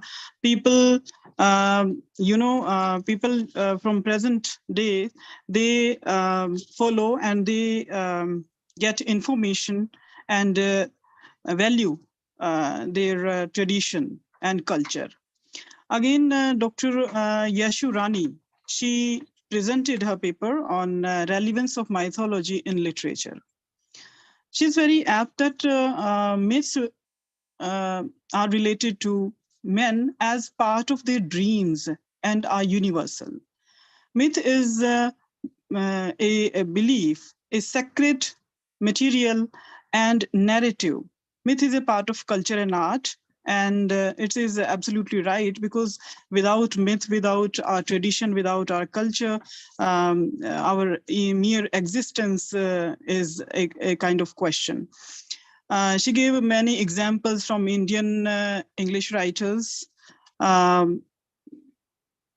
from Ramayana, from Mahabharata, and from Puran. She said that myths give to the heart a kind of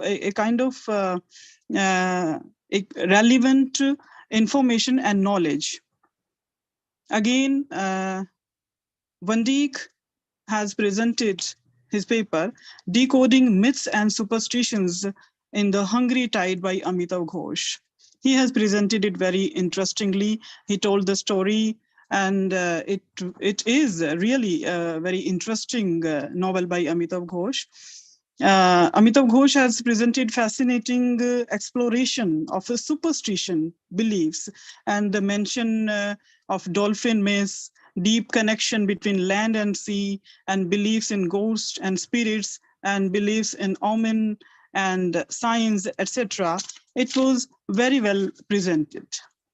Again, next one was Sanjanya Ganji. Sorry, agar naam mein kuch gadbad ho jaye to sorry. She has presented her paper on myths on the road, a reading of Colin McCloy's travel memoir. It was a beautiful presentation about the myth of the road, that is travel memoir. It was an interesting memoir.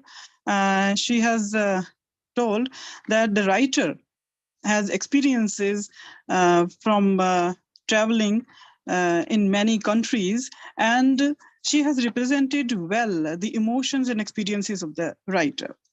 Again, Dr. B. Shyamala has represented her paper on an exotic conception of Panchali through Chitra Banerjee. Banerjee is the Palace of Illusions. It was a very thought-provoking representation of Panchali by Dr. B. Shyamala. Draupadi's character, you know, this is a kind of recreation of Mahabharata. In this, the writer has presented the other side, the suppressed side of Draupadi, and she has mentioned basically three traits of women: decision making skill, willpower, and radical transmission. That is very appreciated. That is very much appreciable. Again, Dr. Rajesh Kumar has represented myths and retelling of political ideology in Raja Rao's Kanthapura. He has represented his paper so well, because Kanthapura is, prescribed in our college in BA classes, and it is very relevant because to Gandhian philosophy and Gandhian ideology has been represented by the writer in a very in a very well organized manner.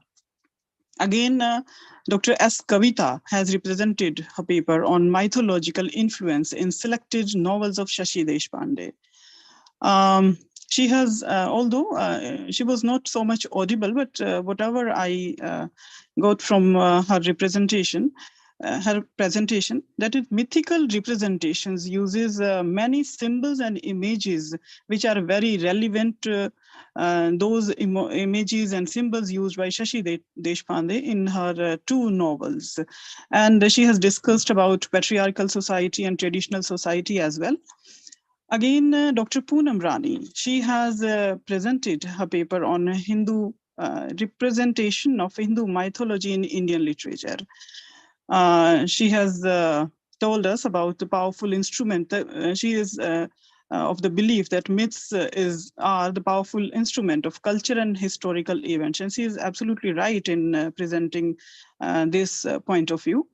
And one point I liked very much, that she mentioned that myths remove barrenness of the modern world. And she's absolutely right in presenting this paper. Next, Dr. Satyapal has presented his paper in a very unique way in impressive. It was very impressive and excellent one. Use of myths in W.B. Yeats' poetry.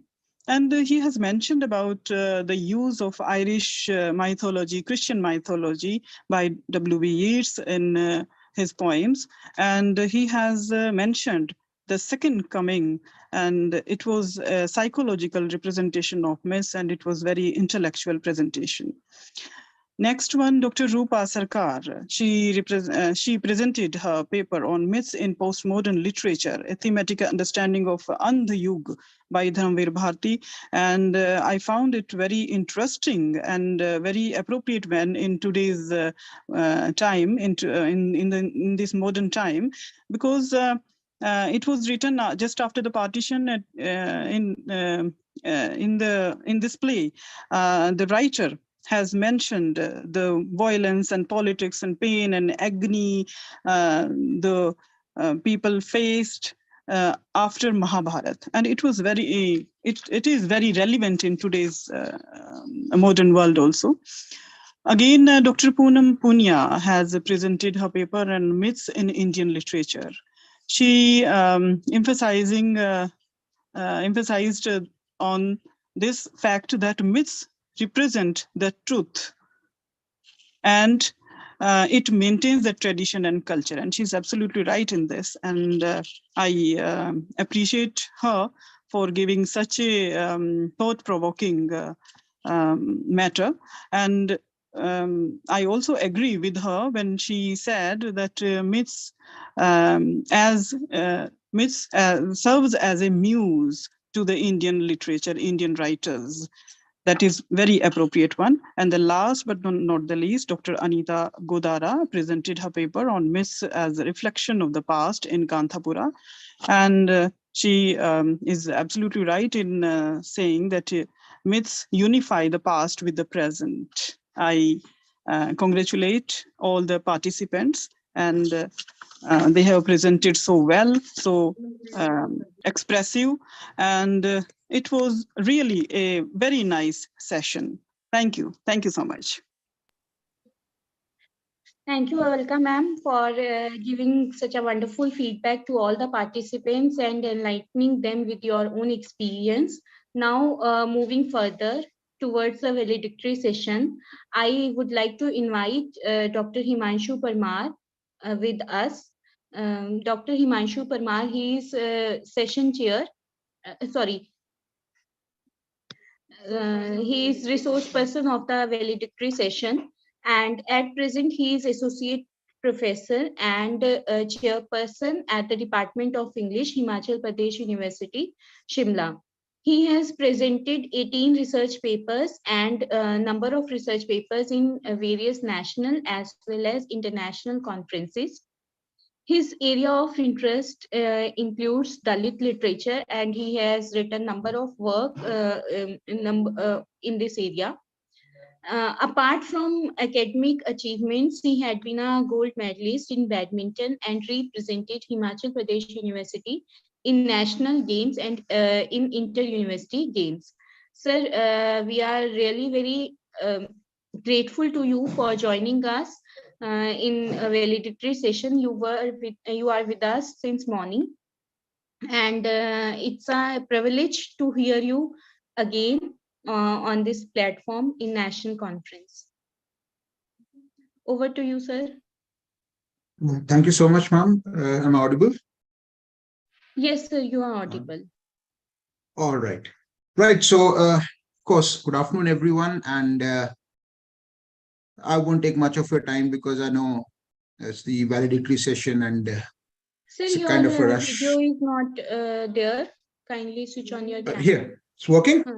Yeah, sir, all right. It's okay now. Right. So basically, I know it's the valedictory session, and so everyone is in a rush. So I won't take long, but of course, thank you so much for providing me with this opportunity to present the valedictory address here. Of course, I'll just share my screen before I move ahead. Can you, ma'am, please enable screen sharing for me? And Radha, ma'am?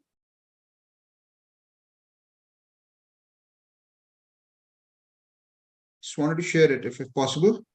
Yes, sir, we are making you the co-host, then you will be able to share your screen. Okay. Right, great. So as she told you that I'm presently working in Himachal Pradesh University as a associate professor. Before that, I served in, most of you must be aware of that, at BPS Mahila Vishwavidyalaya, that's in Khanpur Kala. So I worked there for 14 years before shifting to Shimla. And you're working on the, thank you, ma'am. Himanshu sir, now you are the co-host and now you can share your screen. Yes, ma'am. Thank you so much, ma'am. I'm doing that. And share. All right.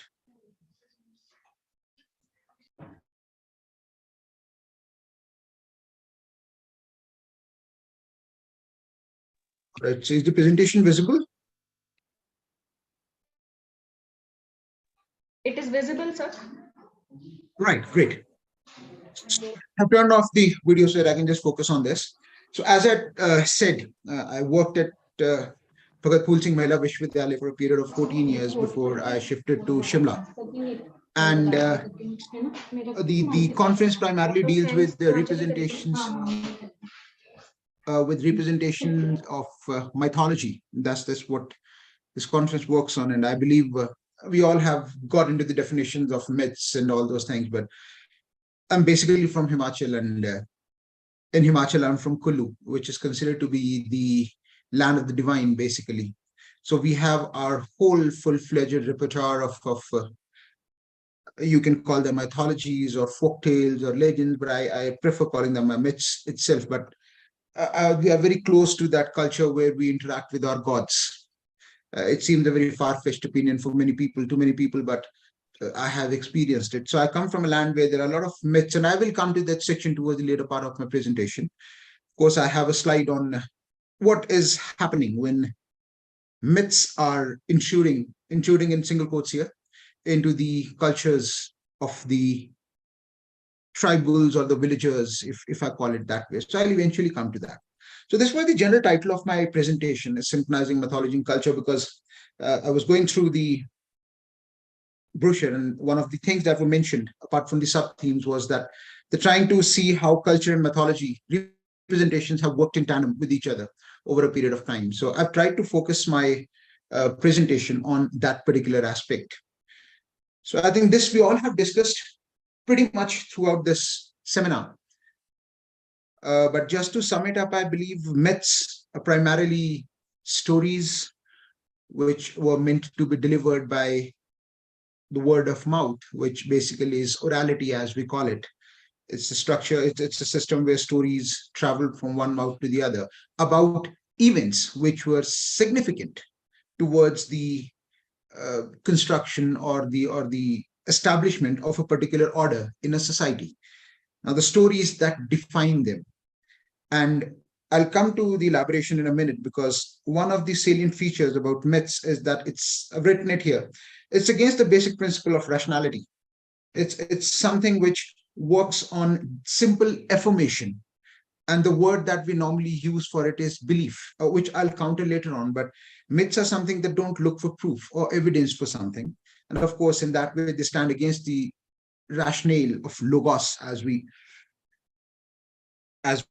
call it. But of course, in spite of that, we know that myths are something that define the way we have lived life. They're stories which tell us why we do things in a particular fashion and not otherwise. So the culture that we have, the traditions that we follow, myths, the original ones, are basic stories that give answers as to why we are doing certain things and not the other things. It's ironical, though, I believe, that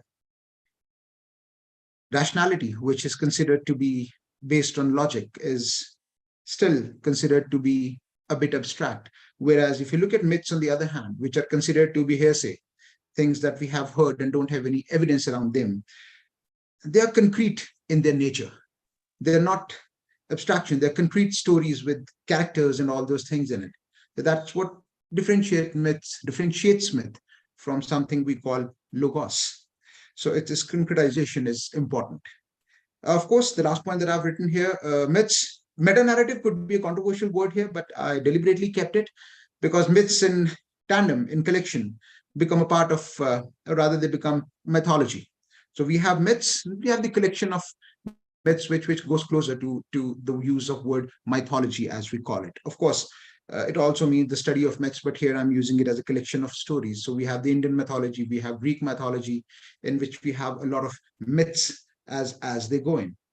Now, myths have stayed with us for a pretty long time, and in contemporaneity, again, it's a debatable term which I'll discuss later, especially in relation to myths. There are two ways we look at myths. One of them is when we have some new ones that have come up, not myths per se, but a bit changed. Like I mentioned one, it's the myth of the American dream, or the American myth of the frontier, the patriotism and all that stuff that goes around. And the second is what we will be discussing in this presentation, and the central focus, or the center of this conference is representation of original, the representation of myths. Original I've used just to differentiate them from the new ones. That's the only reason I've used the word original. There's nothing more than that. Of course, when we get into the 21st century, in the modern times, what we see, the things that I mentioned here, the new myths, they are normally countered. They're considered to be untrue. American dream has been severely criticized by the American writers.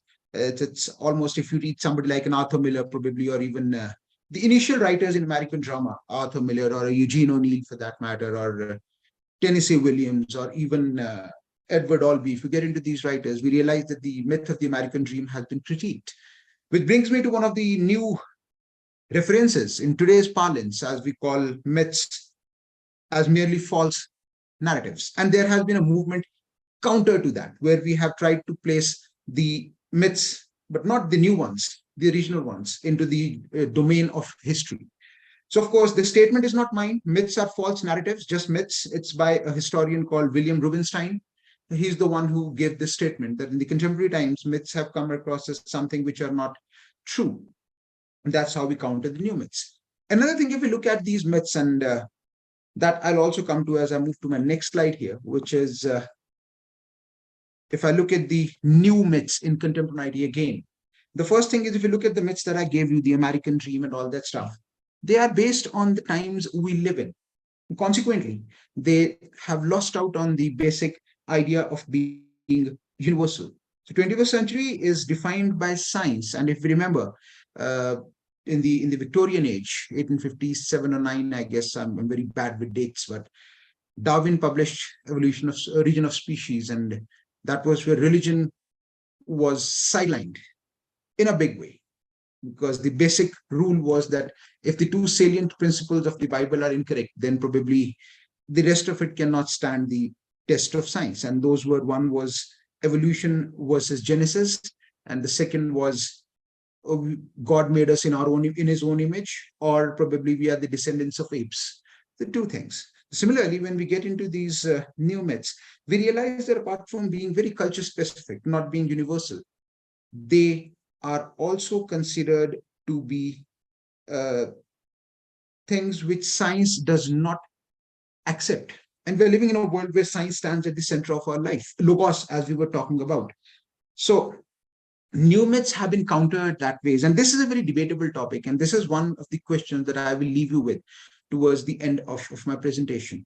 But of course, we know, even though if we call them fictional at this point or false at this point, in fact, the human civilization by a critic called Comte has been divided into 3 sections: religious, philosophical, and scientific. So we are into the scientific domain right now.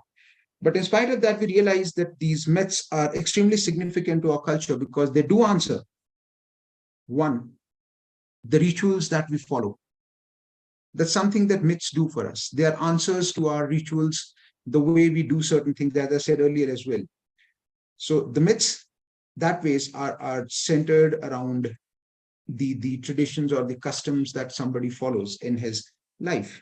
And of course, we need a story around our existence, because to find the answers to the basic questions of life, we still look up to some stories, and myths try to serve that. But the new ones, we know they fall short of this particular quality, because they are bound by culture. They are products of culture, if I use that phrase here. So consequently, we go to the other one, which this conference deals with primarily. And it is about the genre of representation of mythologies. Now, this representation, not representation, but representation, can happen at three basic levels. One of them, of course, is telling the myths as they are. And myths for us, again, if I use a phrase borrowed by Jonathan Culler, they are called the foundational narratives. The narratives which don't change with the change in the point of view. Now, that's what foundational narratives are defined as by Jonathan Culler. So these are the first category where we pick up a myth and we use it as it is, maybe with some changes. And the text that I mentioned out here is Shikhandi, if somebody has read it, by Narendra Kohli. It's the myth that has been used, the story, because myths are stories. So it's just a story of Shikhandi. And another example that we have from the Indian and the Western genres where the story is modeled on myths. And for example, Shashi Tharoor's The Great Indian Novel, of course, Lawrence's Sons and Lovers, Eugene O'Neill's Desire Under the Elms, which is very close if somebody has read it. Desire Under the Elms is extremely close to the story of Shiv Kumar Batalvi's Luna. And Luna, in turn, is based on the, now there's a difference here because we say that Luna is based on the legend of Puran Bhagat. And the legend of Puran Bhagat basically is that Puran was a prince, and when his father marries another girl whose name was Luna, she falls in love with Puran. And the story moves on. If you look at Desire Under the Elms, it comes from the myth of Phaedra. Phaedra fell in love with her stepson Hippolytus after she married Theseus, the father of Hippolytus there. And the story goes on an identical plane. So basically we have adoptions of the myths, or they are found primarily in the form of epics. I initially thought I would talk on myths versus epics and myths versus legends, but then I changed it. Then there are adaptations of the basic myths, the original myths.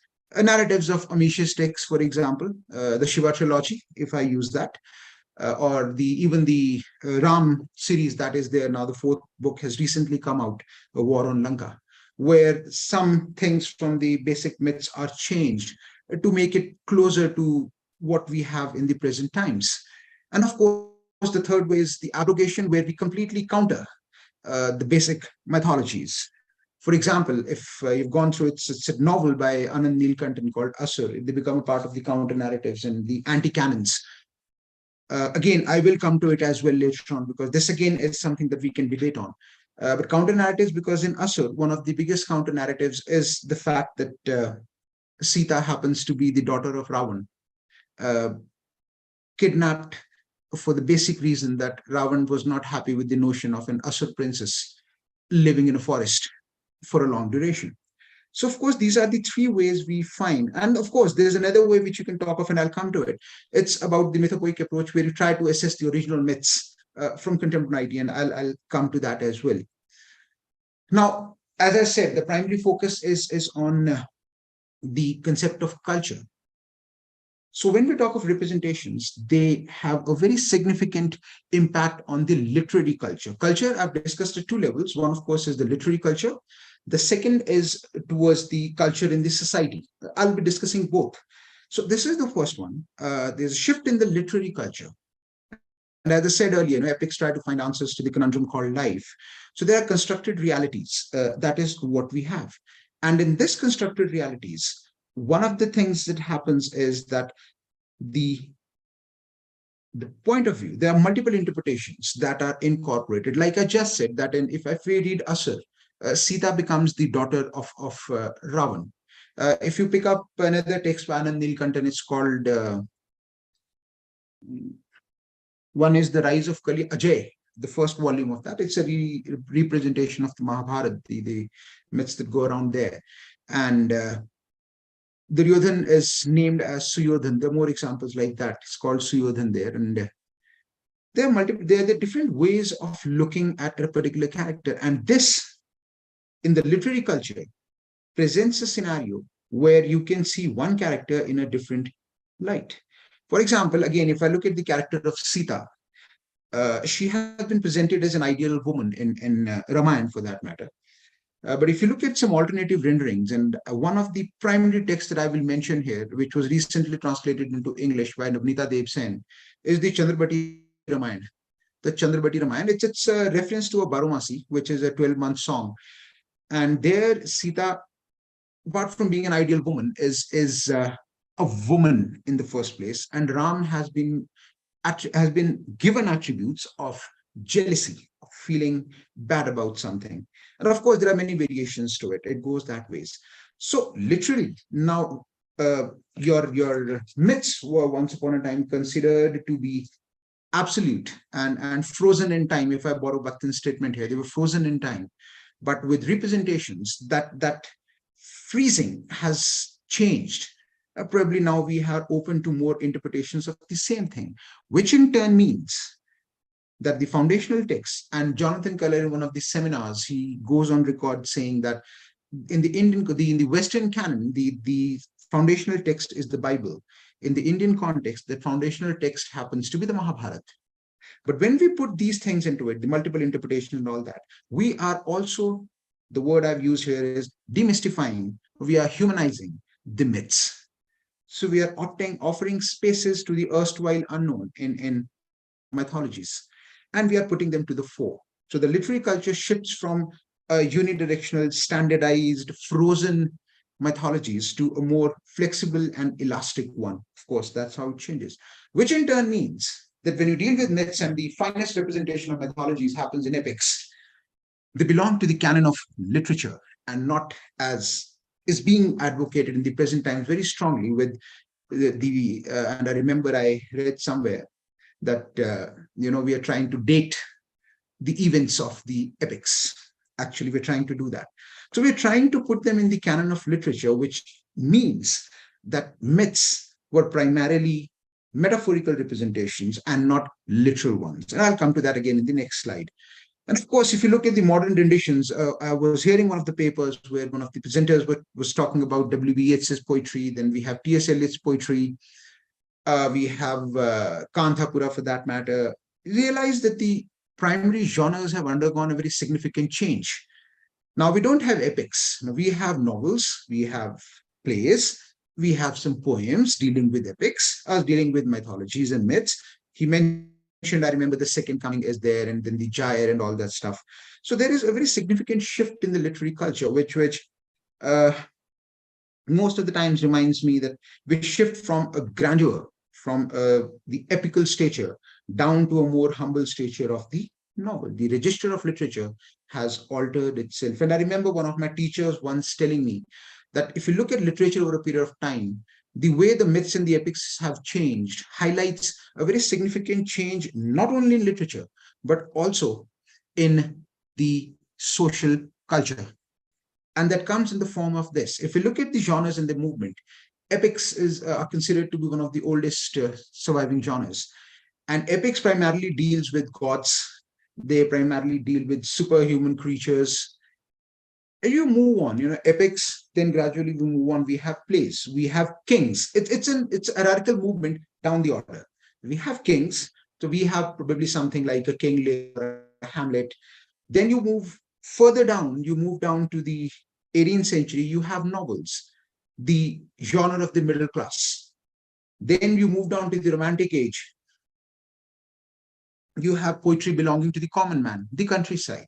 And then you move down into the modern age when the play's drama was revived after the Restoration Age, of course. I remember that line from Prufrock where Eliot says, "I'm not Prince Hamlet, nor was meant to be." So there is a very significant temporal shift, time-bound shift from the heights of the genres down into the small poem like the Baromasi, which basically is an oral form of representation, nothing closer to the epic. But of course, I said myths are oral by nature, but we have shifted downwards. And this, I believe, happens at the back of something very significant. It's a change it represents a change in the culture of lives. From monarchy, we have shifted down to democracy. So from a single ruler or the representative of God, we have shifted down to a system where there is a parliamentary system where multiple people sit down together and they decide on things. So basically, the entire movement of myths and epics also highlight a journey across the way culture has changed over a period of hundreds or thousands of years. So that is something which these epics, the way they have been represented now, and the genre that has undergone a change from epics to the novel or poetry, it highlights that particular shift, cultural shift in the way people have lived their lives over the past many centuries. Again, now I have put the slides in alternative fashion. For example, I deal with myths, and then one theme, then I discuss the cultural implications of that. Now, there are some examples that have been mentioned here. And for me, these are slightly significant because they deal with kind of the, as I call it, the mythopoeic approach, looking at myths from the contemporary lens of contemporaneity or the contemporary lens. When we look back at myths, there are lines of thought which see that these myths were different things. They were not actually what is written in the text. So one example that's mentioned here, you can read it, Mott Green's, the book is Natural Knowledge in Pre-Classical Antiquity. And there's another one, When They Served Earth from Sky. They basically try to give you the, what do I call it, the literary, not literary rather, the literal implication of a particular myth. And they say that these myths basically are renditions, representations, not representations, representations of historical events. So myths are basically metaphors and symbols that tell us something that happened at a particular point in time. That is one of the ways to look at it. So Hesiod's Theogony, which is a story that deals with the creation of the Greek gods, it's been connected to a volcanic eruption, or these stars have been discussed about the constellations, which for me is getting myth closer to the element of science. Initially, we discussed that myths and logos, they don't go together hand in hand. But now if we look at it from contemporaneity or from the modern times, we realize that we can see some science being worked into mythologies. It kind of synchronizes or reconciles the erstwhile faith, something we thought was blind belief, to a scientific order. That is what is done here. So we may not have gods anymore, but we have a logic for events. And this actually reminds me of two very good examples. One comes in even in I remember Asur, it's there, and then even in this the Ram series by Amish, the Pushpak Viman that is there, it's been scientifically explained as something that has got rotors like a helicopter, and then it flies in the sky. Another thing, example that I'm reminded of, where we try to see things or myths in a scientific way, is if you've seen that movie where Amitabh Bachchan is the actor in that, it's called Goodbye, where the wife of Amitabh Bachchan dies, and then eventually they go to Haridwar to disperse the ashes. And then he has one daughter who doesn't believe in the things that the Pandit or the Brahmin is telling them. And gradually, the Brahmin, he talks the girl into telling things. I remember one incident where the girl says, hum paun kyun chhute? It makes no sense. And he says, the energy from the hand, if you touch the head, goes straight into the pituitary gland. And that's the reason we do that. Then myths are stories that somewhere try to connect your things that you do to a reason. That's what they normally do. And if I look into the implication, there's something very interesting here. When I look at myths in that way, that they are not literal, but they are symbolic and metaphorical, I look at the entire culture of antiquity in a different way. And it begins with the first very basic thing. I told you initially that the word belief is something that I will counter. And this is the idea that myths are not essentially blind beliefs. They are primarily something that tell us that the past had its own logic and ways of looking at things. And this is not something that I am actually inferring out of myths, but Levi-Strauss, he says that he believes that myths are primitive, and yet they are rigorously intellectual, that they tell us that the ancients thought differently from the moderns, but of course, they were highly intellectual in what they thought. He says primitive thinking is based on concreteness. It's based on concreteness. And here I remember a very good example, and I was watching Robinson Crusoe's, Daniel Defoe's Robinson Crusoe the other day, and there's a very good scene in that movie where Friday, the colonial, where Robinson Crusoe lands up. He's talking, and he says, you should believe in Christ. And Friday, the tribal there, the aboriginal or the native, he says, where is Christ? You need to show me where he is to believe in him. And Robinson Crusoe says, no, you cannot see him. You just believe, in him. And he says, no, I'll show you my God. And remember, he takes him to a lake and shows him a crocodile. And he says, God, I can see my God. And he says, kill God, eat heart, you become brave. Broken English, obviously, but then he tells it in a very concrete fashion. So Levi-Strauss believes that primitive thinking was different from ours. It does not mean that it was, outdated or inferior in any way. So it basically tells us how, and I've written this here from Devdutt Patnaik, it tells us how our ancestors imagined the world. How did they see it? It also affirmed that the pagan belief of life, the pagan religions, were ritual-based and not belief-based, because it answers a lot of questions for us. And continuing in this light, somewhere down the line, believes Max Miller that the ancients made a mistake when they shifted from believing that myths and mythologies are not metaphorical, but literal by nature. And that is where myths started becoming factual, in single quotes, historical by nature. And that was a misrepresentation where the culture changed. And that has continued for a very long time, where we are obsessed with the idea of factualizing myths and mythologies and the stories based on them. So this is one cultural implication of representations. Another one, and these are quotes from, of course, we know Shiva trilogy is Amish, basically. Both these quotes belong to Amish here, and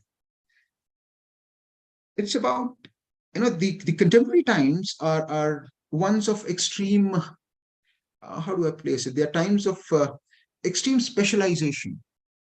And if you look at the entire construct of theories that we have, the criticism was completely different. It basically dealt with the basic notions of entertainment with education, and you try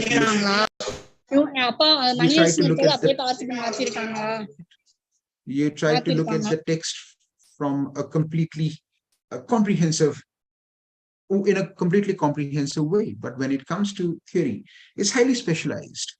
You have a particular theory being applied on a text, and a particular set of meanings come out. You change the theory, another set of meanings come out.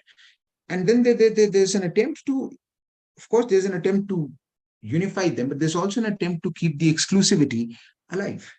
And that is the reason why in the contemporary times, I should say, in the recent years, the 20th century was the age of specialization. In the recent years, in the 21st century, there has been an attempt towards, there is an attempt even in NEP and all these things towards multidisciplinarity, where we want to connect one thing to the other. And if you look at these representations of myths, we realize that they take us back to that basic notion of universal values and questions that are answered.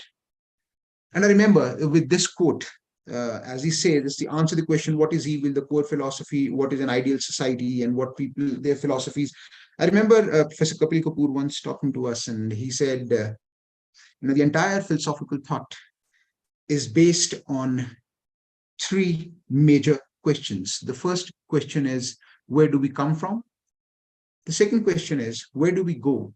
The third question is, what do we do when we are here between being born and dying? That's the entire core of philosophy. And when we look at these representations, we realize that with the old myths, the notion of that universality has come along. And this connects us also to a commonness, which basically psychoanalytical approach, somebody like a Freud tries to do. We try to find a commonness among peoples and cultures. I was reading an interview by Amish somewhere, and somebody asked him, he said, you wrote the legend of Suhail Dev, and what exactly are you planning? He said, I have left clues in that text that will take me to the Greek mythologies. So probably I'm planning a text. I don't know if that comes out or not, but this is what he mentioned in an interview. And as I said, I belong to the divine world. I belong to Kullu primarily. And that point, if somebody has been to that place, and the Shiva trilogy reminds me, there's a place called, this temple called Trilokinath, and it's near Udaipur, not the Udaipur of Rajasthan, obviously, but there's an Udaipur. If you get across the Atal tunnel in Manali and you reach Lahore, you go towards Kelong, and then you take a left from there, you reach the Trilokinath temple. It's a wonderful structure where the outer chamber is dedicated to Buddhists, and the inner chamber is dedicated to Lord Shiv. And there are the Buddhist monks who are actually reciting their mantras and playing with that device that they have in their hands. And they are reciting their Buddhist mantras, while inside the Pandit is performing the Shiv Puja. That is what is happening there. In fact, if we look at the Shiva trilogy, the ending of Shiva trilogy is that the Buddhist monks are the new cult of Shiv. And that is why Mansarovar, the holy place where Kailash is worshipped both by Buddhists and by the Hindus, for that matter. So these representations take you back to the core. And he says, Amishan in one of the interviews also said that if the entire philosophy is not understood, then the purpose of writing these representations fails. It's not how this happens. So the universal is brought back to the fore with these representations of myths and mythologies. Of course, we know if we look at these representations largely, for example, I mentioned Shikhandi is one of the texts, then there is Shakuni as well, that's another text. We have texts on Karn's wife, we have texts on Karn himself. If you read New Historicism, and there is an essay which is called History and Anecdote, and there are so many anecdotes in your original myths, in the real myths. Like, for example, two very prominent anecdotes that come across are, and again, this is open to debate, but still, one is that of Eklavya in the Mahabharata, and then one is of Shambhuk in the Ramayana. These are ruptures in that homogeneous order which is presented through myths, where these characters are at the margins, at the fringes, and not offered ample space.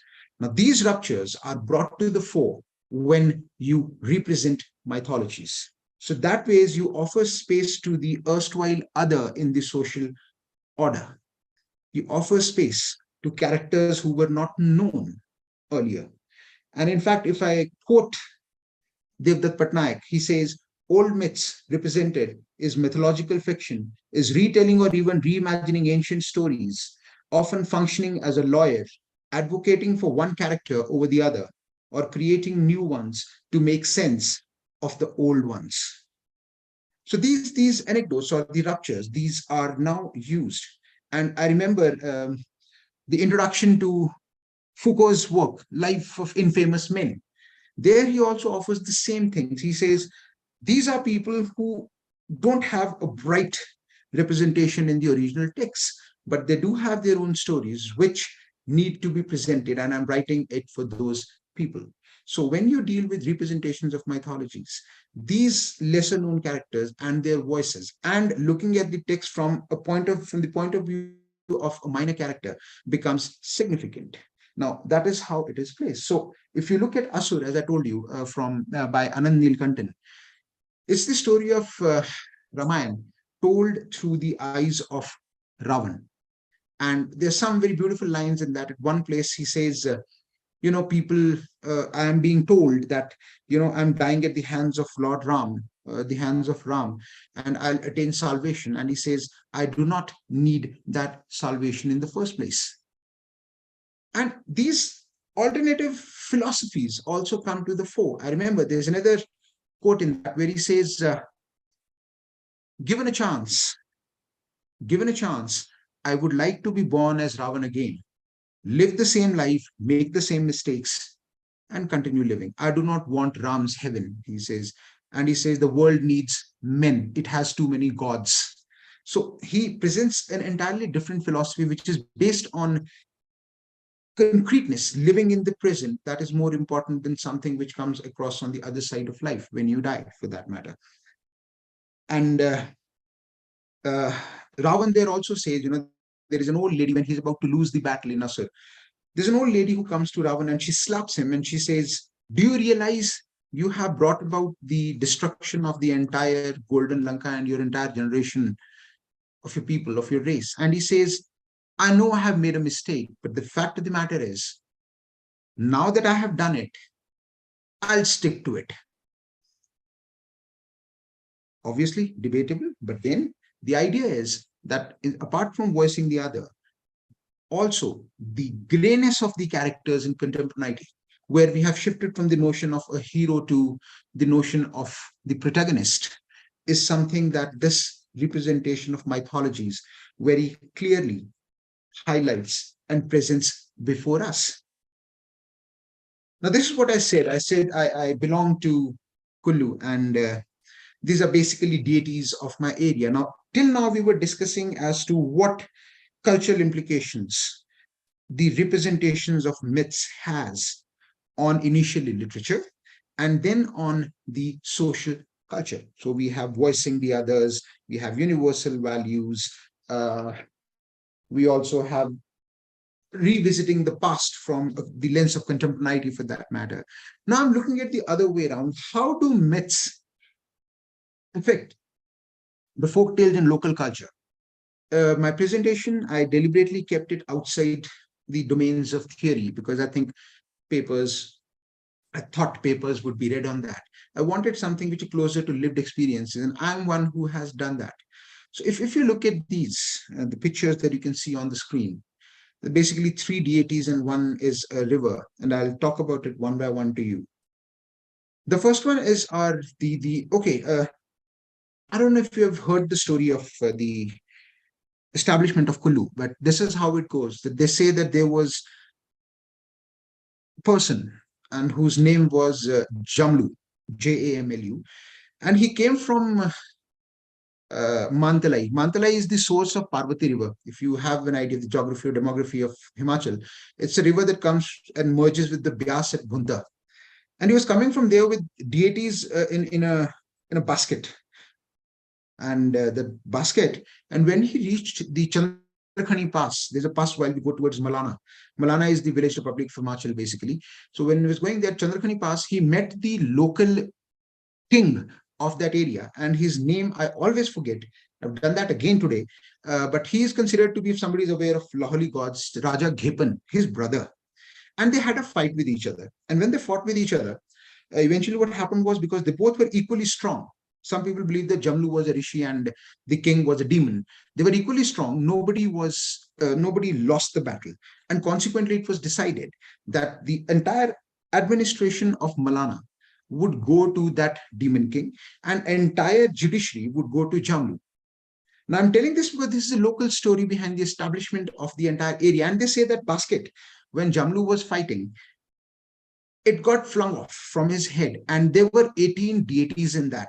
And if you know, Kullu is called the place of Thara Kardu. Kardu is a abhransh hota hai, it's a distortion of the word basket in Sanskrit. And these 18 deities spread across Kullu.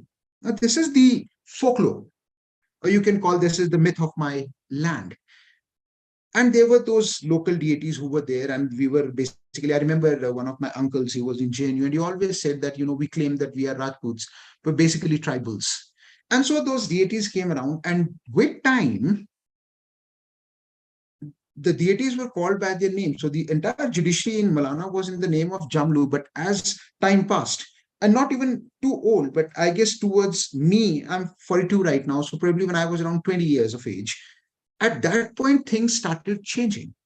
Now, certain people came up with the idea that Jamlu is Lord Jamdagni, the reference we find in the epics.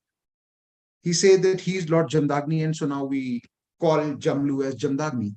The one to your left is one of those deities who fell off from that basket. And he has a temple, the god has a temple dedicated to him near Banjar at the top of the mountain. And he is called Shringarishi. Again, Shringarishi is a reference you find in Hindu and Buddhist scriptures from around 1st millennium BC. The fact of the matter is, for my grandfather and even for my father, he was never Shringarishi, he was Kirni, because Kirn is the place where his temple is situated. He was a local, I don't know what to call him, because half of the people call him a rishi, half of the people call him a demon. Because if you move towards the last picture, it's called Raktisar. Sor means lake, obviously. Rakt means blood. The water from this river flows red for a very long time, for a very long distance before it gets merged with the waters from other glaciers. I've been to this place. It's a trek of 60 kilometers one side. It is said that Shringarishi or Skirni was a demon who was killed by Brahma at this place. And Brahma was the deity of the village nearby, because they came from Rampur Bushahar, which is a kind of a developed area in Himachal. So for half the people, Skirni is a demon. He's not a rishi even, but we have connected him to the concept of Shringarishi. Similarly, the other one is, we call him Balunag because he has a temple at Balu. And the irony is, now we have countered it, or rather we have placed him to be Sheshnag, the one on whose head the world is standing. There's no connection. If you talk to the elders of the village, they don't know these connections. Similarly, this is our local deity, Pujalika Mata. Now she is considered to be the incarnation of Durga. So we have had a very increasing knack of what do we call it? Mainstreaming the local traditions, which I think is not a very healthy practice. I believe the culture of Kullu is still safe somehow, because the tribal rituals, the local rituals, are still strictly adhered to. But the nomenclaturing has changed the way people look at the tribal worlds. So there's an increasing tendency of putting mainstream myths into tribal lives, which is in a way imposing the mainstream, in this case, Hindu belief, on a pagan belief. It's the beginning of a trend which could eat into the very core of tribal and folk culture. This is something you need to think over. Now, initially what I said, and I'll finish with 3 more slides, I guess. The new myths, as we call them, are these actually new? This is a debate, and I'll leave you with these 2 questions, which are partially even rhetorical. Because Devdutt Patnaik's, this is Devdutt Patnaik's quote, and the other one he refers to is the myth of human rights. And he says, if we start breaking the new myths that are there, you find that the back of it, they are almost like, the structuralist approach we find, or the mythopoeic approach. At the end of it, we find one of the original myths working around the new ones. So the question is, are the new myths actually new, or they are just a time-bound, culture-specific representation, again, of an original myth, which was wider and more universal by nature? So this is one of the questions that I'll leave you with. And the second one, which is more important for me, is this. How do you define contemporaneity when it comes to representations of mythologies? I belong to Kullu, of course, so I'm aware of the fact that there is a Laholi Ramayana, which is still in its oral stage. Probably 1 or 2 little translations might be there, but I'm not very sure of it. And then there's the Dogri Ramayana. And these are texts which have traveled with us over a very long period of time. If you look at the second category of written texts, Chandrabhati, 16th century Bengali poet. I remember when Chandrabhati's Ramayana was translated by Navneeta Dev Sen, she said in an interview that, when I went to different places, I heard the women singing the Baromasi. And I realized that they're singing stories from Ramayana, of course, adapted, adopted, abrogated. She's hearing stories from the Ramayana, but the women don't know it. And this also reminds me of 300 Ramayans by Ramanujan, where he says that in India, we don't read the Ramayana, we just know it. So, and these are old texts. Chandrabhati's Ramayana goes to 16th century. Mola Ramayana is another one. The English translation is still awaited. It's somewhere around the 15th century. The Jaini Ramayana by Vimala Suri is around 3rd century BC or 4th century CE. And the most significant is Bhas, a writer whose works were found towards the beginning of the 20th century, around 1912 or 13. There are 13 plays attributed to him. Plays, dramas, basically. He's considered to be the father of Sanskrit drama. Ironically enough, he has himself incorporated so many variations that it's almost like, the very father of Sanskrit drama is flouting the norms of the Natya Shastra, for that matter. And there are 2 plays in which Krishna is the hero, of course, Then there are some other plays which are re-renditions or renditions or renderings or readaptations or representations of Mahabharata and Ramayana. One of them which is extremely significant here is there's a text called Panchratri, where towards the end of the text, Duryodhan or Suyodhan as he's called there, actually gives half of the kingdom to the Pandavas, because that incident where Dronacharya told him that he needs to give it back, and he says, if in 5 days you can find them, that is the story of the Agyatwas, if you give me some news in 5 days, I'll give them half of the kingdom. And they find about these people in Panchratna, 5 nights. And Duryodhan says, I'm man of my word, I'll give them half of the kingdom, which takes away the very basic principle of war from Mahabharata. Then there is another text which is called Urbhangam. Uru basically is thigh. Bhangam is the shattered thigh. And there's the story where Bhim and Duryodhan have that mace fight with each other. And Duryodhan dies towards the end. And he has a very graceful exit in that. Then you have another one which is called Karn's Burden, where Karn gladly gives his armor away and does not want to take the spear of Indra, which in the original Mahabharata, he actually demanded that. And he says, I don't need it. So representations are not something which are new to the Indian domain of literature. There's something that have continued right from the beginning. In fact, the very father of Sanskrit drama has adapted the myths, and he's even abrogated the principles of Natya Shastra when he has written these.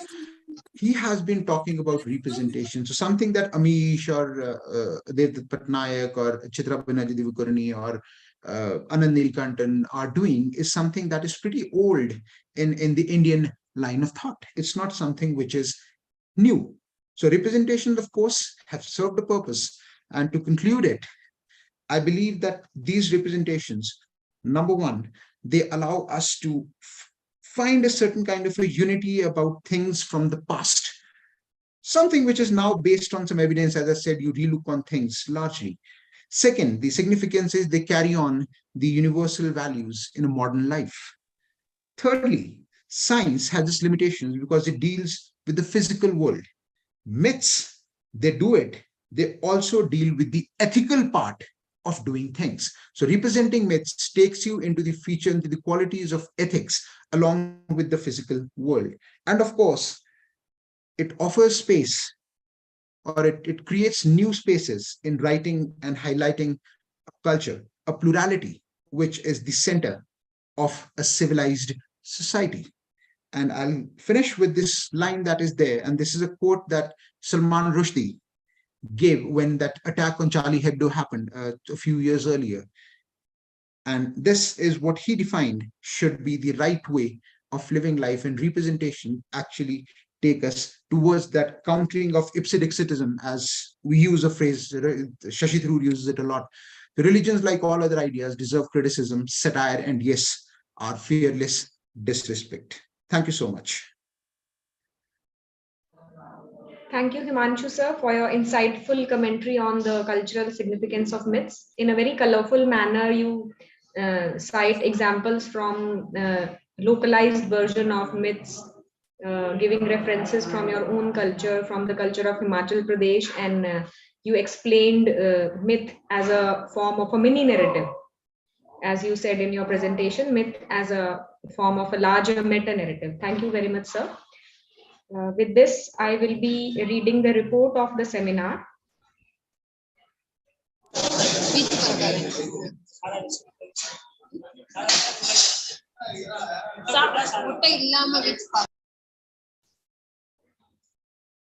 The seminar started with the lamp lighting ceremony.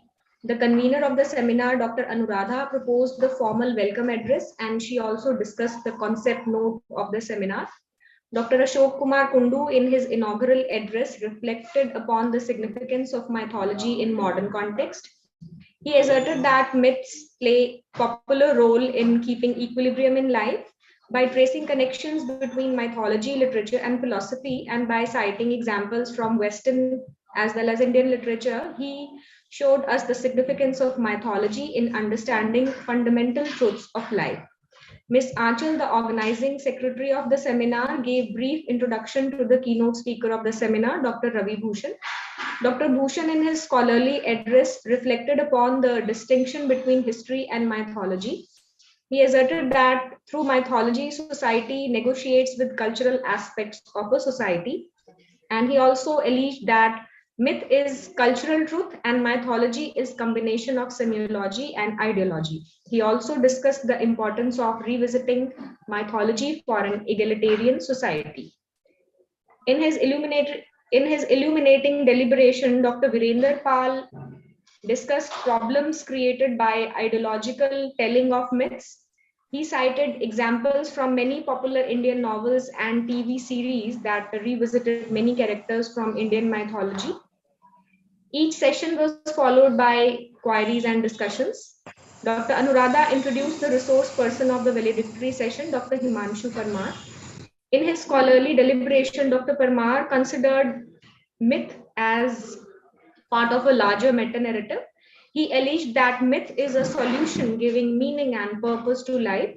He also deliberated on certain modern myths like the myth of the American dream. He also pondered over philosophical questions revolving around myths like what is evil and ideal society. In his illuminating presentation, he gave many examples from local culture of Himachal and explained the significance of myths in explaining fundamental questions of existence. In the end, I would like to share that in the seminar, overall 60 abstracts and research papers were received for discussion and deliberation across the country. Now, I would invite Ms. Aanchal to propose the vote of thanks. Thank you, Monica ma'am. I deem it a great honor to propose the vote of thanks on this one-day national seminar representing mythology in contemporary literature, organized by the Department of English under the aegis of Director Higher Education Haryana.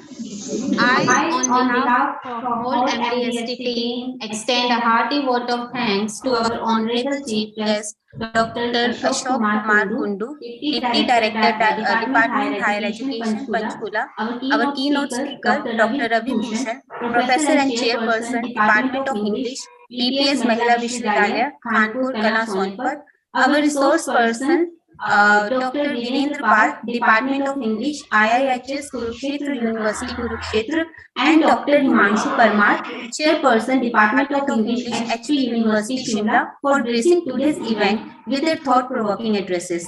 I would like to express my profound gratitude to the organizers. First of all, the head of our institute, our worthy, dynamic, and beloved principal, ma'am, Dr. Kiran Angra, whose exemplary vision is the foundation of the seminar. I also thank Dr. Anuradha, the convener, Dr. Monica Dino, the co-convener of this event, who have left no stone unturned in organizing today's event. We are also thankful to all the participants who have turned up in such great numbers. A special thanks to Dr. Sanjeev from Government College Narayangarh for all his support and guidance in organizing this event. Once again, I thank all of you for your cordial cooperation. The feedback link has been shared in the chat box. Participants, please fill the feedback link to get your certificates.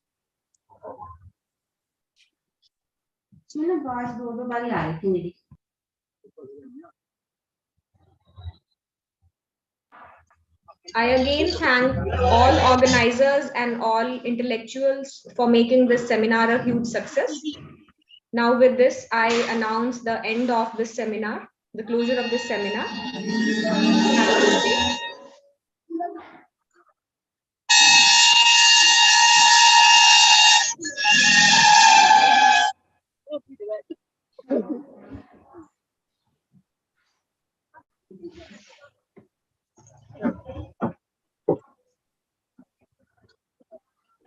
Hello. Hello. Who is speaking? Ma'am, how can we get the certificates? So you will get your certificates on your email. Okay. Are we supposed to fill feedback form?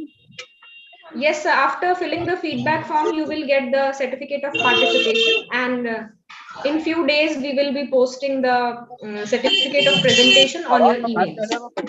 Where shall we get the feedback form, ma'am? So the feedback form is shared in the chat box. Chat box. Okay, ma'am. Thank you.